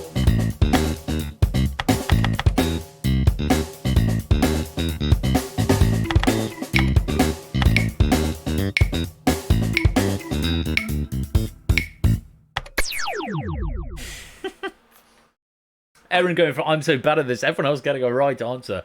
A lot of answers there. Lizzo, or Lizzo possibly. Dua Lipa, Nicki Minaj, Ice Spice, Aqua, Charlie XCX, Carol G, Aldo Ranks. I have no idea who half these people are. Sam Smith, Tame Impala, Ryan Gosling. I know who he is. Dominic Fike, Haim, Billie Eilish, The Kid Laroi, Khalid, Pink Pantheress, Gail, Ava Max, 50/50, and Carly. Very well done if you got that. 4 players going for Aqua, unsurprisingly, splitting 2 points there. Rampant Sloth, Mark, AB Me, and Stimpson's Angle all getting 2 points. Erin, a wrong answer. Kolo, an abstention. Billie Eilish was the right answer. 3 players going for Billie Eilish. Ralph, Inca, and Matt for 4 points each. And then unique answers from Natta, G. Isons, and Paulister, Lizzo, Nicki Minaj, and Tame Impala. Very well played if you got one of those. Big points. On we go. Single letter required for this final question in round 3. Good luck. Here it is. Name an uppercase letter that has at least one line of symmetry when written in the Arial font. This is not the Arial font.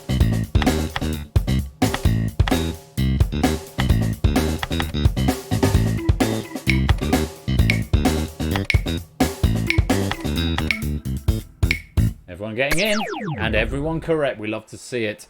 A, colon, A, comma, A means for answer. A, C, D, E, H, I, M, O, T, U, V, W, X, and Y. Anyone putting B, which no one in our hot seat did, it's incorrect as the top loop is a little smaller than the bottom loop, and K is incorrect as the diagonal strokes don't both come from the middle of the vertical stroke. Thank you, Lewis, for highlighting that answer as I read it. Lewis on the Google Sheet, as I'm reading from the Google Sheet, he's also on the Google Sheet. So all of those are correct answers. Very well played. Lots of people getting a unique answer. Inca, AB Me, Mark, Rampant Sloth, Ralph, all unique answers for 10. 6 for Paulister and Kolo for V, and also Erin and Matt for A. And an H, 4 points for Stimpson's Angle, Natta, and G. Isons. That is the end of the question and the end of the round. Let's reset the podiums and check out the scores.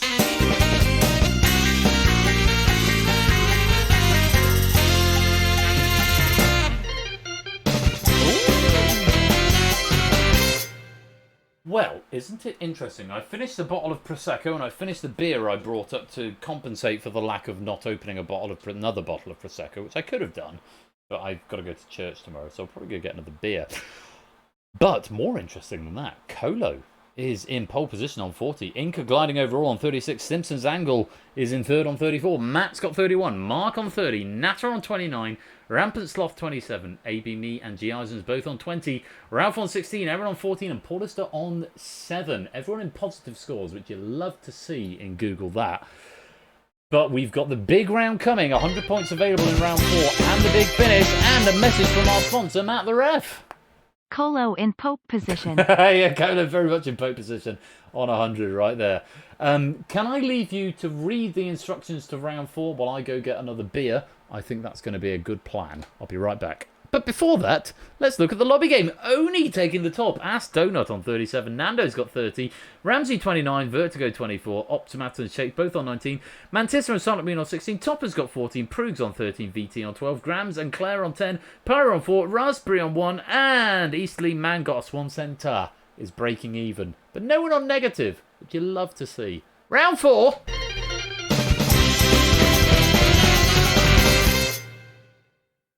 Recount. What happened? Did I press the button at almost exactly the same moment to do the Google that jingle as somebody did a bit thing? Oni! You could not have planned that better. Thank you for the 100 bits. Recount. Honestly, I thought I'd double tap the stream deck. I can't redeem, but can I already get... No, I can't do Show Me the Kitty because the cats aren't allowed upstairs anymore. But I will send you some photos, Erin, and when we can do a Discord chat, and I'll put webcam on and go downstairs and show you. We click the button, chill your nuts. Read the instructions, gang. I'm going to get a beer, and when we come back, we will play round 4, the blind auction. I should probably not leave that empty bottle of Prosecco in my waste paper basket. And I should also take that back down with me, otherwise I won't be able to open the next.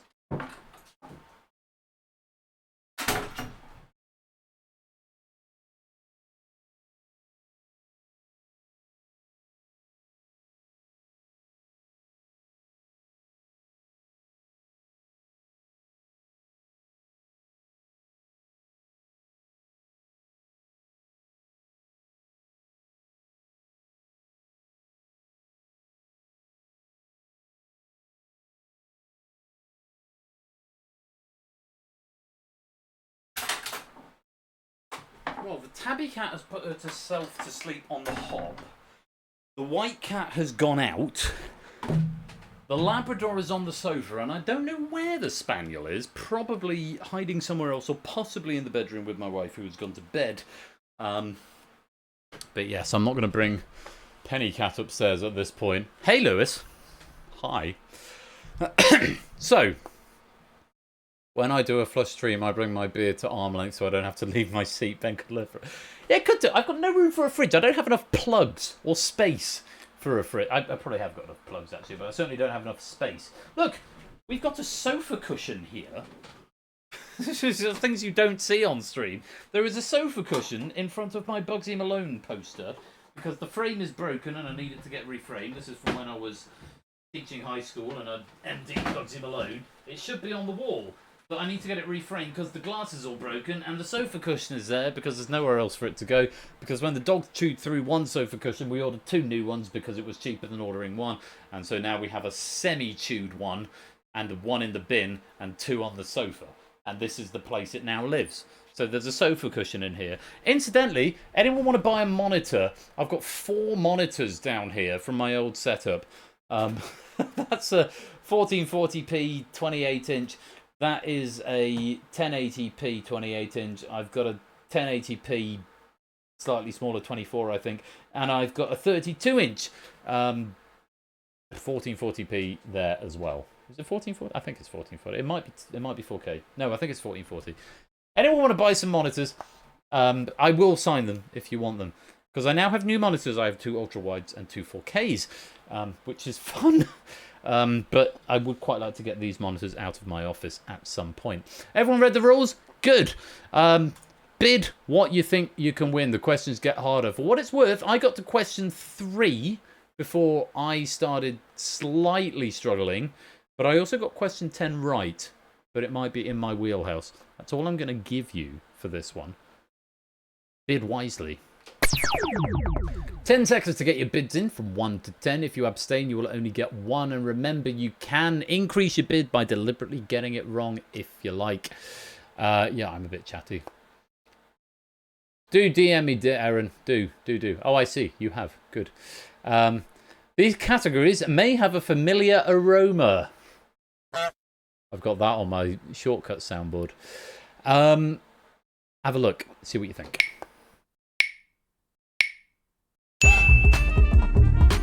Peace and economics. Bid. Quick.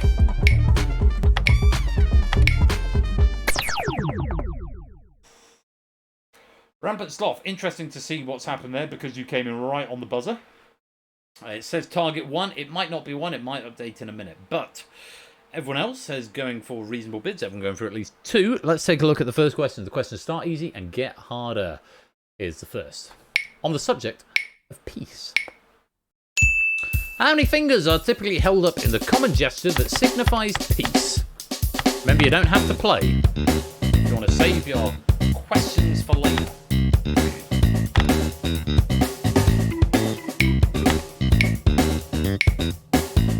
Everyone answering. It's 2. Please. Rampant Sloth, did you type 2? Because it says here you typed 0, but also you got your thing in earlier. I'm quite curious as to what's happened there. That is going to increase your bid to 2. Yeah, peace out. Peace out, and thanks for playing. No, I'm kidding. Not really. Yeah, peace. 2 fingers. And no further notes on that. Rampant Sloth, you're going to go up to 2, which may be of what you were after at that point. Let's reset the podiums. Okay, 1 point if you got that, but you've got to bank in order to get your points. Trying to be cunning as you suggested, it will backfire. Let's find out. Next question on economics. For 3 points, in which game show hosted by Anne Robinson between 2000 and 2012 did contestants say bank to add money to the prize pot?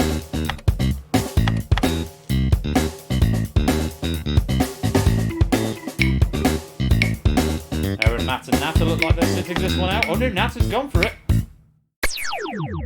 And G. Eisen's banking there at that point. G. Eisen's banking 4 points. You can't answer any more questions in this round, G. Eisen's, but the points that you banked are safe.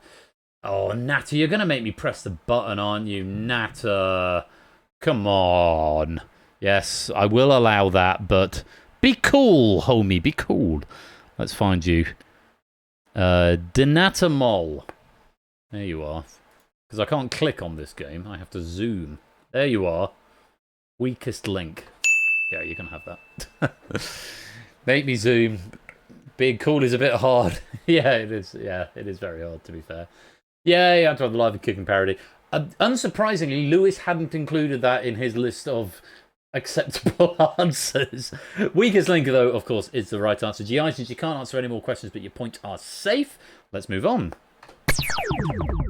Questions get harder. Back to the other one. Peace, I think. On we go. A quiet office typically measures between 40 and 50 of which units, abbreviated dB, used to measure sound.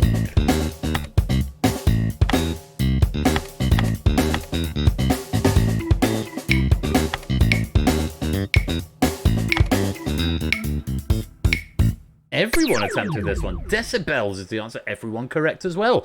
Matt banking out points, banking 6. Rampant Sloth banking 8. Ralph banking 9. And Aaron banking 6. You will not be able to answer any more questions in this round, but your points are safe. Very well played. On we go. Low targets. AB, me, and Paulister, Natter, and Colo, Inca, and Simpsons hang a lot on 1 mark on 2. This could be a very quick round, apart from the audience game, who are maybe bidding a bit higher. Here's the next question. Back to economics. In which outdoor sport do some players aim to keep their economy rate as low as possible?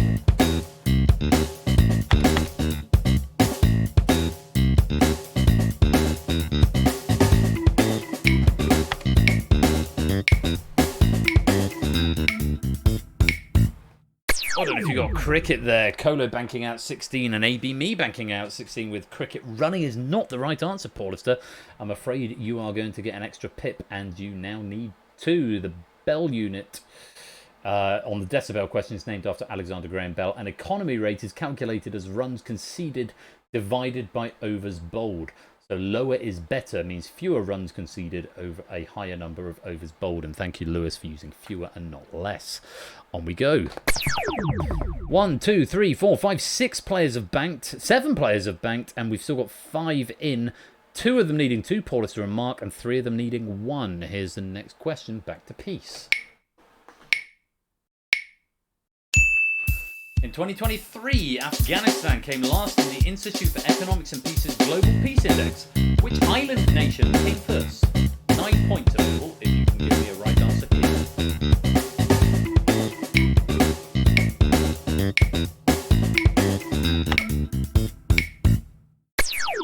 After giving it a go, the only one, New Zealand, is not the right answer. It's Iceland. Denmark, Ireland, New Zealand, and Austria came 2nd to 5th respectively. So, yeah, 4th for New Zealand. Natter, good guess, but not the one. You're going to increase your target to 2. That is a wrong answer. On we go. Still 5 players looking to bank. Mark, Natter, and Paulus are needing 2 from 1, 2, 3, 4, 5. Inca and Simpson just needing the 1 from 5. Take a look at the next question. Yeah, very much a 50-50 ABNE. For 11 points, whose 1983 album An Innocent Man contains the song Easy Money?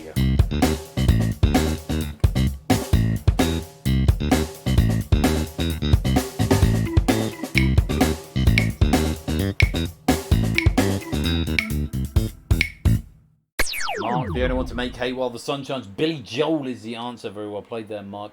Yeah, he says that the song pays tribute to the R&B pioneers James Brown and Wilson Pickett. You're down to 1. You're not out of the woods yet, Mark. You still need another 1 to get free, as does Inca and Simpson, Zangle, Natter, and Porter. So you still need 2 from the remaining 4. Good luck. Here's the next question. Porterson may have tempted fate a little too much. Let's see. For 13 points, the 2 treaties that ended the 30 Years' War are collectively known as the Peace of which German region?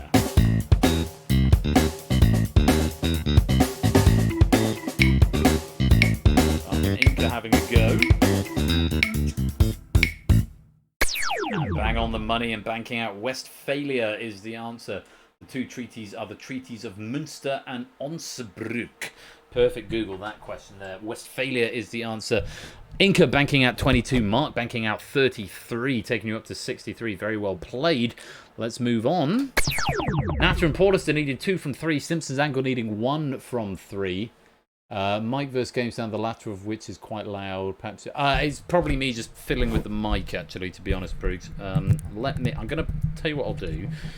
I'm going to change the mic angle so it's pointing up at me here, and then I'm going to put it down there so that talking down is going to pick it up and I can just sort of sit back and relax. That's the goal. I did turn up, although to be fair, I did turn up the game sound the other day on request of Matt the Ref. So, not sound settings, volume mix is what I want. Let's just turn the unity. Yeah, we're at 90, which is a bit much. Let's go down to 75. And go from there. Hopefully that's a little bit better. 3 questions left. Here is the next one. What does the A stand for in the financial acronym EBITDA for 15 points?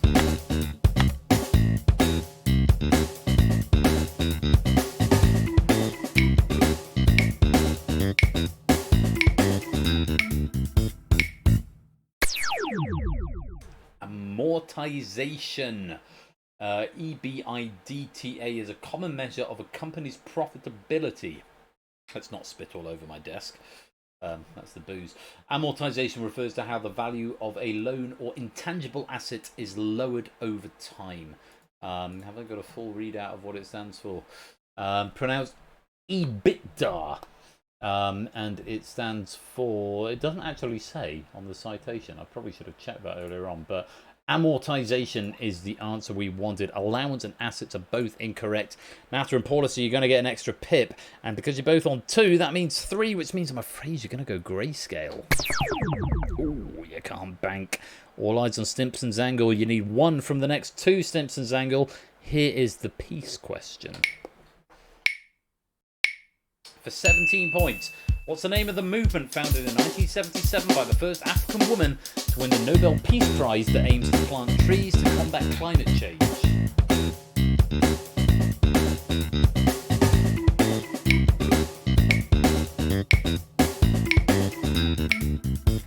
Simpsons Angle is going to ride the vault of question 10. The Green Belt movement. The woman mentioned is the Kenyan activist Wangari Maathai.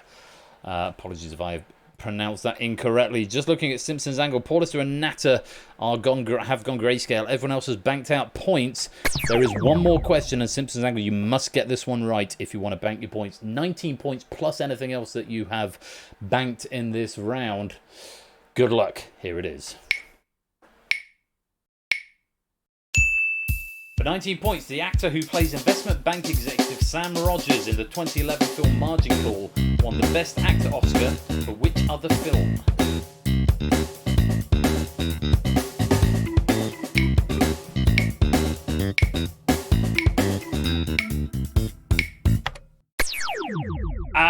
Is not the right answer. American Beauty, the actor in question is Kevin Spacey, the recently uncancelled actor. And I will say, loudly and for the record, Margin Call is an amazing film. If you have any interest in economics or finance or just generally good drama, Margin Call is something I would highly recommend to all of you. It's so good. It's got Kevin Spacey, Paul Bettany, Zachary Quinto, Jeremy fucking Irons is in it. He turns up for a bit. Who's the other one? Demi Moore's in it. Mary McDonnell. Penn Badgley is in it. It's so good. It's got such a good lineup of actors. It's the sort of thing that you think this would work so well as a play, and I wish they'd do it as a play because I would go and watch the hell out of that.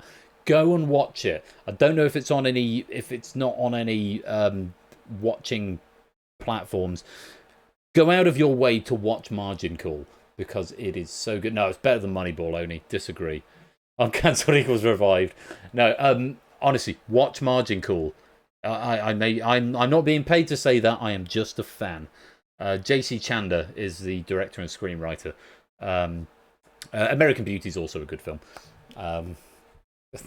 Better than 4 lines. Way better than 4 lines, Aaron. That's the end of the round. Simpson, you're not going to bank any points. Let's reset the podiums and check out the scores.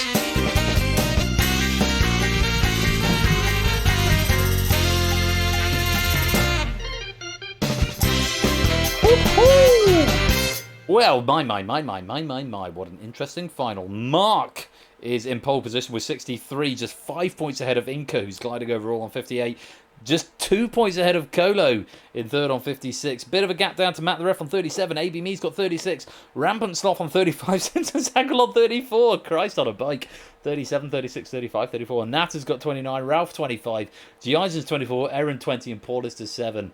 That is epic levels of range for this final question. There is one question left in Season 11. And it is going to determine the gold, silver, and bronze of this game. Let's see how the lobby's getting on.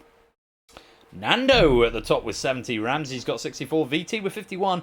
Shapes on 41. Vertigo 39. Oni's got 37. Silent Marine 24. Mantissa on 20. Omsabat and Grams are on 19. Topper's got 14.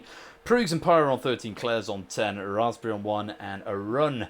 Still breaking even, but still not negative. So, there is one question, and I will tell you in advance. The answer is a single letter. A single letter if you're in for the big finish. You will get a readout of the scores so that you can make an informed decision as we come to round 5. Big finish. Wager from 10 points up to your current score based on a category. If you do not have at least 10 points, you'll be given a default bid of 10. Answer the puzzle-based question within 30 seconds. Answering correctly will win you your wager. Answering incorrectly will lose you your wager. For those paying attention, yes, this is Final Jeopardy, but the minimum Jeopardy is 10. Okay? This one is different. You don't press a button to bid your wager. You have to type it. And you've only got 10 seconds. I may be inclined to give you a little bit of extra time just because when this moves over to the new app, it'll be an easier way. You'll probably have a slider rather than having to type it. But I'll give you sort of double time until everyone has got an answer in. So get your bids in. If you are unable to bid, it's because you've got less than 10 points. And just to re-stress, the answer will be a single letter. You are that guy. Welcome to the stream. Lovely to have you here. Thank you for the follow. Big finish. Take a look at those points, which should have just populated on your Hackbox device. Have a look how far behind the person in front you are, how far ahead of the person behind you are. Make a sensible wager. Are you going for gold medal? We're not going to be going for record-breaking territory tonight. The record in this game is 180, 190. It might even be 200 by now. It's Yo. You are that guy. You are that guy. And you're very welcome to be here. But make a sensible wager based on what you've got now, based on where you want to go. So we're not going for record breaking, but do you want to go for gold, silver, bronze? Remember, there is a lobby medal available in the behind the scenes game. Do you want to go for pennies? Because remember, in this game, it is your score times by... Give me a second. Fuck, where have you gone? Main controls, game control, gameplay, pennies. Oh, it's times by 1. That doesn't sound right. 5? Yeah. Let's up the ante. Whatever your score is, times by 5. That is the penny payout that you will get tonight. So, bear that in mind when you make your wager if you're after pennies. That don't look like I always wonder how it will. What? Yeah, you are that guy. You seem to be typing random characters into the chat. Be cool, homie. Be cool. So, 10 seconds to make your wager, and I will give you a little bit of extra time to think about it. Good luck. Here is the category. What comes last?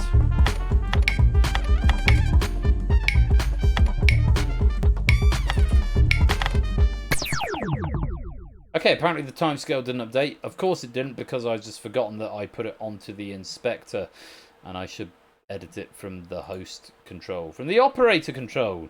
Twat! Okay, sorry if you didn't get a bit in there, but hopefully you did. Here is the question, which I actually will possibly slow down as soon as I find the control to do it. Multiply. No, it's not multiply. Is it in host control? Timescale. There we go. Yeah, I can put it down to 0.1. Good. Have fun. What comes last? Good luck. What single letter completes this sequence? T, E, B, C, T, B, A, T, B.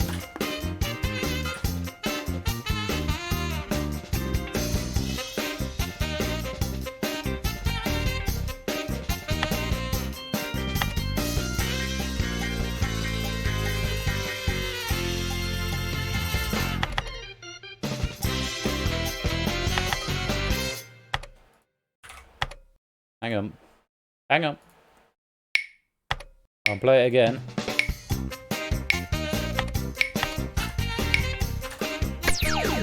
Oh, time's up. Okay. Oh yeah, that's not where you change the time zone. But we're playing it again anyway. Oh, I've still got to come up with a better way to end that. Yes, thank you, music.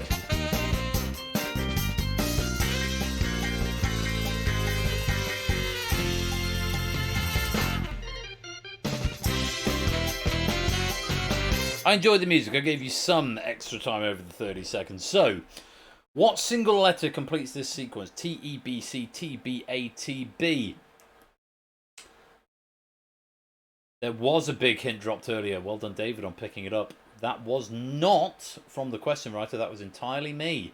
I thought this was a mean question. F's in chat. The letters represent the initials of the Google That round names. The Early Bird, Chicken, Taboo, Blind Auction, The Big Finish. I would love someone to put F in resignation and accidentally get it right. Message from Lewis. Matt with the F in chat now.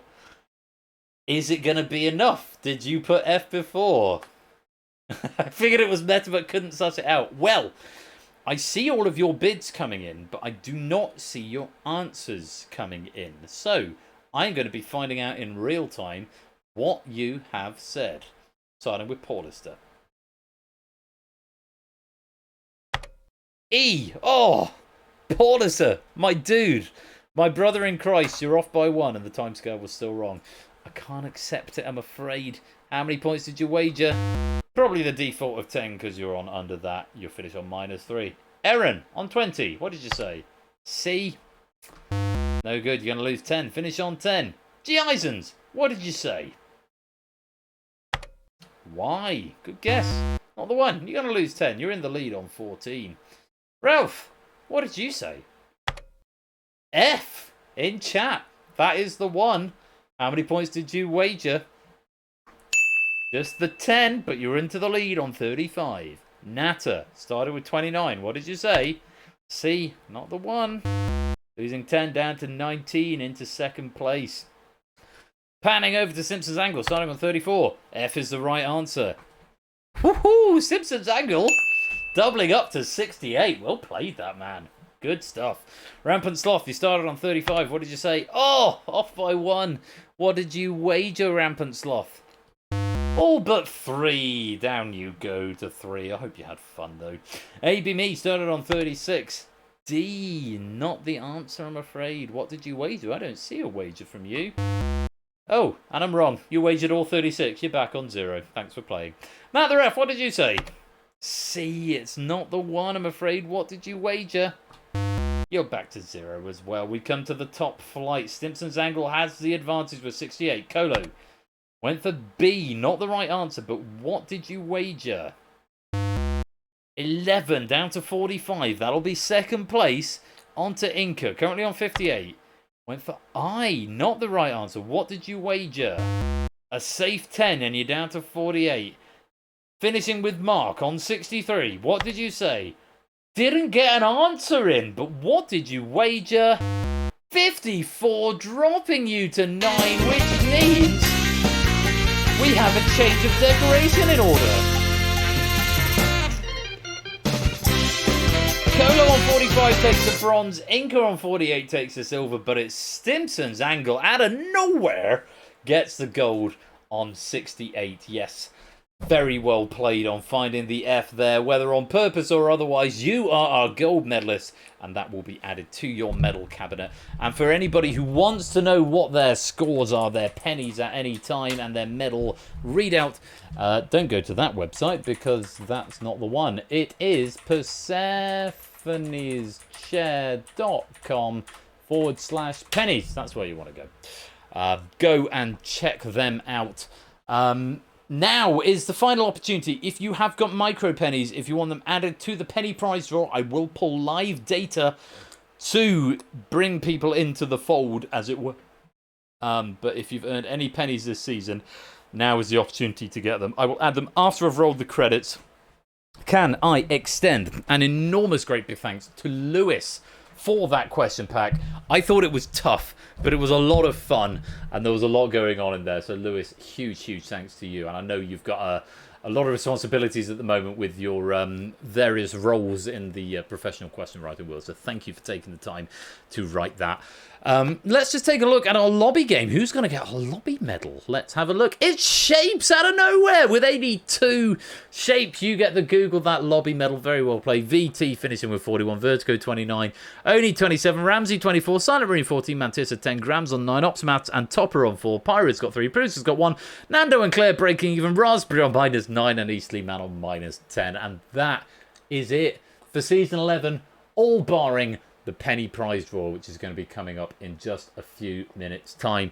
Colo taking the bronze, Inca taking the silver, but it's Stimson's Angle who takes the gold. Is that, how are you doing medal-wise, Stimson's Angle? I'm going to go and have a look, because I'm nosy, and a message from our sponsor, Top of One Gaming. Oop, I completely forgot about this sub. Too tired to come up with a funny message. It is quite late. See ya next season. Yes, you will see me next season, Topper. Thank you for the 29-month subscription there. And Stimson's Angle, that is your first gold. You've got a Crossfire victory. That doesn't, it's gold on the font, but it doesn't really count because it's a warm-up game. You've got to Google that bronze, and now you've got to Google that gold. Very well played to you. Let's take a look at Inca while we're here and looking at medal cabinets. Inca, How are you doing? And Google that. 4 golds, now 3 silvers and 1 lobby. Still not got a bronze yet, so you need to work harder for that one, but that's your 3rd silver medal. And Colo, how's your medal cabinet looking at the moment? Doobie-doobie-doo-doo. Colo, Google that. Oh, Colo, you've now got 3 bronzes and 2 silvers, still being denied that gold, but I'm sure it is on its way in Season 12. Let's take a look at shapes just while we're at it. Last one to look at, I promise. Google, bloody Nora, 6 Google that gold, and that is your 3rd Google that lobby. So very well done, shapes. Commendable right there. You need to get some silvers and some bronzes in there, shapes, I think. Anyway, that is going to be the end of the questions for this season. Thank you again to Lewis for writing that pack. Very well done to Shapes on taking the lobby medal, to Colo for the bronze, Inca for the silver, Stimpson's Angle for the gold. And don't go away, because when I come back, we are going to wrap the season up with a penny prize draw. Some fabulous prizes could be coming your way, depending how many pennies you've got. Get your penny, your micro penny request in. This is the last call for it. See, Mr. Vertigo's cashed in 100 pennies. Anyone else wanting to get some in? If not, they will roll over into the next season. Thank you for playing Google That. I'll see you for the prize draw in just a minute's time.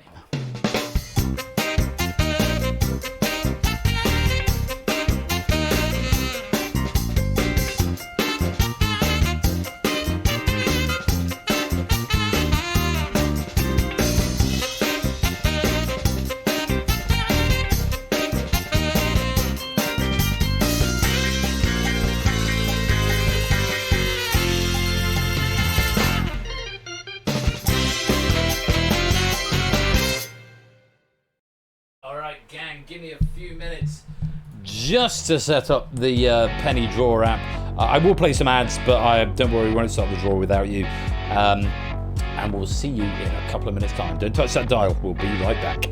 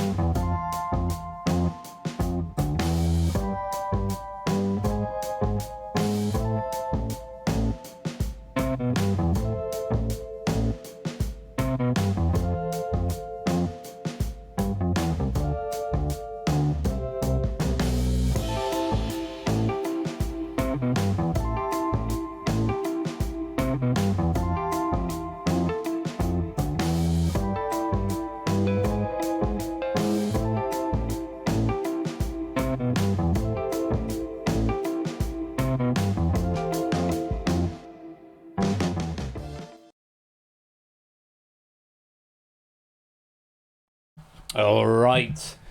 No more pennies. Pennies are done. Save your micro pennies till next season. Ardenfets, welcome to the stream. Save them till next season when I will be putting the inflation rate up, as I will be increasing the inflation rate of all of the games, as I've started to sort of do gradually this season. I see your message, Aaron Stockdale. I'll reply to you in a minute. It's time for the Season 12 prize. It's not Season 12. What the fuck are you doing? You imbecile. It's not Season 12. I've got ahead of myself. Well, at least it'll be ready for next time. It's Season 11. I am thinking about Season 12, though. Of course. So I change it on the other one as well. Draw page, background, subtitle text. Let's change it to 11. There we go. Sorry about that. Sorry about that. Yeah, season inflation means we are a season ahead of where we are. So, usual rules for the penny prize draw apply. If you are here, you can claim a prize. If you're not here, then I will ping you in the Discord and give you 30 seconds to 60 seconds to claim your prize. Otherwise, you'll get what's left at the end.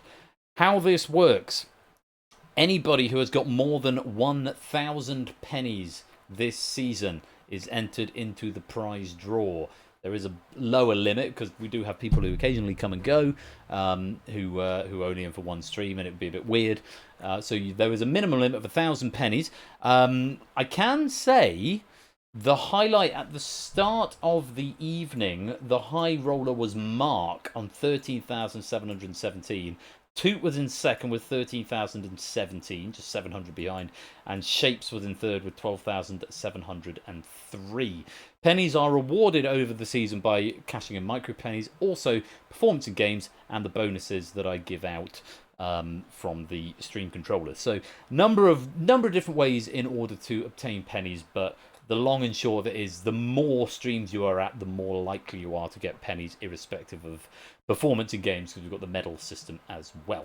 So the absolute up-to-date one is not what is reflected on the website, and not necessarily what the app will be telling you if you type pennies in. I think, actually, if you type in pennies, does it draw from... yo are not that guy. You're trying my patience now. We run in seasons here. So I've got 1,041, which is what I had at the start of the night.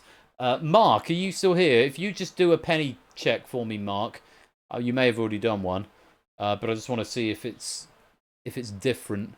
Inca on 12,770, which is a lot more than what you had before.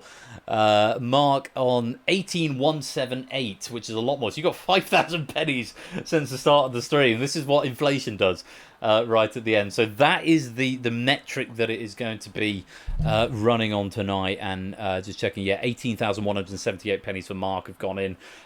For just some comparison, just looking at the top three, Toot has had 17,542, and Shapes has had 18,175 going in. So the thing that's on the website is not necessarily up to date, but if you type exclamation mark pennies into the chat, it will tell you that is what has gone into the draw. And if you think of your pennies as raffle tickets, that many raffle tickets have gone into the draw, and then I will draw out the first 10 names. So it is random, but the more that you play, the more chance you have of winning. We do this at the end of every season. And there are some prizes to be given out. And this is what we've got on offer this season. 2 lots of £10 Steam vouchers, 2 lots of £10 Amazon vouchers, 2 lots of £15 QWERTY vouchers. Incidentally, the shirt that I'm wearing now, which I didn't change in the end, came from QWERTY. They do 2-day designs. Order them or they're gone forever. I've got about 40 different shirts from QWERTY. It's not the site that... Oh, excuse me. That the PC merchandise comes from. You are welcome to sub it in for a Spreadshirt voucher if you like.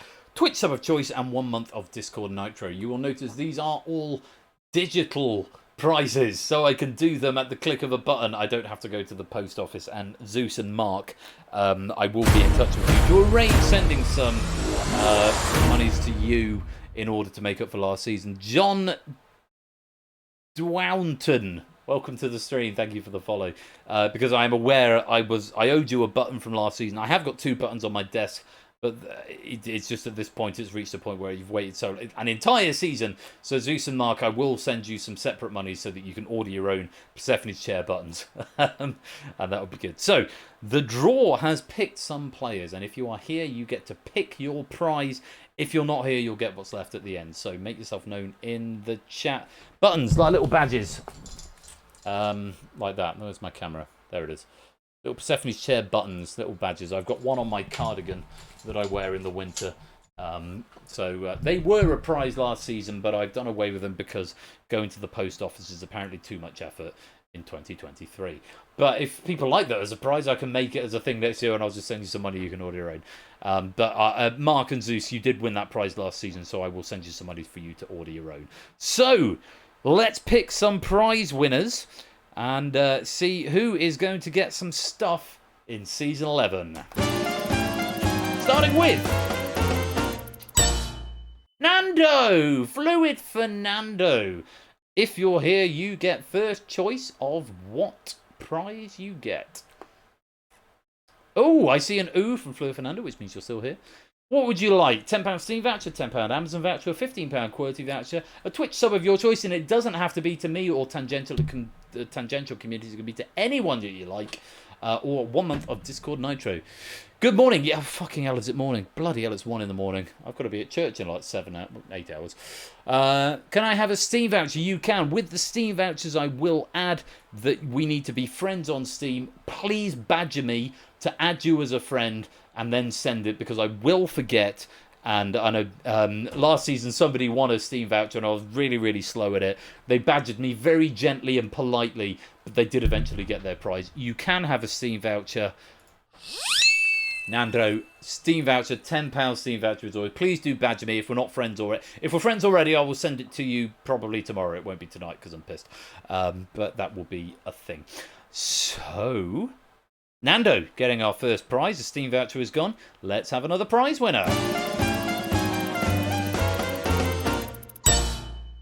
As if he doesn't have enough hardware. Samster, my dude, you've got a prize as well for all of your hard-earned pennies this season. If you're still in voice chat, so I assume you're still here. What do you fancy, my chap? Amazons. I don't blame you. Lovely Amazon stuff. Buy something nice. And £10 Amazon voucher. The Samster, we're going around the wheel. Well played, Samster. Thank you for your continued support for Game Night. And Nando as well supplies to you. It applies to everyone. But thank you for your continued support of Game Night. If you've won a prize, it means you've been here a lot. So thank you very much. I do appreciate it. And look forward to seeing you in Season 12. Onwards. Next. It's Arden Fetz. Arden Fetz, hello.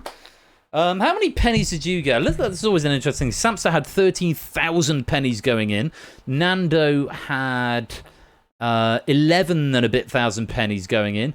Ardenfet, 9,688. Hello, Ardenfet. You've won a prize. What would you like? Yeah, yeah, you are that guy. We only do this once a season, which is every sort of 12 to 14 weeks. But yeah, do come back. The more you quiz, the more chance you have of winning a prize. A Steam voucher for Ardenfets.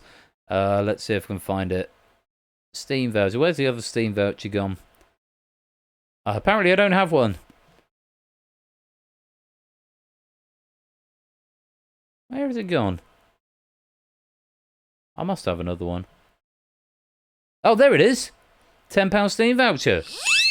Going to Arden Fets. There you go, my friend. Thank you very much for your support this season. Just shy of 10,000 pennies earned this season are going into the draw. The 12 weeks it takes. Yeah, that's pretty much it. You are that guy. But we do a lot of quiz stuff here. This is sort of the give back from me at the end of the season. I'm going on hiatus for the next couple of weeks. There might be some dev streams happening, but yeah, we'll be back for season 12. Right, 3 prizes picked and 3 players here. Let's find another one. Jers01, our Belgian, I want to say, friend. Jers, limited on the pennies, just 4,337, but it has worked out in your favour. You get a prize, Jers. What would you like? Monsieur le Jeux. What do you fancy? Anything that's on the board? You'd like the other Amazon voucher. That is the Amazon vouchers spent and the Steam vouchers spent. Amazon voucher going to Jers. Amazons are gone. Steam's are gone. We've got a month of Discord Nitro, a £15 QWERTY voucher, and a Twitch sub of choice. ×2 for all. 4 players down. Another 6 to go. Here's the next. Pyro Pygmy. Pyro Pygmy. How many pennies have you won this season? 10,535. That's a good haul. Are you here, Pyro? Are you here, Pyro Pygmy? Pyro! My partner in crime from QNL when we did Secret Fortune with Bash. It was the opening game of QNL. So, yeah, Pyro Pygmy and I, we've got a special connection. It is not rigged, it is genuinely picked at random, but Pyro Pygmy and I do have a special connection. So, you've won a prize, Pyro Pygmy. Would you like a QWERTY voucher, a Twitch sub of your choice, or a month of Discord Nitro? What do you fancy?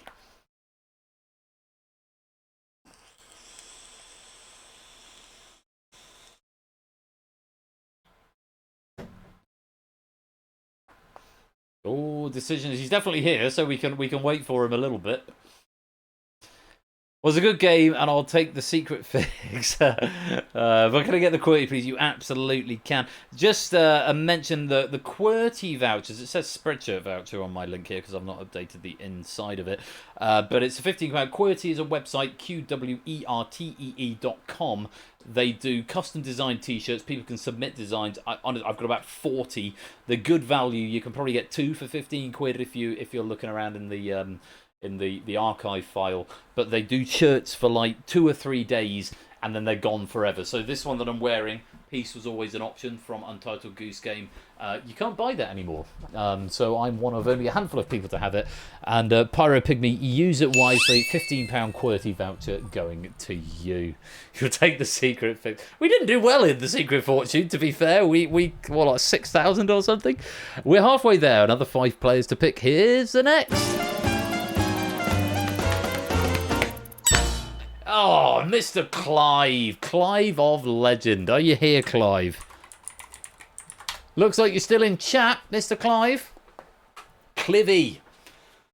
Emily giving you the name Clivy. Hello, Mr. Clive. How many pennies did you have going into this draw?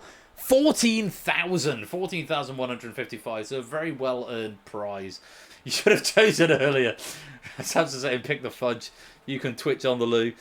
Discord Nitro. Discord Nitro. I really need to start thinking about getting Discord Nitro. The amount of messages, the length of messages I'm sending. Clive, I will sort you out with a month of Discord Nitro in the coming days. Thank you for your support this season. And very well done on your prize. We're down to the last 4. We've got a QWERTY voucher, 2 Twitch subs of choice, and another month of Discord Nitro. Here's the next prize winner. It's Mr. Toot, who may have had the most pennies going in. 17,500, 17,542 Toot. You've got a prize, a Twitch sub of your choice, or a month of Discord Nitro. Boo! Boo! I mean, I could potentially draw another one if you don't want to win a prize. Pyro Pygmy, we were setting the bar low so not to take the show away at the start of the weekend. Absolutely. That's exactly what happened there. Toot, come back to us. There is another QWERTY available. You can have that and enjoy it. Lots of good stuff available on QWERTY. So we've got a month of Discord Nitro and 2 Twitch subs of your choice. It doesn't have to be to this channel or tangential channels. It could be to any channel that you like, and I will give you a Twitch sub of your choice. Let's pick another prize winner. 3 to go. Could we have the first time? We've got everyone here. Matt the Ref! You've got a prize, Matty boy. Are you still here? Have you gone to bed? It looks like you're still here in chat. Matt, Discord Nitro. He's not wasting any time. Matt the Ref. Discord Nitro going to you. 1 month of Discord Nitro. A signed prize. There you go.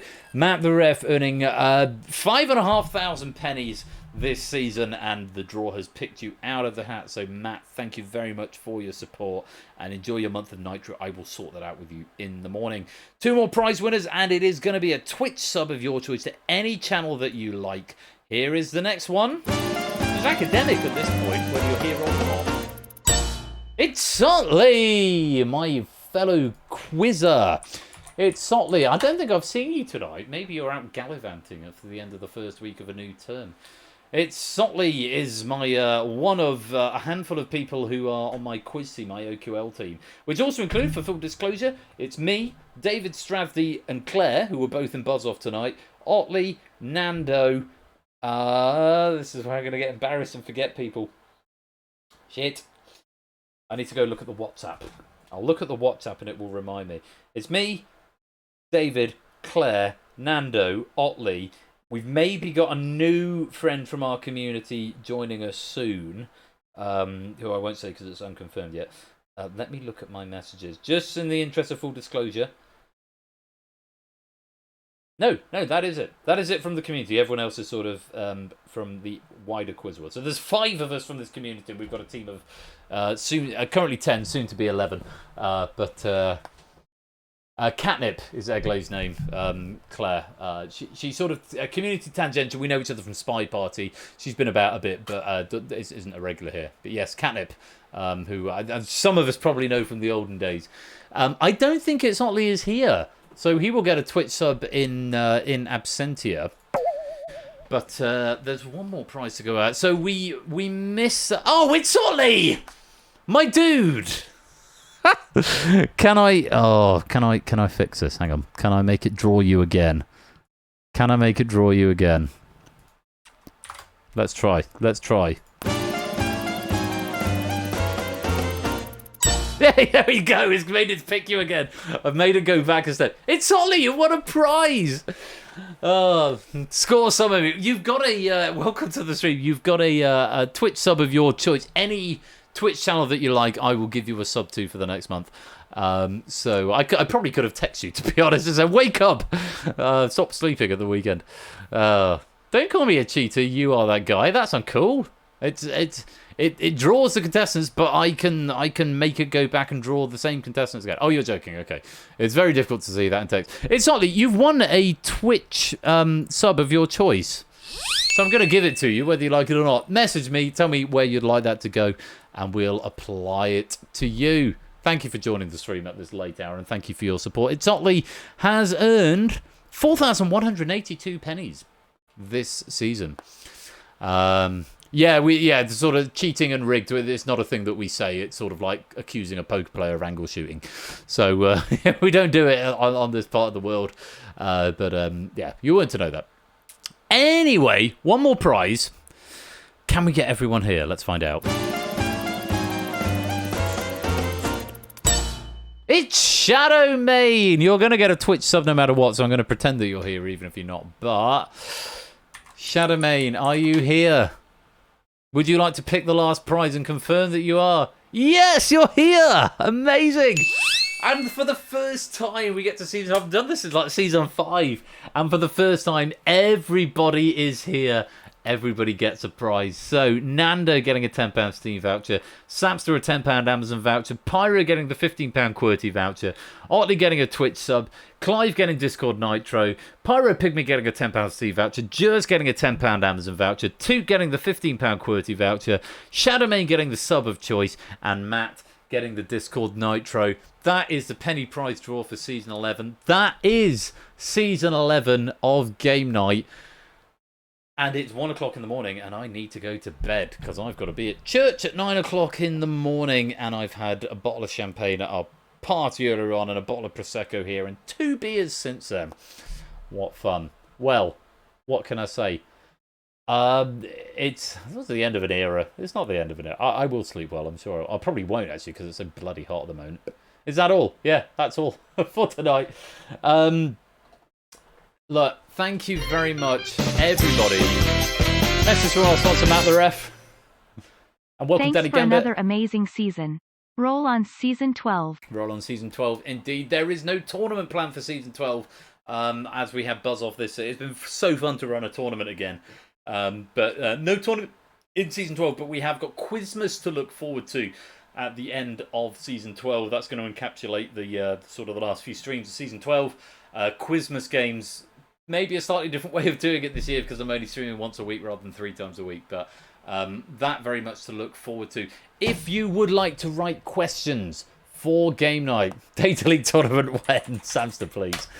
If you would like to write questions for game night, there is a survey in the announcements channel and the question rights channel. Go and join the Discord.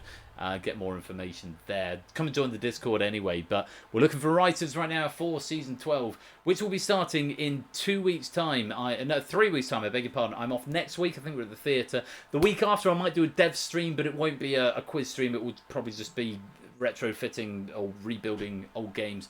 We are back on the 30th of September, and I will tell you, or I would have told you, had I not closed down the tabs. Can I reopen them? Yes, I can. What I've got on the docket for the opening of Season 12, which at the moment has not been published, but I can tell you that for Season 12, Episode 1, we are going to be looking at Hacker, Red Herrings, and The Purge. That is what you've got to look forward to in a few weeks' time. But I am going to take a couple of weeks off. Like I say, popping to the theatre next week. Probably some dev streams in the interim. If you've got feedback on the Universal Client app, which is the plan to move to over the coming season, to migrate all games over to that app, please do fill in the survey. And if you want to talk to me directly, I'm happy to do that. I've done a couple of dev streams. I'm going to be doing more dev streams during the off season, where if you want to give me direct feedback, I will take it on board. I will try and implement it. But that is the direction I am wanting to move in. So please do feedback to me, and I will have a conversation with you about that. Message from our sponsor, Oni. Okay, TTS, don't say it. Manifest Face Off 3 so I can fail to qualify like a twat again. Listen, I would love to do Face Off 3 at the front end of 2024. I really, really would. There is a problem with potentially doing Face Off 3, which I can't talk about at the moment. And that is the reason that it is off the schedule, because it's a great game to do spontaneously. For the time being, I can't do Face Off for reasons that, in the fullness of time, I may explain. Message from our sponsor, Lewis T1. As a wise man once said, foggy puck. Thanks, Ben. Thank you Less for the than 100. 3. Thank you for the 100 bits there, Lewis. Very much appreciated. Yeah, for reasons that I can't talk about, and I think it's probably well known the reasons, or it's a sort of open secret. I can't say any more on the subject, but as and when it becomes a possibility, I would love to do Face Off again. I do appreciate Face Off is a huge amount of work, and it's not just me that does it, it's a whole team that makes Face Off work. So it's masses of effort behind the scenes, and also it does monopolise the schedule for the stream. So that's something I'm aware of. I would love to bring it back, especially since I've rebuilt it, but we'll see what happens. And thank you, KS, for the follow. Apparently you never hit the follow button. You are now following. So it's all very, very, very much appreciated. Look, I'm done for this season. I will be back for intermittent dev streams in both the Discord and on Twitch, so please do come and follow us in the Discord.